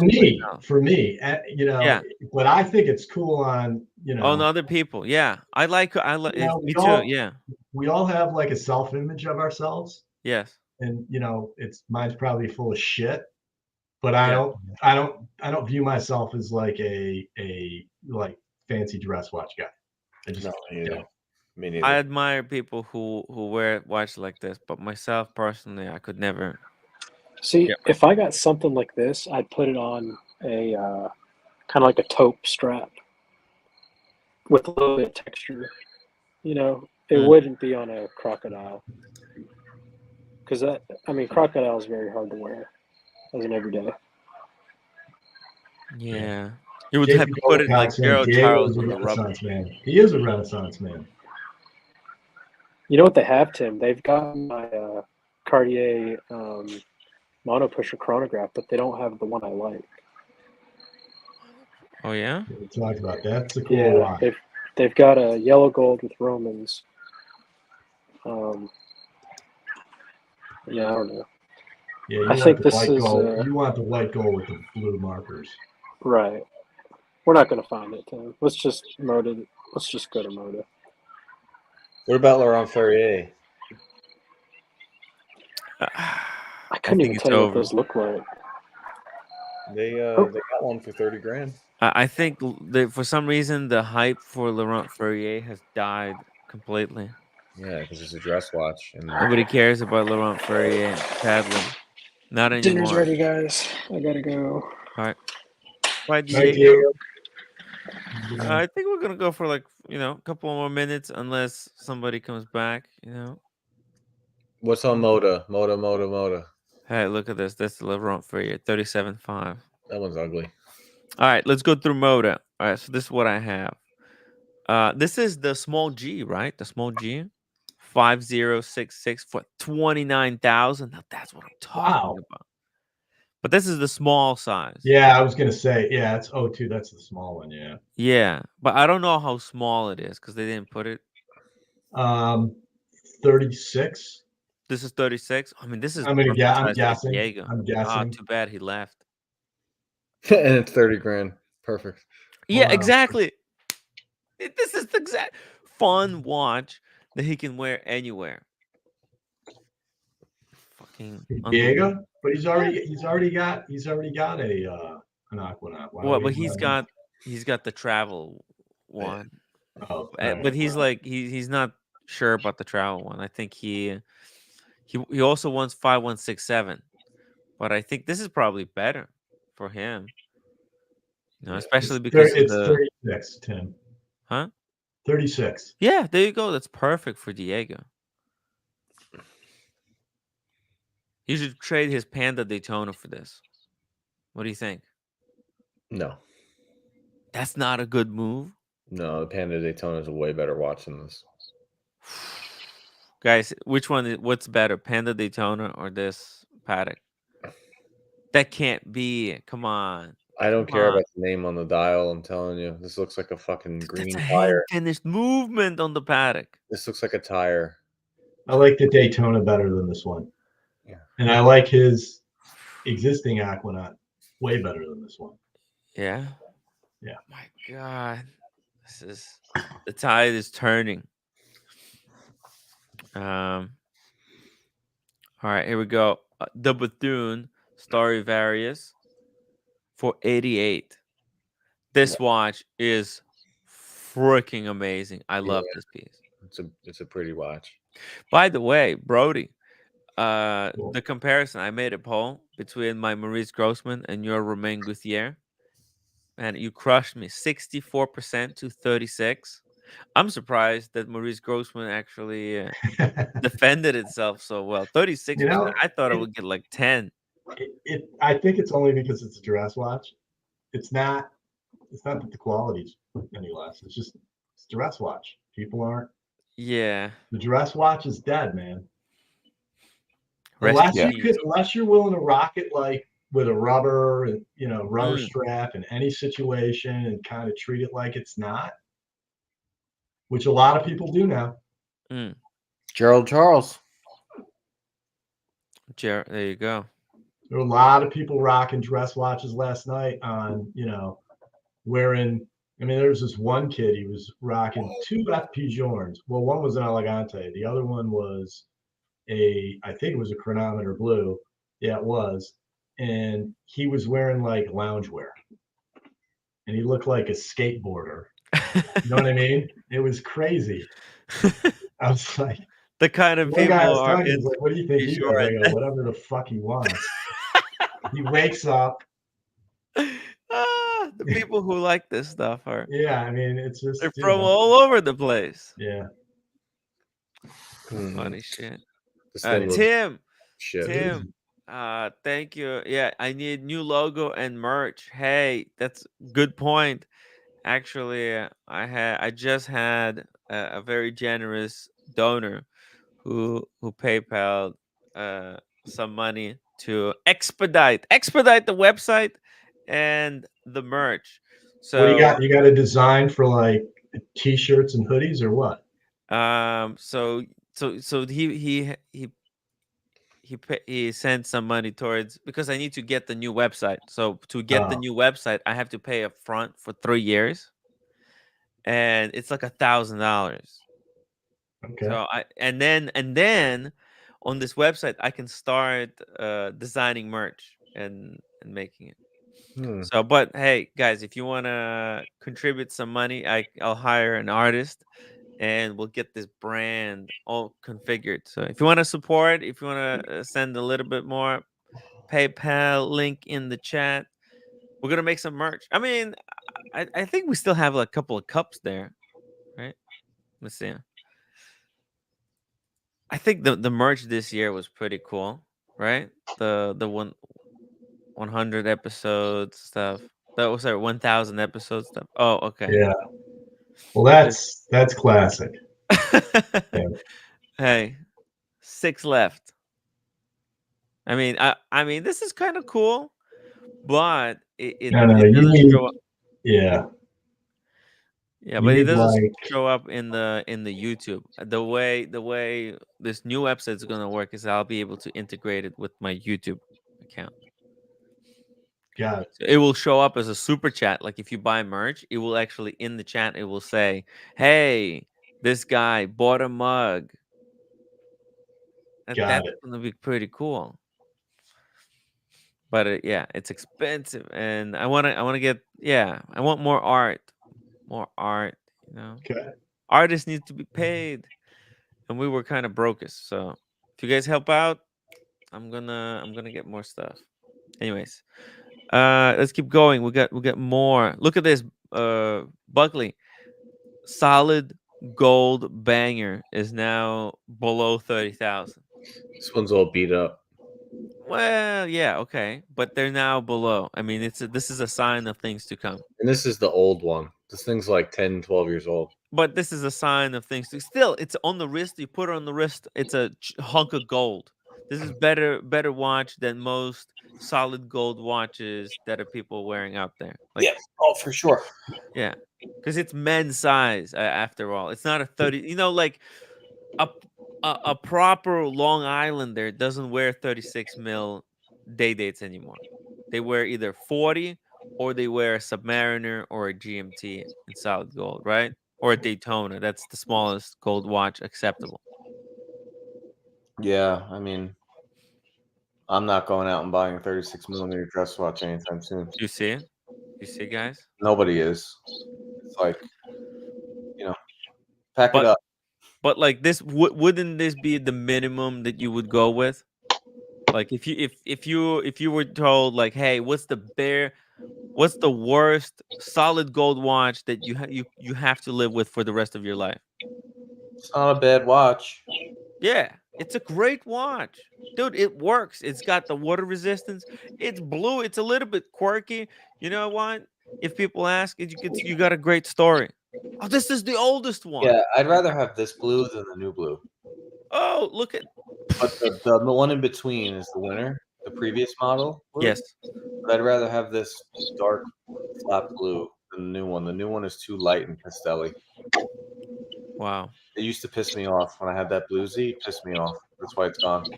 And this watch is now below 29,000. What that's great. No box, no papers, minus 2 links. So this watch would really be about 34, 35 on European Watch Company. Buckley, you know what? I want to get into one of these. You know, I never had a solid gold Submariner. in my life. I think I have to own one for at least like 6 months, just to experience the fuck you power of it. If you're gonna give me one Submariner, Yeah, Smurf. The Smurf is the fucking winner. Love that watch. Do they still make the Smurf? No. That's Marcelo. Marcelo has one. Yeah, but I'm, who cares? He just tarnishes his name. Yeah. Ryan Singer brought that Smurf to dinner. White gold. That's pretty good. That was pretty good, Tim.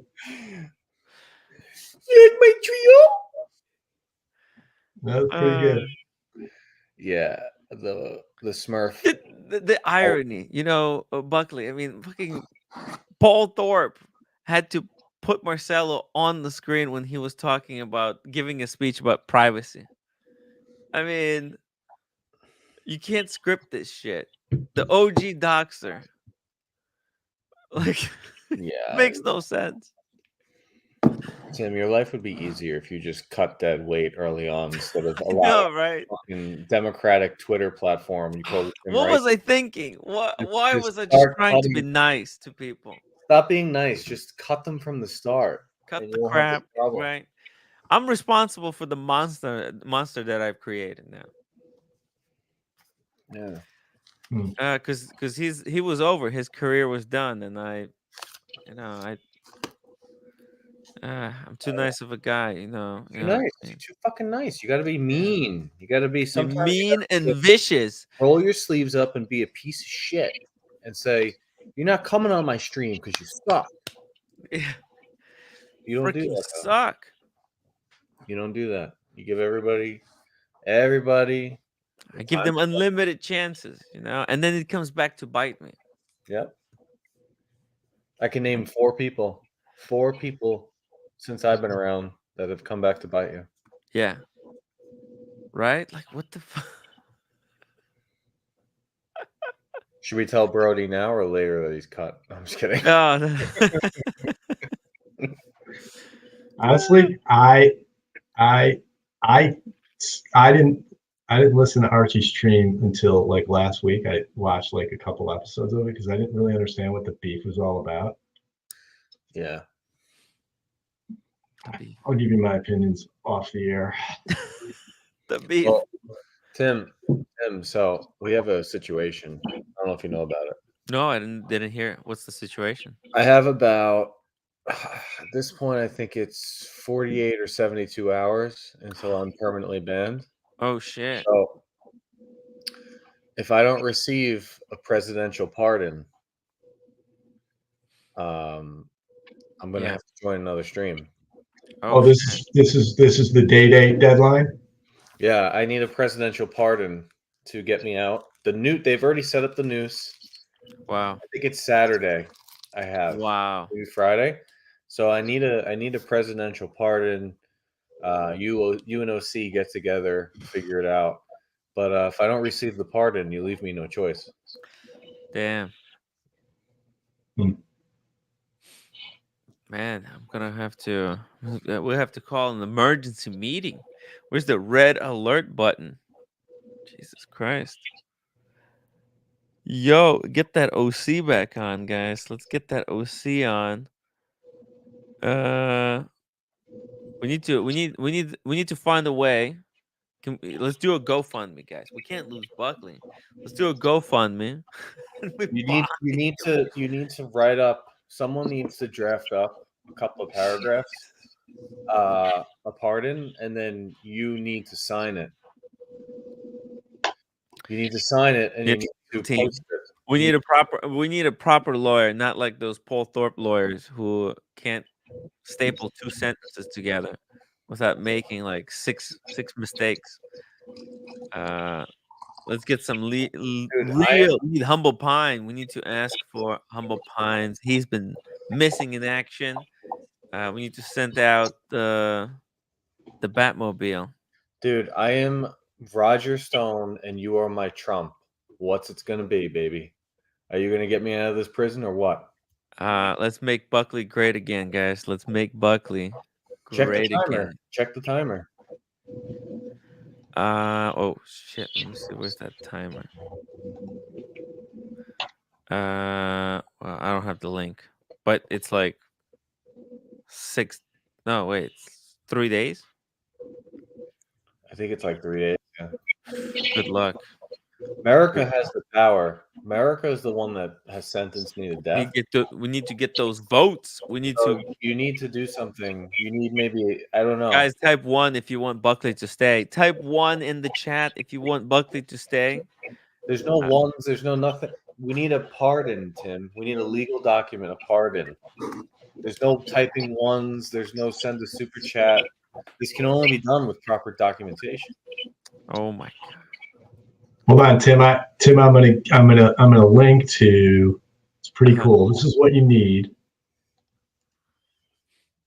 I'm gonna get I'm putting it. Oh, sorry, OC. My speakers are feeding back into my mic. Sorry. Mm-hmm. Let's see. It might have been old. Dave F451 says you just have to get a giant tattoo, Tim, of his whole back. On his whole back. Hey. Yeah. So, Tim, I just put in the private chat a copy of a John F. Kennedy presidential pardon for something. Oh, that's what you need. It needs to be on that paper, you know.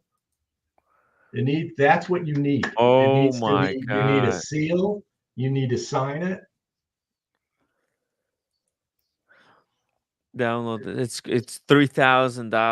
$3,600. We have to raise $3,600 not in order for Buckley to stay. Sample of what you need to do. You don't need to buy that. Oh, okay. Tim, you know what you should do? You know what you should do? You should create a pardon, right? Yeah. And then you should sign it, and then you should auction it off to the community, and let's see what it goes for. Could you imagine? There you go. There you go. Buckley's presidential pardon. Okay, yeah. Auction it off. Let's see what it goes for. It'll be so fun. Put it on eBay. Auction off Buckley's presidential pardon. Yes. I like that. Which ironically should go toward Buckley's Day Date Fund. Yeah. Yes, it should. See what I did there? Of it. Yeah. A portion of bidding it. Yeah, a portion of this of the proceeds will go in order to help a guy on Long Island to get a date. The proceeds will be donated to help date-less people get date-less people to make date-less people into date people. We should make a sad commercial, with a child crying. Every day the Long Island Pumbaa doesn't have yellow gold on his wrist is a sad day. Donate now. Oh, did you see the commercial that I made about the problems of long wait lists with Chris Horology? Did you know about this one? No. Oh, hold on. I've actually made this type of sad movie. Okay, 1 second. Let me pull it up for you. Oh, come on. What is this? Let's see here. You know how they changed up the YouTube? It's so annoying now, isn't it? Because you have to they changed up the buttons where the home button is. All right, here we go. This one. Early. Oh my god, it's only 8 o'clock. Why does it feel so late? Watch this. Is that Alex? Most people only pay attention to the finished product of a successful wristwatch collector. They say things like, I can never build a collection like that. They bought at the right time. Or they just got lucky. What most don't see are the waiting lists they've endured. All of the games they had to play with authorized dealers. The daily rejections, the blacklists, the backstabbing, the gossip, the criticism, the empty bank account, and all of those sleepless nights while trying to make their collection a reality. You see, The only difference between the one who quits and the one who doesn't is that they showed up at their dealer's door every day. They followed the market trends every day. They hustled after new watches every day. They learned from a horological mentor every day. They chased after grail pieces every day. They did all this. There's the even Pepsi though with the they felt meteorite like quitting dial. the hobby every day. And eventually, they became the legend that they are today.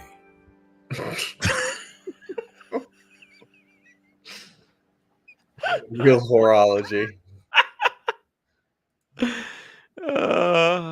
Anyways, we put this together in like an afternoon.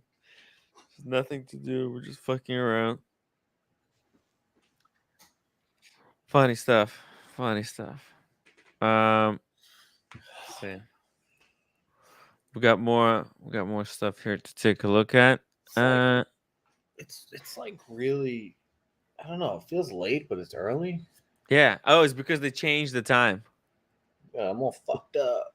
They pulled an hour back. We might wrap it up. I don't know. It's kind of a wrap it up. Wrap it up. Yeah. Let's wrap it up. Don't keep going. No? No. Wait, you might have a real banger come on in a few minutes. Who knows? A real banger? What does that even mean? I don't know. Real bang. We just had a real banger. Romain Gauthier that broke. You know what it is? You know what it is? Today's Hot Take Wednesday. Oh. So, you know, we need to get Amal Nair, $2 super chat. Buckley needs to buy your Maurice Grossman for $30,000 for a pardon. How about that? That's a great compromise. Buckley, what do you think? That's a terrible compromise because for a little bit more, I could buy the day date and get out of it anyway. Hey, it's a terrible idea. My Maurice Grossman is one of a kind. And it would look great in your collection of Rolexes. No, it's the last thing I would do. I'd rather go out. I'd rather be carried into the Watch Nicholas channel than buy that fucking thing. Diego says, why does Buckley need a pardon? What'd he do? Brody's gone. He's reloading. Oh, he's reloading. Hey, he's back.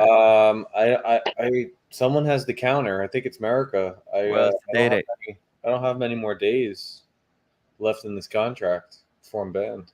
He has run out of days in the calendar. It's as simple as that. And now he's screwed. What is this Speedmaster? Fucking gross watch. Yeah. Oh, gross. Oh, another gross watch. Oh. Oh God. But 13,900. Oh, wow, it's a GMT. You never see those. No, it's not a GMT. It's not a GMT? Then what is that little GMT arrow? No, that's a date.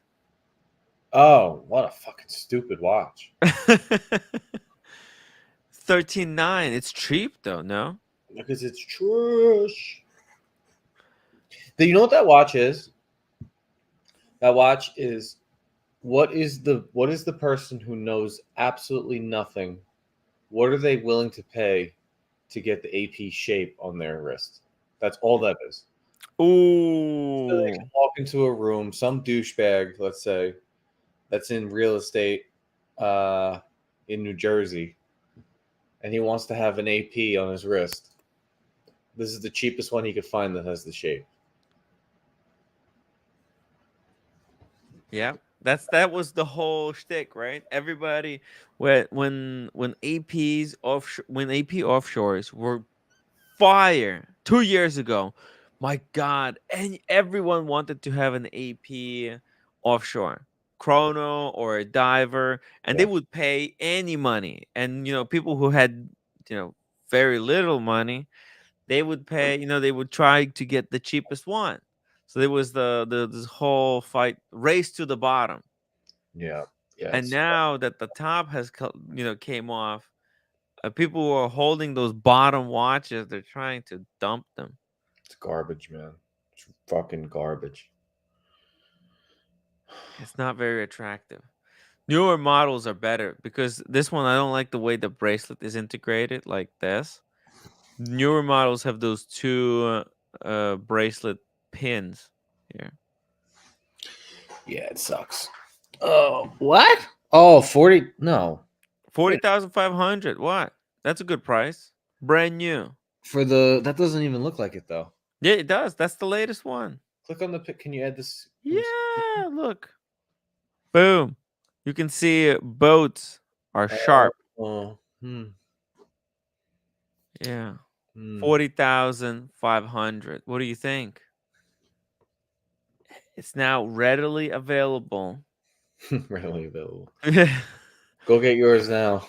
40,000. I feel like, listen, if you want this as your last watch ever, that's 40,000. It's not that bad. Yeah. I'm gonna pass. It's too expensive. How much would you pay for? Would you pay 30,000 for this one?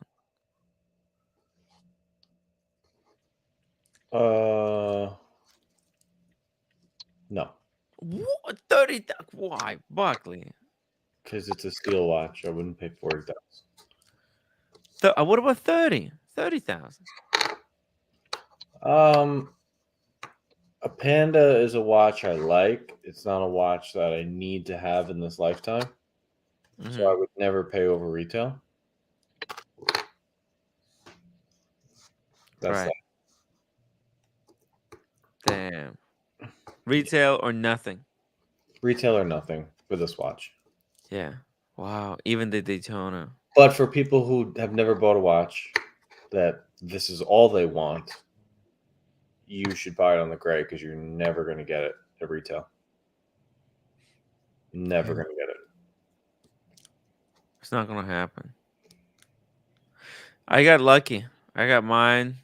You know, I should be happy and glad that I got some type of Daytona. Fucking hell. Yeah, you Brody, last of the last recipients.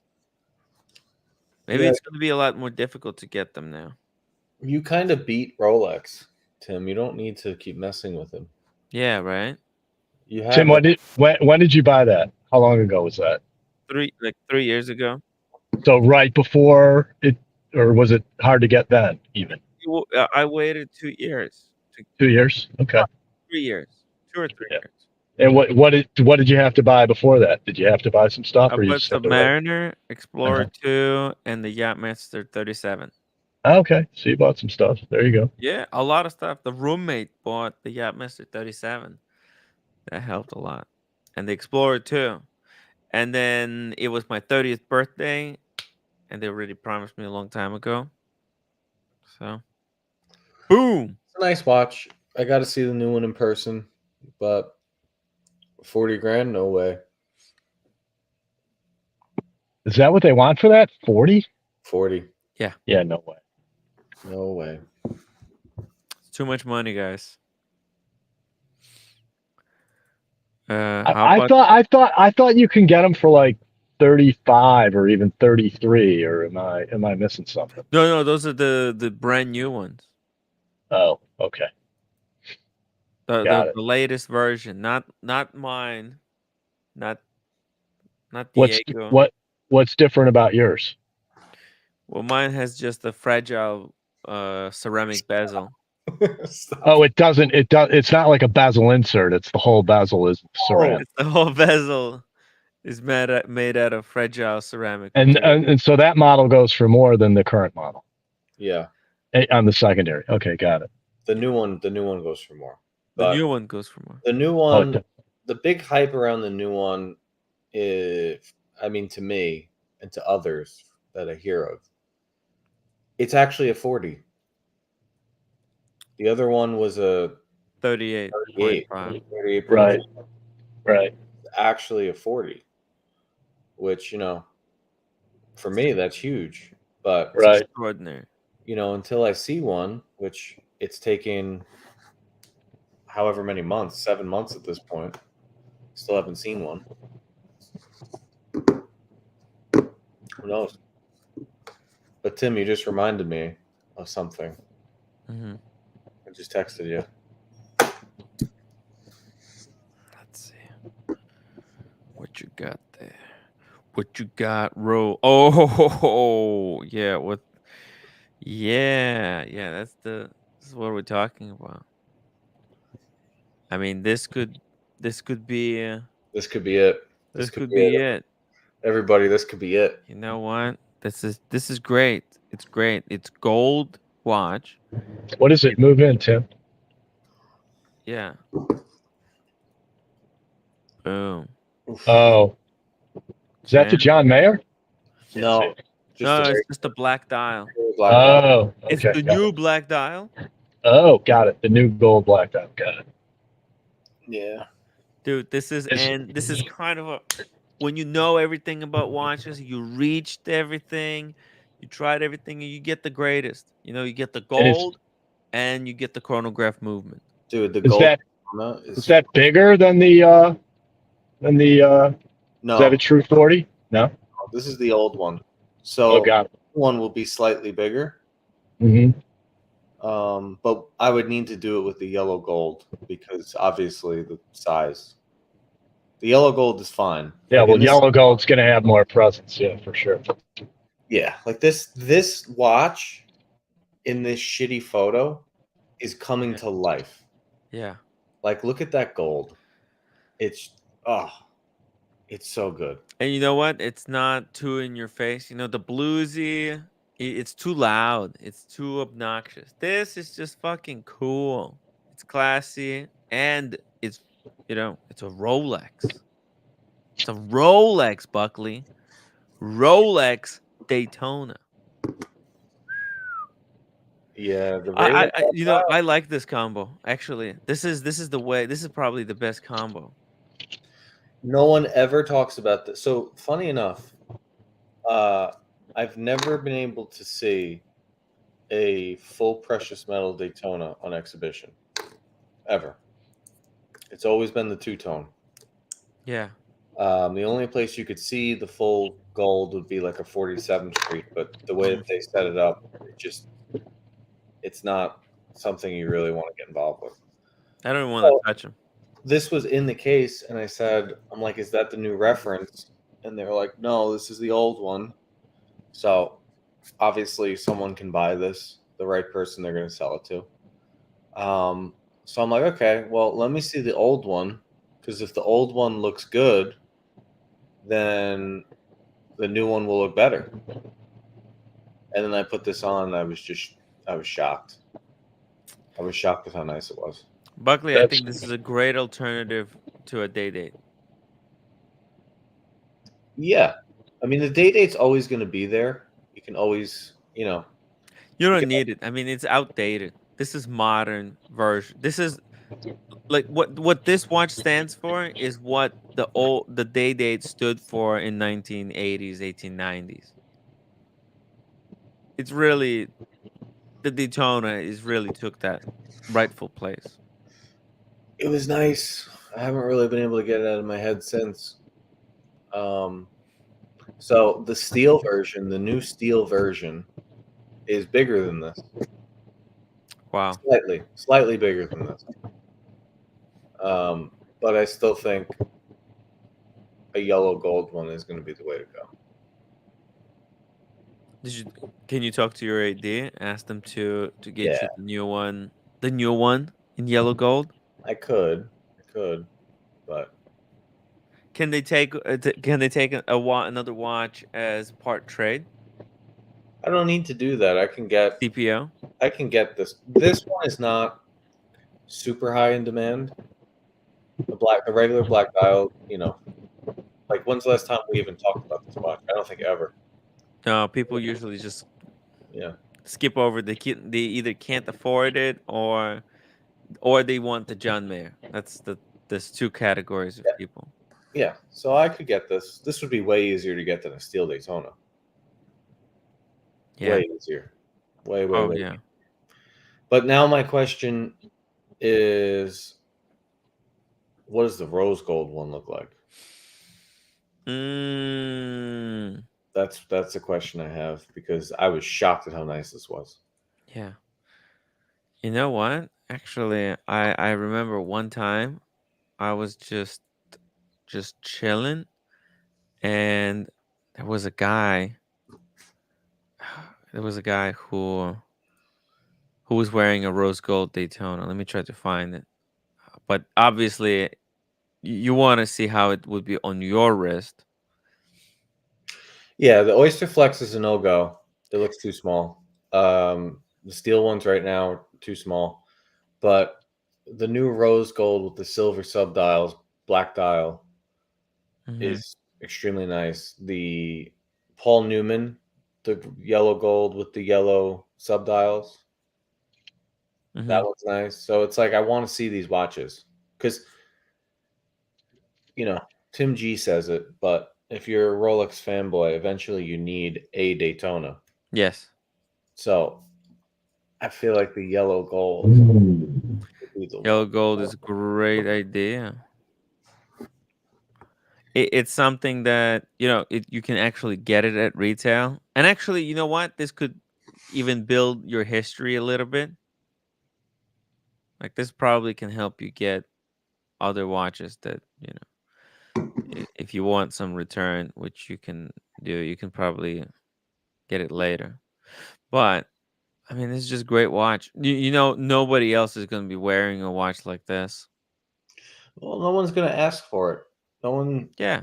No one really asked for this watch. Yeah, you're not going to run into. I mean, we were to so many different meetups. How many people had a Daytona in some kind of weird precious metal? No, never. But it isn't the issue. It's not, my experience, and I've talked about this before, isn't so much that there's high demand for it. You have to get lucky that it's in a batch of, Rolex delivery to your AD, and you happen to ask for it when it's there, right? Right. No, a little bit. No. There's a point where you can beat that. So if you have a regular essay and you're kind of shooting around, right? Right. When you get up to when you start talking with like the manager or the owner, they know exactly what they're getting. And when there's like this idea that Rolex just gets a box, your AD gets a box, and like whatever's in there, it's like, oh, mystery box. There's no business in the world that delivers a fucking mystery box of anything. Right. It's a crazy notion. So they know. The question is, like, are you dealing with the right person that will tell you? Because when I asked for my Pepsi, I wound up dealing with somebody different than I usually deal with. Right. He basically told me to the week that I would have it. Wow. And it was like, okay, that week I got it. Got it. So something like this, they're going to know how many of these they get and when they're coming. Right. And also, if it's not in high demand and you're the only one who gets in the air saying, hey, if this comes in, keep me in mind, they'll give you the call. Yeah. It's like they'll know it's coming in and they'll be like, it'll be here in 3 weeks. Let me know. Yeah. I mean, the overall problem with Rolex is there's just so many good ones that it's very hard.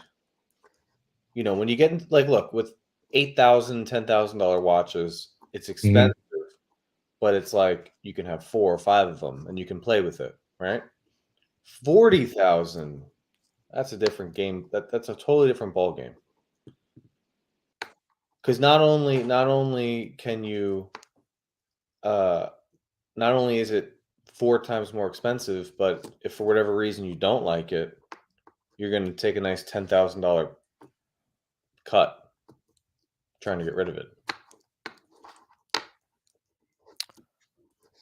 Hey, Timbo. George. George, Buckley, how you doing, buddy? 400 on black. Oh, spike me, Dad. Stupid Goldfinger. I still haven't forgiven him for that. How's everyone this evening? Good. Had a little interview with Gerald Charles. Yeah. It's good. It's an interesting brand. I think people should check it out. I was in between cases, and I was kind of listening to that interview. Nice job, Timbo. You're impressing me more and more. Thank you. Yeah. I think it's a good brand. I was surprised when I saw it. It's something different. Anyway. Have you ever tried one on by any chance? Yeah. Oh yeah. Okay. And What was your opinion of it? I really liked it. It's nice. It was a little. It's expensive. They're not cheap. They're like They're a lot. 15,000. Oh. Yeah. Oh. Even I think Buckley, you really liked it too, right?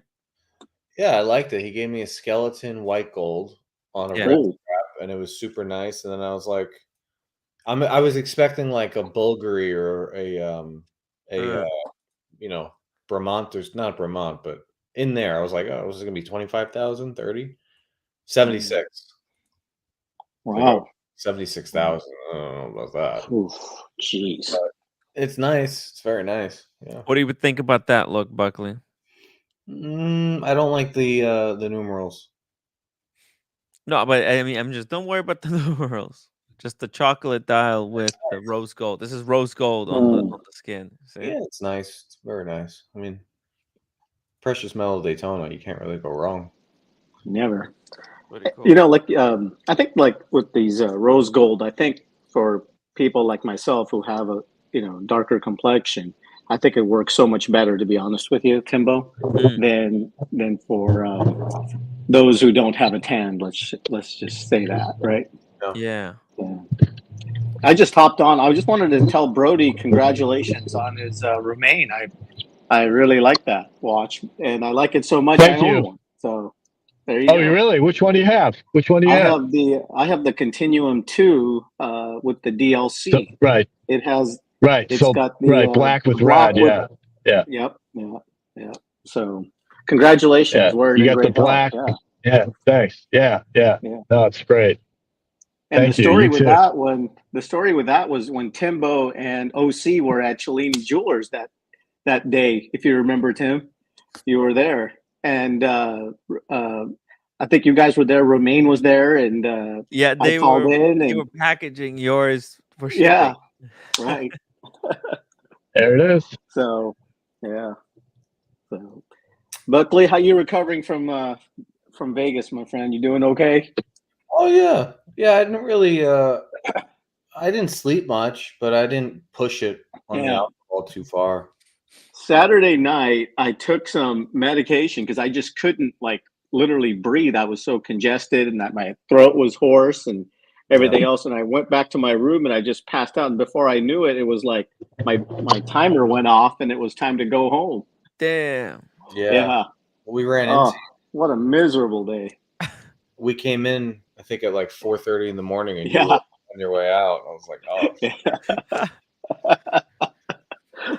You guys looked like you had a great time, and I wish I was a part of that one. I was just so my throat was gone. It was hoarse. I couldn't breathe. It was just a miserable experience the last day, Yeah. Because we tried to pack too much into every single day. We really should go there for 3 days. I think. Yeah, I think next time I come down there with you guys, I'm gonna come on a Thursday and just kind of chill Friday, Saturday. Relax, exactly. to recover from the flight. And I'm gonna take damn Monday off next time. Yeah, because I think that might be a good idea because I almost had to. Well, it kind of ruined my Saturday night because it's like, damn, I got to get up at like 9 a.m. And then work the very next day. So I was like, yeah.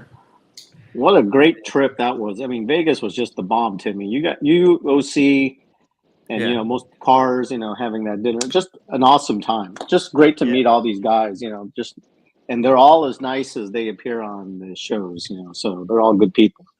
Yeah, I told you, George, you have to come. Yep. You have to make it. Yep. And I'm glad we convinced you to do it. Shout out to Air King Ben. I mean, he's the one, that keeps telling everyone, he's committed, and everybody else. I want to do a Miami one. That would be fun. I would love to do Miami too, especially in the winter. We should do a Miami in the winter for those of us who are in the cold climates, and then maybe like a Vegas or something in the Oh, summer or something. well, what about this? Let's do it during the Miami Antique Show, Oh, January 11th to Nah. 15. Let's go in April. Let's go in April April. or March. Let's do March. I'm just saying this is a great time because we can, Digital Watch Vault might be there. They might have a booth. Oh Well, boy. regardless, Tim, whether people go to this thing or not, I think we should still have one in like March or April when it's a little bit warmer. Mm-hmm. I would agree with that. We can go to the beach. We can fucking chill by the pool. It's. Yeah, I mean, I sure. know it's Go warm, times. but Listen, guys, I'm down for everything. I'm just Dude, saying. you know who called me? So Mathis called me today, and out of nowhere he called me, and he's like, "You gotta come to Florida, bro." he's like, bro, you're wasting your time living in that cold ass parking lot. He's like, you're not built for that shit. Come down to Florida, man. I was like, you're right, dude. He's right. He's right, though. Holy He's absolutely right. Dude, Buckley, if you were living in Miami or Fort Lauderdale, you'd be tearing it up. I'd be so much happier. Oh. Wow. I probably should move there down as well. Well, look, it's a science, right? Yeah. The sun coming in on you all the time like that, it's just better. It's better for people to live in the sun. Yeah. Than it is for us to be shacked up for 7 months in dark, cloudy, cold. In who has the most suicide in the US? Alaska. Per capita. Alaska, really? It's Alaska and then it's Seattle. Jesus. They have the most suicide out of everybody. By the way, you know why? There's another reason that I really like Florida, because I can identify with their governor, whatever DeSantis, because him and me, we both wear boosters. We both have boosters in our shoes. dude, this is so bad. This is so bad. It's ridiculous. But I feel his pain, as someone who's not as tall as he claims to be. I feel his pain. Hey, OC. Hey, What's up? OC. What's up, George, Tim, team? Hey, how you doing? Diego Buckley. You wearing a Kiss shirt? Yes, of course. I have them. Good. By the way, I saw something and I thought of you and I thought of a few other people. And I thought I would share my screen real quick. And I don't want to dox myself, but fuck, I'll do it anyway. Can you guys see this? What is that? Mm-hmm. This is an auction. This is an auction on Grailsy. No, I don't endorse this Going website, down. but it's ending in 20 seconds. Current bid 510. 28,000. Black dial. Black dial 15,510. It's below retail. It's below retail. That's below retail. Yo, we got legend in the chat. Mathis, $2 super chat. Not the last week of March for Miami. Trust me. Are you going to place a bid, OC? Malarkey. No. I just did it for you guys. Did it sell for 28? It's about to. That's in. It's over. It's done. 28,000. We're all gonna get calls for Royal Oaks next Damn. year. We're just gonna be like, nah. Go fuck yourself. It's done.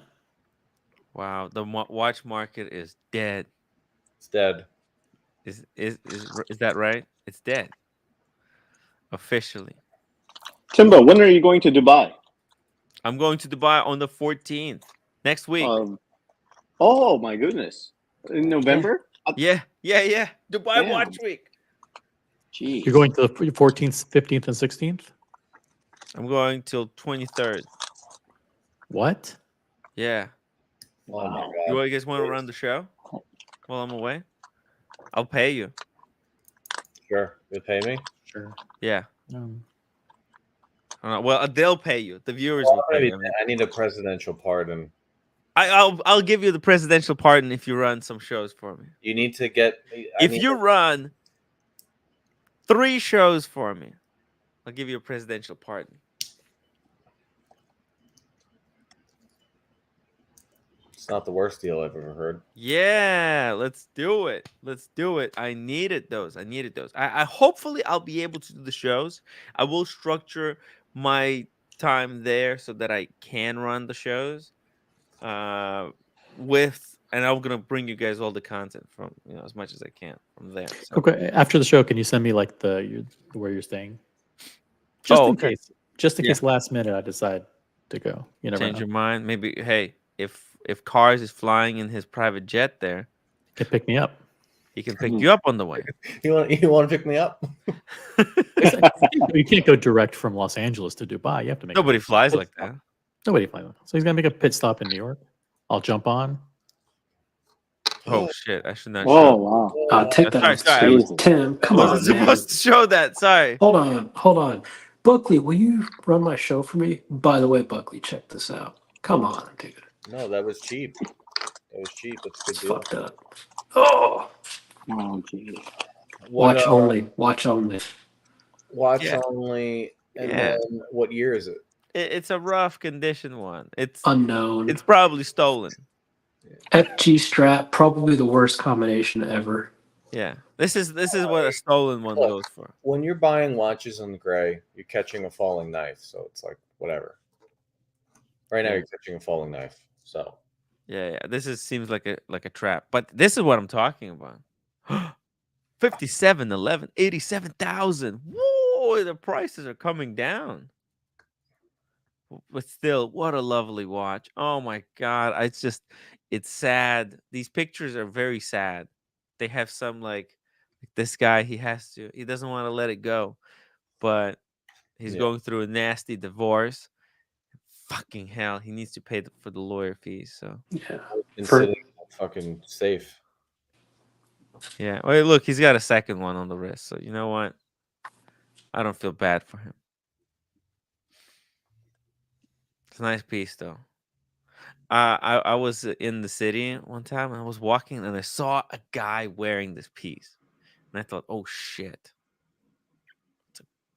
It was cool because, it was somewhat, it was someone who was put together, not like just some random people. You know what I mean, Diego? Sometimes you see a watch on somebody and you go, "Ew." Well, you either go ew or you go, he's probably a backpack dealer. You know?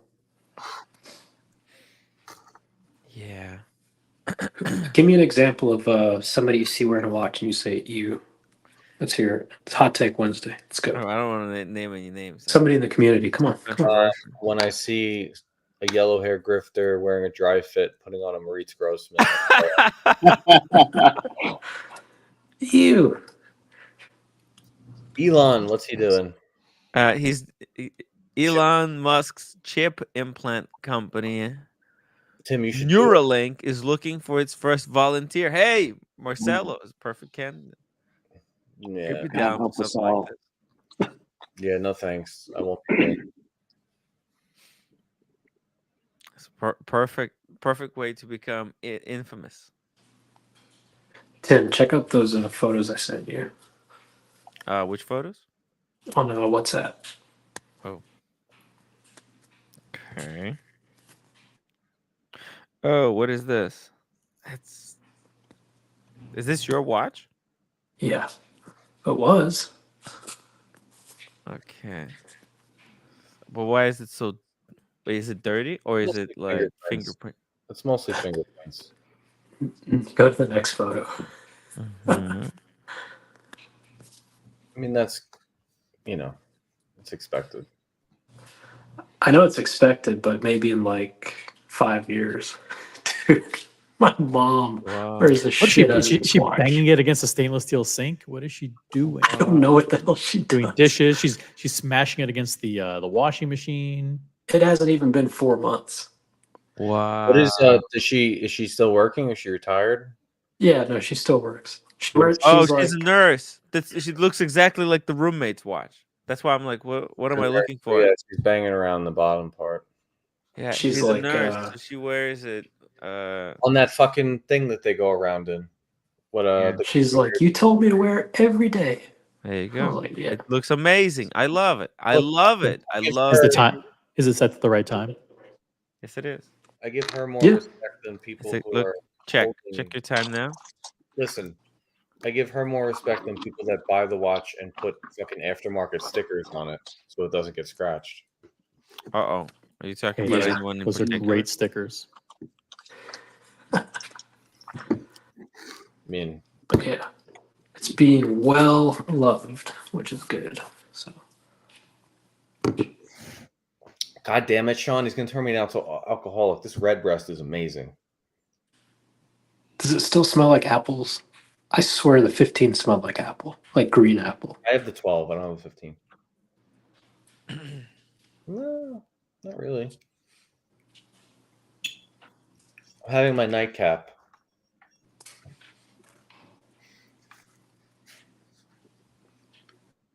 Tim, what are you doing? You farting? You're making a weird face. No. I'm just looking at some stuff. This watch is fucked up. I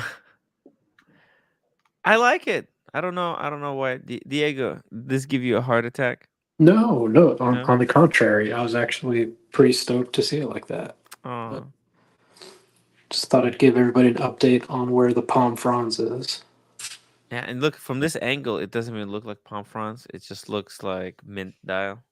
Yeah. It's a cool watch. It really is. I saw one first not too long ago. It looks great. I like it. That's what it's supposed to be, though. You're supposed to beat them up. But these watches are made for enjoying, not for investing. Well, this is fucking horrendous. What is this? Diver? Yeah. Well, okay.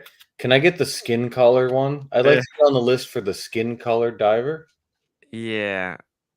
Oh, it's kind of gross. It's really gross. Mm. I haven't seen one like this. Is this a new release or is this like No, older it's version?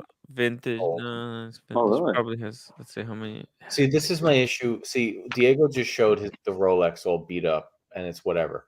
Mm. AP has the issue with the bezel with those deep scratches. Yeah, there's bezels. You have to get the ceramic ones. It's every AP owner that wears the Royal Oak regularly. I always see those deep scratches, and It's made of butter. Yeah, it's not great. Dude, call me crazy, but I think this will look pretty good on someone with dark skin. Crazy. Well, these are collapsing. Current my price 12,000. 60%. Oh, what? 12,000 for the freak. Damn. What? I said freak. I'll offer 7,000. And that's not. No, this is not the freak. This is the Freak X, Timbo. What? Yeah. And this That's is even better. Yeah. Nicer color combo. And blue. That's it's beyond belief. It's ridiculous. 12,000. That's actually a good deal for a It's 60, UN. like what? 60% off, right? Yeah, it's like 28.30, something like that, right? Yeah. This is cool watch. I would go for something like this over some boring watch that we've seen a million times. And these are reliable. It's just a two-hander, a three-hander, whatever. Just the Daytona. Oh, these black dial with diamonds, 51,000. Oh, no box, no tag. Yeah, it's expensive. That's expensive. 51.7. That's the white gold with diamonds. Is this the new one? October 23. Yes, that's the new one. Those square diamonds are so bad. Terrible. Yeah, the square diamonds ruin it. Terrible. I don't know why they do that. Well, yeah, the thing is, they're not square. They're round diamonds in a square housing. So it looks fucking terrible. Always. Just, Other You know, than that, it's one of my favorite new Daytonas is the they call it the Baby Le Mans. It's like this, but without the diamonds on Oysterflex. I think that one's really sick.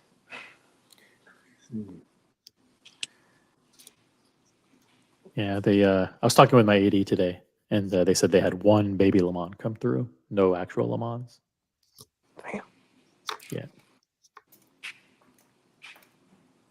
I said, she described it. I said, oh, it's the baby Le Mans. She's, oh, that's the name of it? I said, yeah. You're like, pretend like I didn't say that. By the way, that Le Mans was it Pooley? That was the guy, right? That he unboxed on your stream. That was unreal, Timbo. Good job. Good get. Yeah. Good job, Tim. Yeah. Good get. Good. It was a good catch by everybody. You know, dropping the link, putting it in the community, right, and then letting me know that I just randomly saw it in the WhatsApp group. I'm like, oh shit, okay. Let me go The check credit actually goes to No Endless Time, one of our viewers in Oh, Germany. nice. Yeah. Yeah, he messaged us, and we got on the case. Yeah. That was a really good episode, Tim. That was one of your better ones. Yeah. Oh yeah. Yeah, none of them are real good lately. So it's good. Yeah, it's just this whole Paul Thorpe thing is Well, really I picking enjoyed up. the digital watch vault. That was good. That was a good takedown of a scam. Yeah, I mean, it's all going to blow up eventually, Yeah. and I'm predicting it, and I'm predicting the fact that it's going to be blamed on me. They're gonna say, "Oh, it's that yellow-haired grifter. He was the straw that broke the camel's back. He was the one who lit the fire." Well, I didn't set the fire. I need to play that song. You and O'Sheen, you take the Yeah. blame. Yeah. Or they'll probably blame Machine. Well, no, the privacy and policy manual did them in That was pretty well. Yeah, when I saw that, I was like, oh yeah, yeah. that's it. That Yeah. was And when they offered a guarantee on their website that they would unilaterally end global watch crime, that was another nail in the coffin. Right. For them to make such a blanket promise like that. Violent street watch crime. Yeah. Yeah, no, it will never do They promised all crime would come to an end, and it's a bold statement. Yeah, it's too much. It's too much of overpromise. Listen, this show overpromise, underdeliver. Yeah. We underpromise, overdeliver. But we don't promise anything, so it's we set the absolute lowest bar possible, and that way we barely achieve it. Yeah, well, you know what? But we're not responsible to anyone. We have you're our bosses, not they. Yeah. You know what would be funny if there really was a trial and they brought up that Andy Binns video. Like, you're under oath. Who made this? Under oath. Why was he guarding it? And what formal jujitsu training did he have? Yeah. But Malnir says, Tim Wright, at your defamation trial, you should sing, "We didn't start the fire. It was always burning." I typed that in the chat the other day to Tim. I'm like, we didn't. I said, oh, never mind. I better not repeat what we said. I'm saying.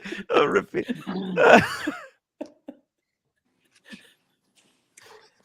It's silly stuff. It's silly stuff. ridiculous, but true. Silly. But I true. think they're trolling us. I think Paul Thorpe and the whole Patsy, they're trolling us. They're making this. They're doing this stuff just to fuck with me and see like. How long is Tim going to think that we're for real? I think it's just a big prank on me. You're watchful. This is publicity for the London Watch Show. This is designed to drive traffic to the London Watch Show, whenever that is. Hello, watch people. Man, it's funny. Wow. What else we got on Moda? Do you guys have accounts on Grailsy? I mean, I haven't checked in a long time, but it's kind of interesting how stuff doesn't sell there because it doesn't meet the minimums that people put on. Minimums that people put. Yeah, and the fact that that people aren't willing to come down. Bid. No, that people aren't willing to bid high enough to meet the minimums means that people don't want these watches. They don't want to overpay. And so some of the offers, anything the consumer have become very selective about which watches Extremely they put their selective. money behind. How does Grailsy work? I've never heard of it. Is it secure? Like, Yeah, it's is it like Should we eBay? should we read their privacy policy? Yeah, let's read their No, but privacy like, policy. I think is it's it just you list the watch on the site and you you set the minimum price that you're willing to accept if you want to reserve, and then it goes to an auction, and then when and then they have like escrow service, I think. So it sells, it goes to authentication and escrow, and then your watch gets shipped to the buyer, and you get the money, and then you pay 5% commission. Luchabetic Mark, wow, $10 super chat. 4 guys at the Tudor event were obsessed with my Zenith. I was forced to return the compliments back to them, meaning the words "I love your Grand Seiko" were forced out of my mouth 3 times. I feel dirty. Oh, Yeah, man. don't you feel like you want to wash your mouth with soap now? Who wins the flex war between that Zenith Defy Skyline and a random Grand Seiko? Oh, Zenith. Skyline. Zenith. Yeah. Actually, let me see. Unless it's that stupid Aaron Rodgers green one, then it always loses everything. But by the way, Mark, what was your favorite watch? What was your favorite Tudor? He looked at some Tudors. He tried on the 41. Oh, by the way, if anybody is looking for a blue titanium Pelagos, got a Blue great titanium Yeah. Pelagos. Contact any AD in the world because they have them. But if you want it for if you want it for 35% below retail. Oh, there we go. I like that one. I like the new black one. The new FXD. I think it's a repeat. It is a repeat, but I like it. Yeah. Timbo, have a great stream. Buckley, OC. Have a good one. Diego, Hey, Brody, see you, have a good George. evening. As always great to see you guys. And I'm looking forward to Vegas again and maybe even Miami. Hell yeah. Let's do Miami. do it. Let's do this antique show. Everyone thinks that it's going to be lame, but George, I promise it's going to be cool in a cringe type of way. I don't think it'd be lame, Tim. I just don't want to blow my load in January in Miami. Hey, when it's going to be warmer Family show. later on in the year. January is pretty warm. It's gonna I've been there in January. It's like mid-70s. It's amazing over there. I was there in January. I'll consider it. With Red Shovel, with Daniel Katz. We had great fun. So is Mark telling us that this guy's pairing his Ferrari with a Tudor? Yes. I don't know if I believe He's double it. fisting. Look at that red Ferrari. How sexy is that, huh? Yeah. Man. You know the thing about Ferraris? I don't know if that's a 2023 or if that's like a 1999. Oh, no idea. Oh, I think it's I think it's like 2010s. George Vargas, $20 super chat. Thank you so much. This is for all the punters in the chat. Great stream. As always, Timbo. Thank you, George. Make sure to check out Gerald Charles at your nearest authorized dealer. They're a pretty cool brand. You have to see it on the wrist because it's different. It's different enough that it warrants a look.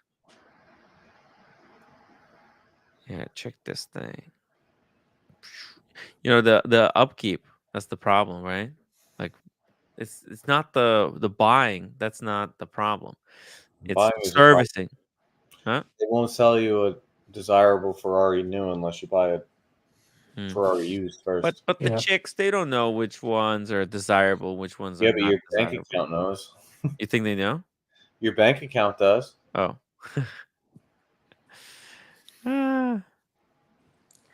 Captain Obvious over here. You just don't know Ferrari, Diego. Yeah, no shit. That's why I said I don't know what year it is. Would you guys rather have a Ferrari or like a Porsche of your choosing? Porsche. I'll take a Corvette. Ooh. Oh, I how think I'm American, taking. yeah. I'm going Porsche. I'll take a new Corvette. It's just easier to drive, and you could eat your French fries in it and not feel bad. It's got cup holders. What color would you go for, OC? Probably that like that metallic maroon color, like red, but not fire engine red, like the burgundy red. Nice. I like the new Porsches. Yeah, Porsches are sick.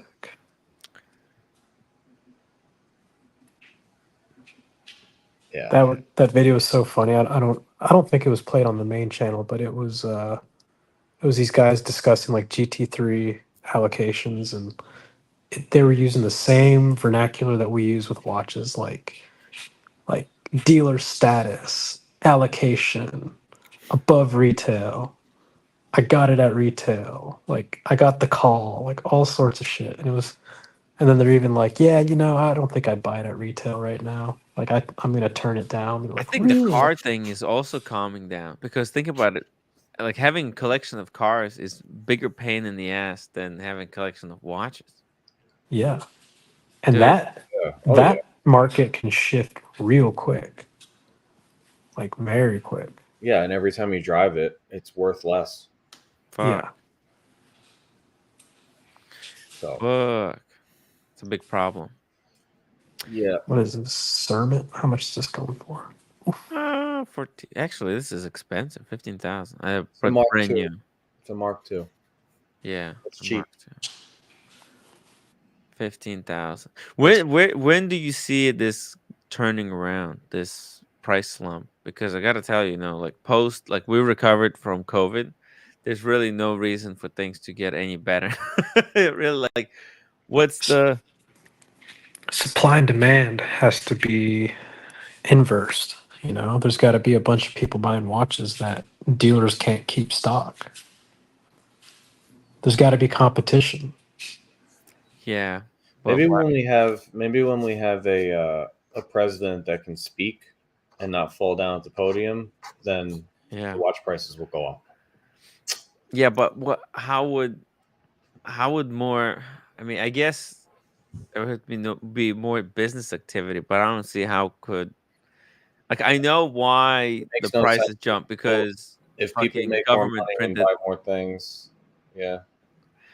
But because I see what could be done? What could any president do? To make this the is next not a good. economic This is not a explosion. good. This is not a good platform to talk Yeah. about this. Obviously, It is Wednesday. Nor are we. It's a hot take equipped, Wednesday.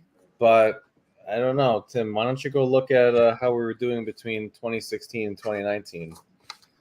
You'll find it was pretty good. 2016, 2019. Yeah.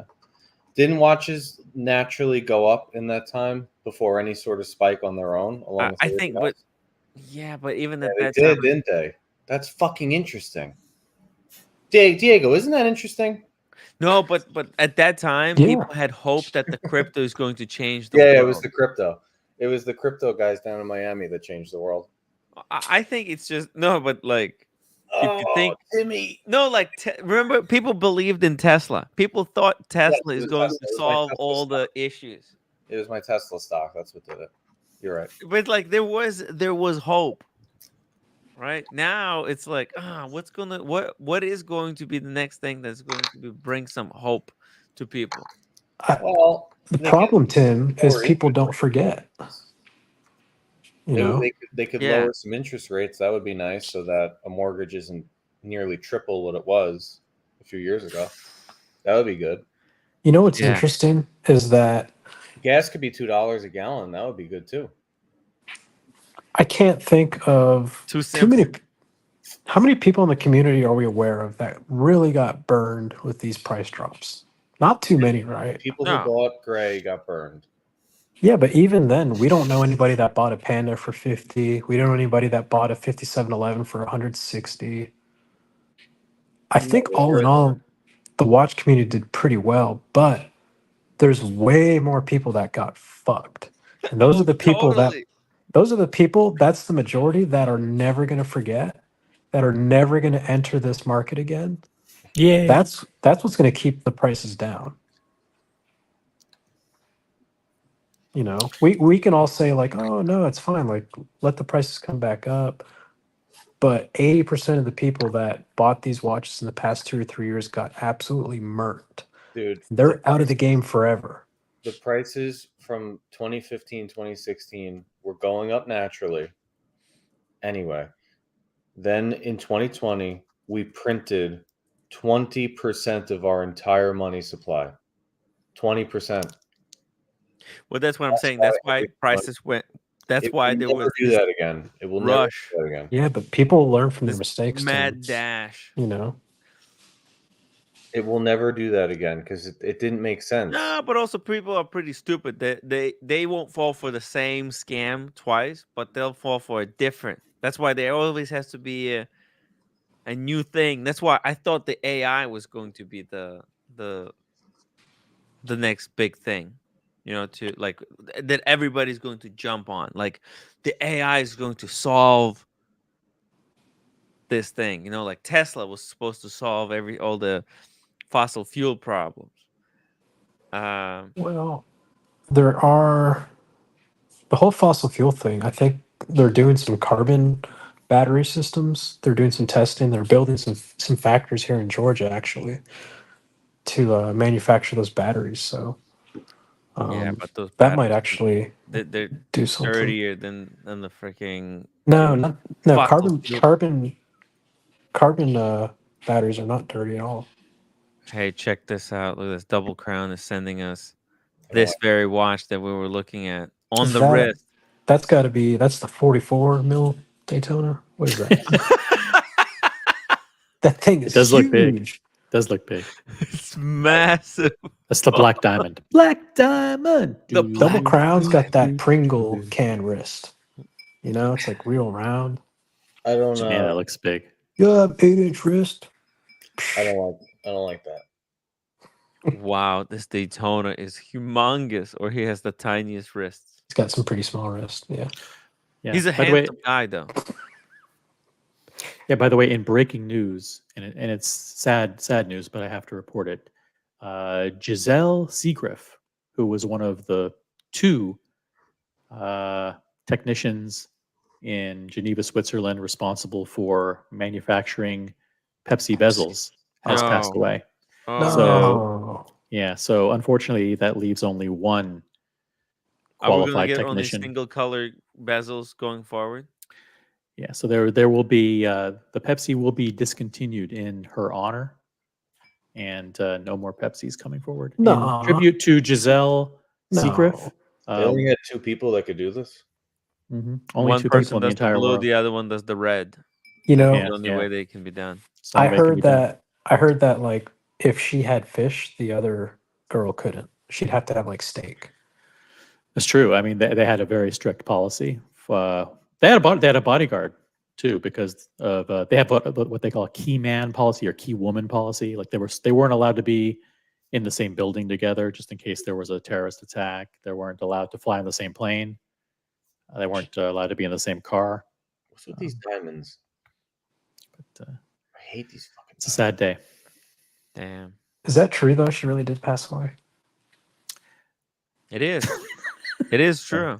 It is true, and the Pepsi will be discontinued in her honor. Let me just play.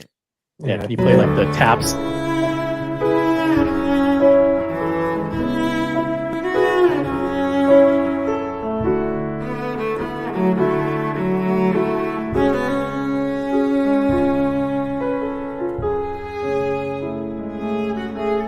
This is my favorite one. You guys are hilarious. Hilarious. Hey, Double Crown. Tim, we gotta spray one out for the homies. Ready? Is California Dream. It's a Louis Vuitton. Spray for the homies. Louis Vuitton fragrance.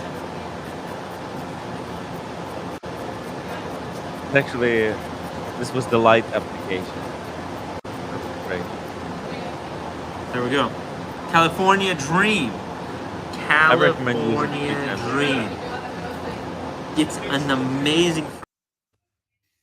By the way, do you guys remember this? Through now, apparently over on Tim's show, Tim, Usheen, and Red Shovel are giving me the hammering of a lifetime.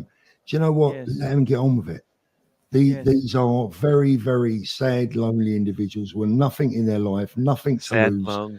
I want to know Nothing one to question, lose? Paul. For any one of them, I challenge all three of those people, Tim, Red Shovel, and Usheen, and I challenge anyone that's To a watching boxing this match. now that prefers them over me. What's all Tell the me physical what I have done to them, other than show them kindness and friendship. If they can tell me, I'll hold my hands up to it. I have never put a foot wrong or said a bad thing about any of them unnecessarily. Unnecessarily? What? Got This a was point, Tim. unnecessary. He's kind of got a point. Hey, That would be I wasn't, news to me if I wasn't included in that group, so What the job we I did was agree. Melville. It was a 75 Marcus drive. So I'm not, because I don't have anything. You know what I mean? I'm a little confused. The hell's going on? Because hold on. Yeah, outdoor lighting. He never gave us the signed proposal for Tony Melville. No, we got to mute Buckley. What are you doing? All right. So I'll have to figure this out. Yeah, it's fiction because you never. Mute him. He's I talking. did. Shit. I think. Let's just throw him in the his back. phone call is going through, like he's on the phone with someone. Someone called him, and I think we can literally hear him. But good thing that he didn't say anything. Docs. What feels like I took care of him. He's under the bridge. No I one's took gonna care find of him. him. I know, right? I No one's told ever you gonna find when we him. issued the RFP, grease the guy with 3 G's. Look, don't worry about it. I took his day. I fucking threw it in the river. Ain't nobody gonna find it. Listen, we promised them LED bulbs. We're gonna give them fucking incandescent, okay? We got a They whole don't know the fucking warehouse of difference. those old fucking bulbs. No one's gonna fucking be the wiser. And check this out. I got a guy at the power company. Right? He's tipping me off two points. You fucking enjoying yourselves? Don't worry about it. We're gonna give I them. got it all We're gonna give figured them out. 2 warehouses with the old bulbs. Trust me, they won't fucking know a thing. Dude, all day today, I must have gotten 50 phone calls today. 50 fucking phone calls. It was going through the StreamYard. We could hear it on the air.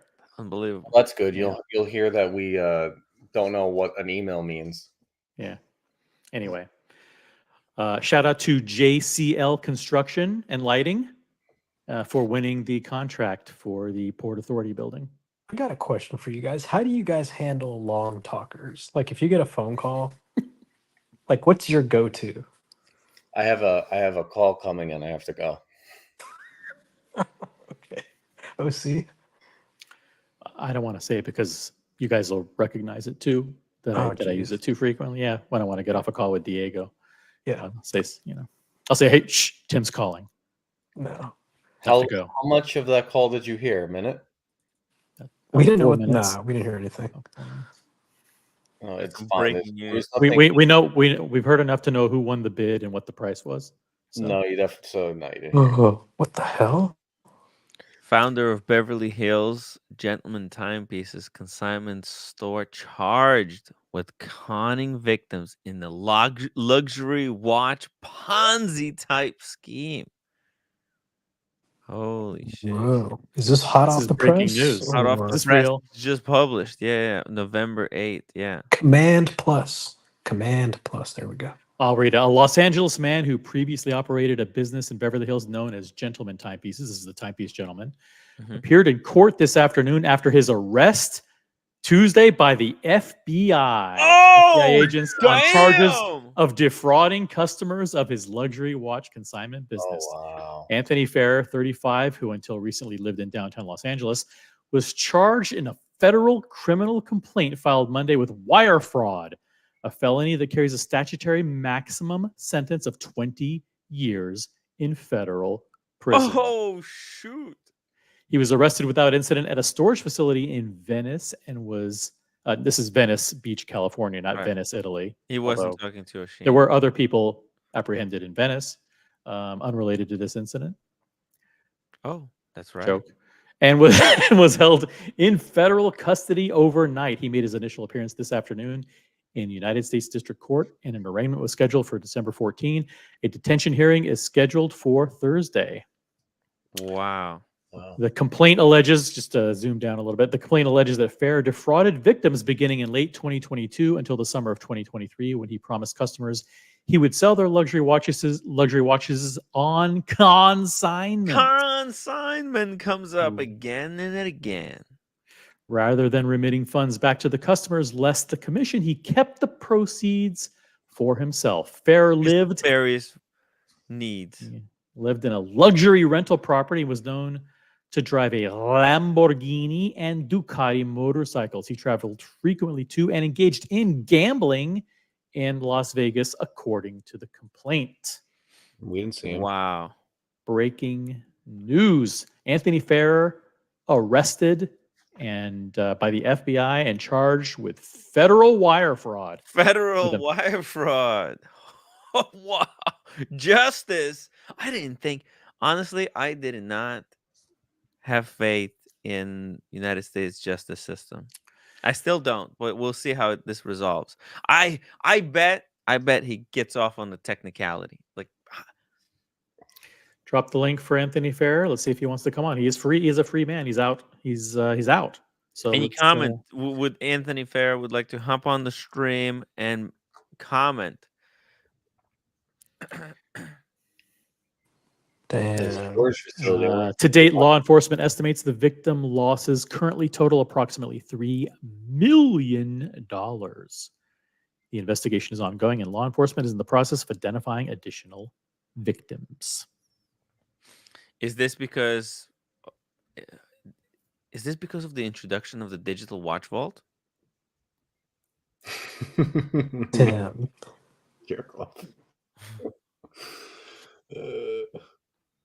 Exactly. You know, while Paul was busy creating his next venture, the FBI, the men and women in blue, fucking took down this guy. Can we have the link? The link is available from mynewsla.com. And if you do a search for Anthony Fair on Google, put the link in the chat. Yeah, put the link in the chat. Okay. He's going to prison. 20 up to 20 years, man. How much do you think he's going to go for? Out of the 20 years, 5 years in prison.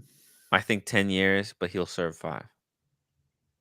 It's a So white I got collar a question. crime. I got a question. And listen, I'm opening up a can here, but I'm slamming it shut immediately. You ready? Yeah. When he's being sat down by the FBI and they start saying, you know, we could take it from 20 down to 5. You just got to give us who else is in on this. Whose names and what are they going to find? Whose names and what are they going to find, Tim? That's a different story. I mean, this could have opened a hornet's nest. Gonna be interesting.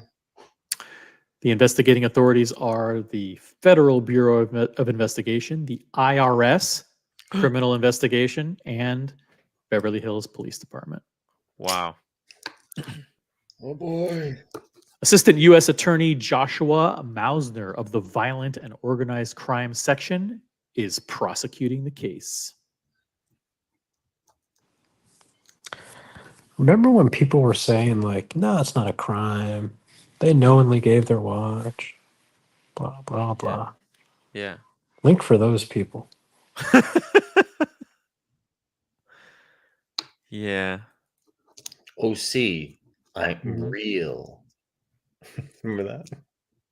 Tim. Yeah. I'm real. This is what happens when somebody spends too much time online. Anthony, he was so delusional. So was his demons losing 400 on black at the roulette table? I don't fucking know, but it's not normal. It's like we spend too much time online, guys. After a while, people believe, like, dude, he believed he was some kind of celebrity. I mean, it's fine to role play it, but like to actually believe it, dude.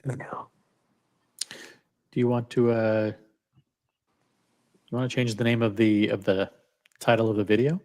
No, we'll do this. We'll can do do an after tomorrow's show? show about this. Let's just end Tomorrow it, show. and tomorrow we'll talk about this and other topics. This is amazing. Breaking news. Anthony Farrer arrested by the FBI. There's no boring day in the watch community. You go from one thief or a crook to another. When one gets busted, the other one rises to take his place. Who's gonna be the next crook? Guys, you have to watch this show. You know, the situations, the shifts I think Tim happen thinks so music's playing. quickly. If you blink, you might miss it. There's no So music, Tim. the people who are crooks today are good people tomorrow. Good people today are crooks the next day. And how many crooks will be uncovered during the How many crooks? ongoing investigation? Man, We all know who Anthony's associates were. I'm just glad to be on duty, guys. A lot of moving back and forth. Consignment, right? Consignment. Consignment. Think about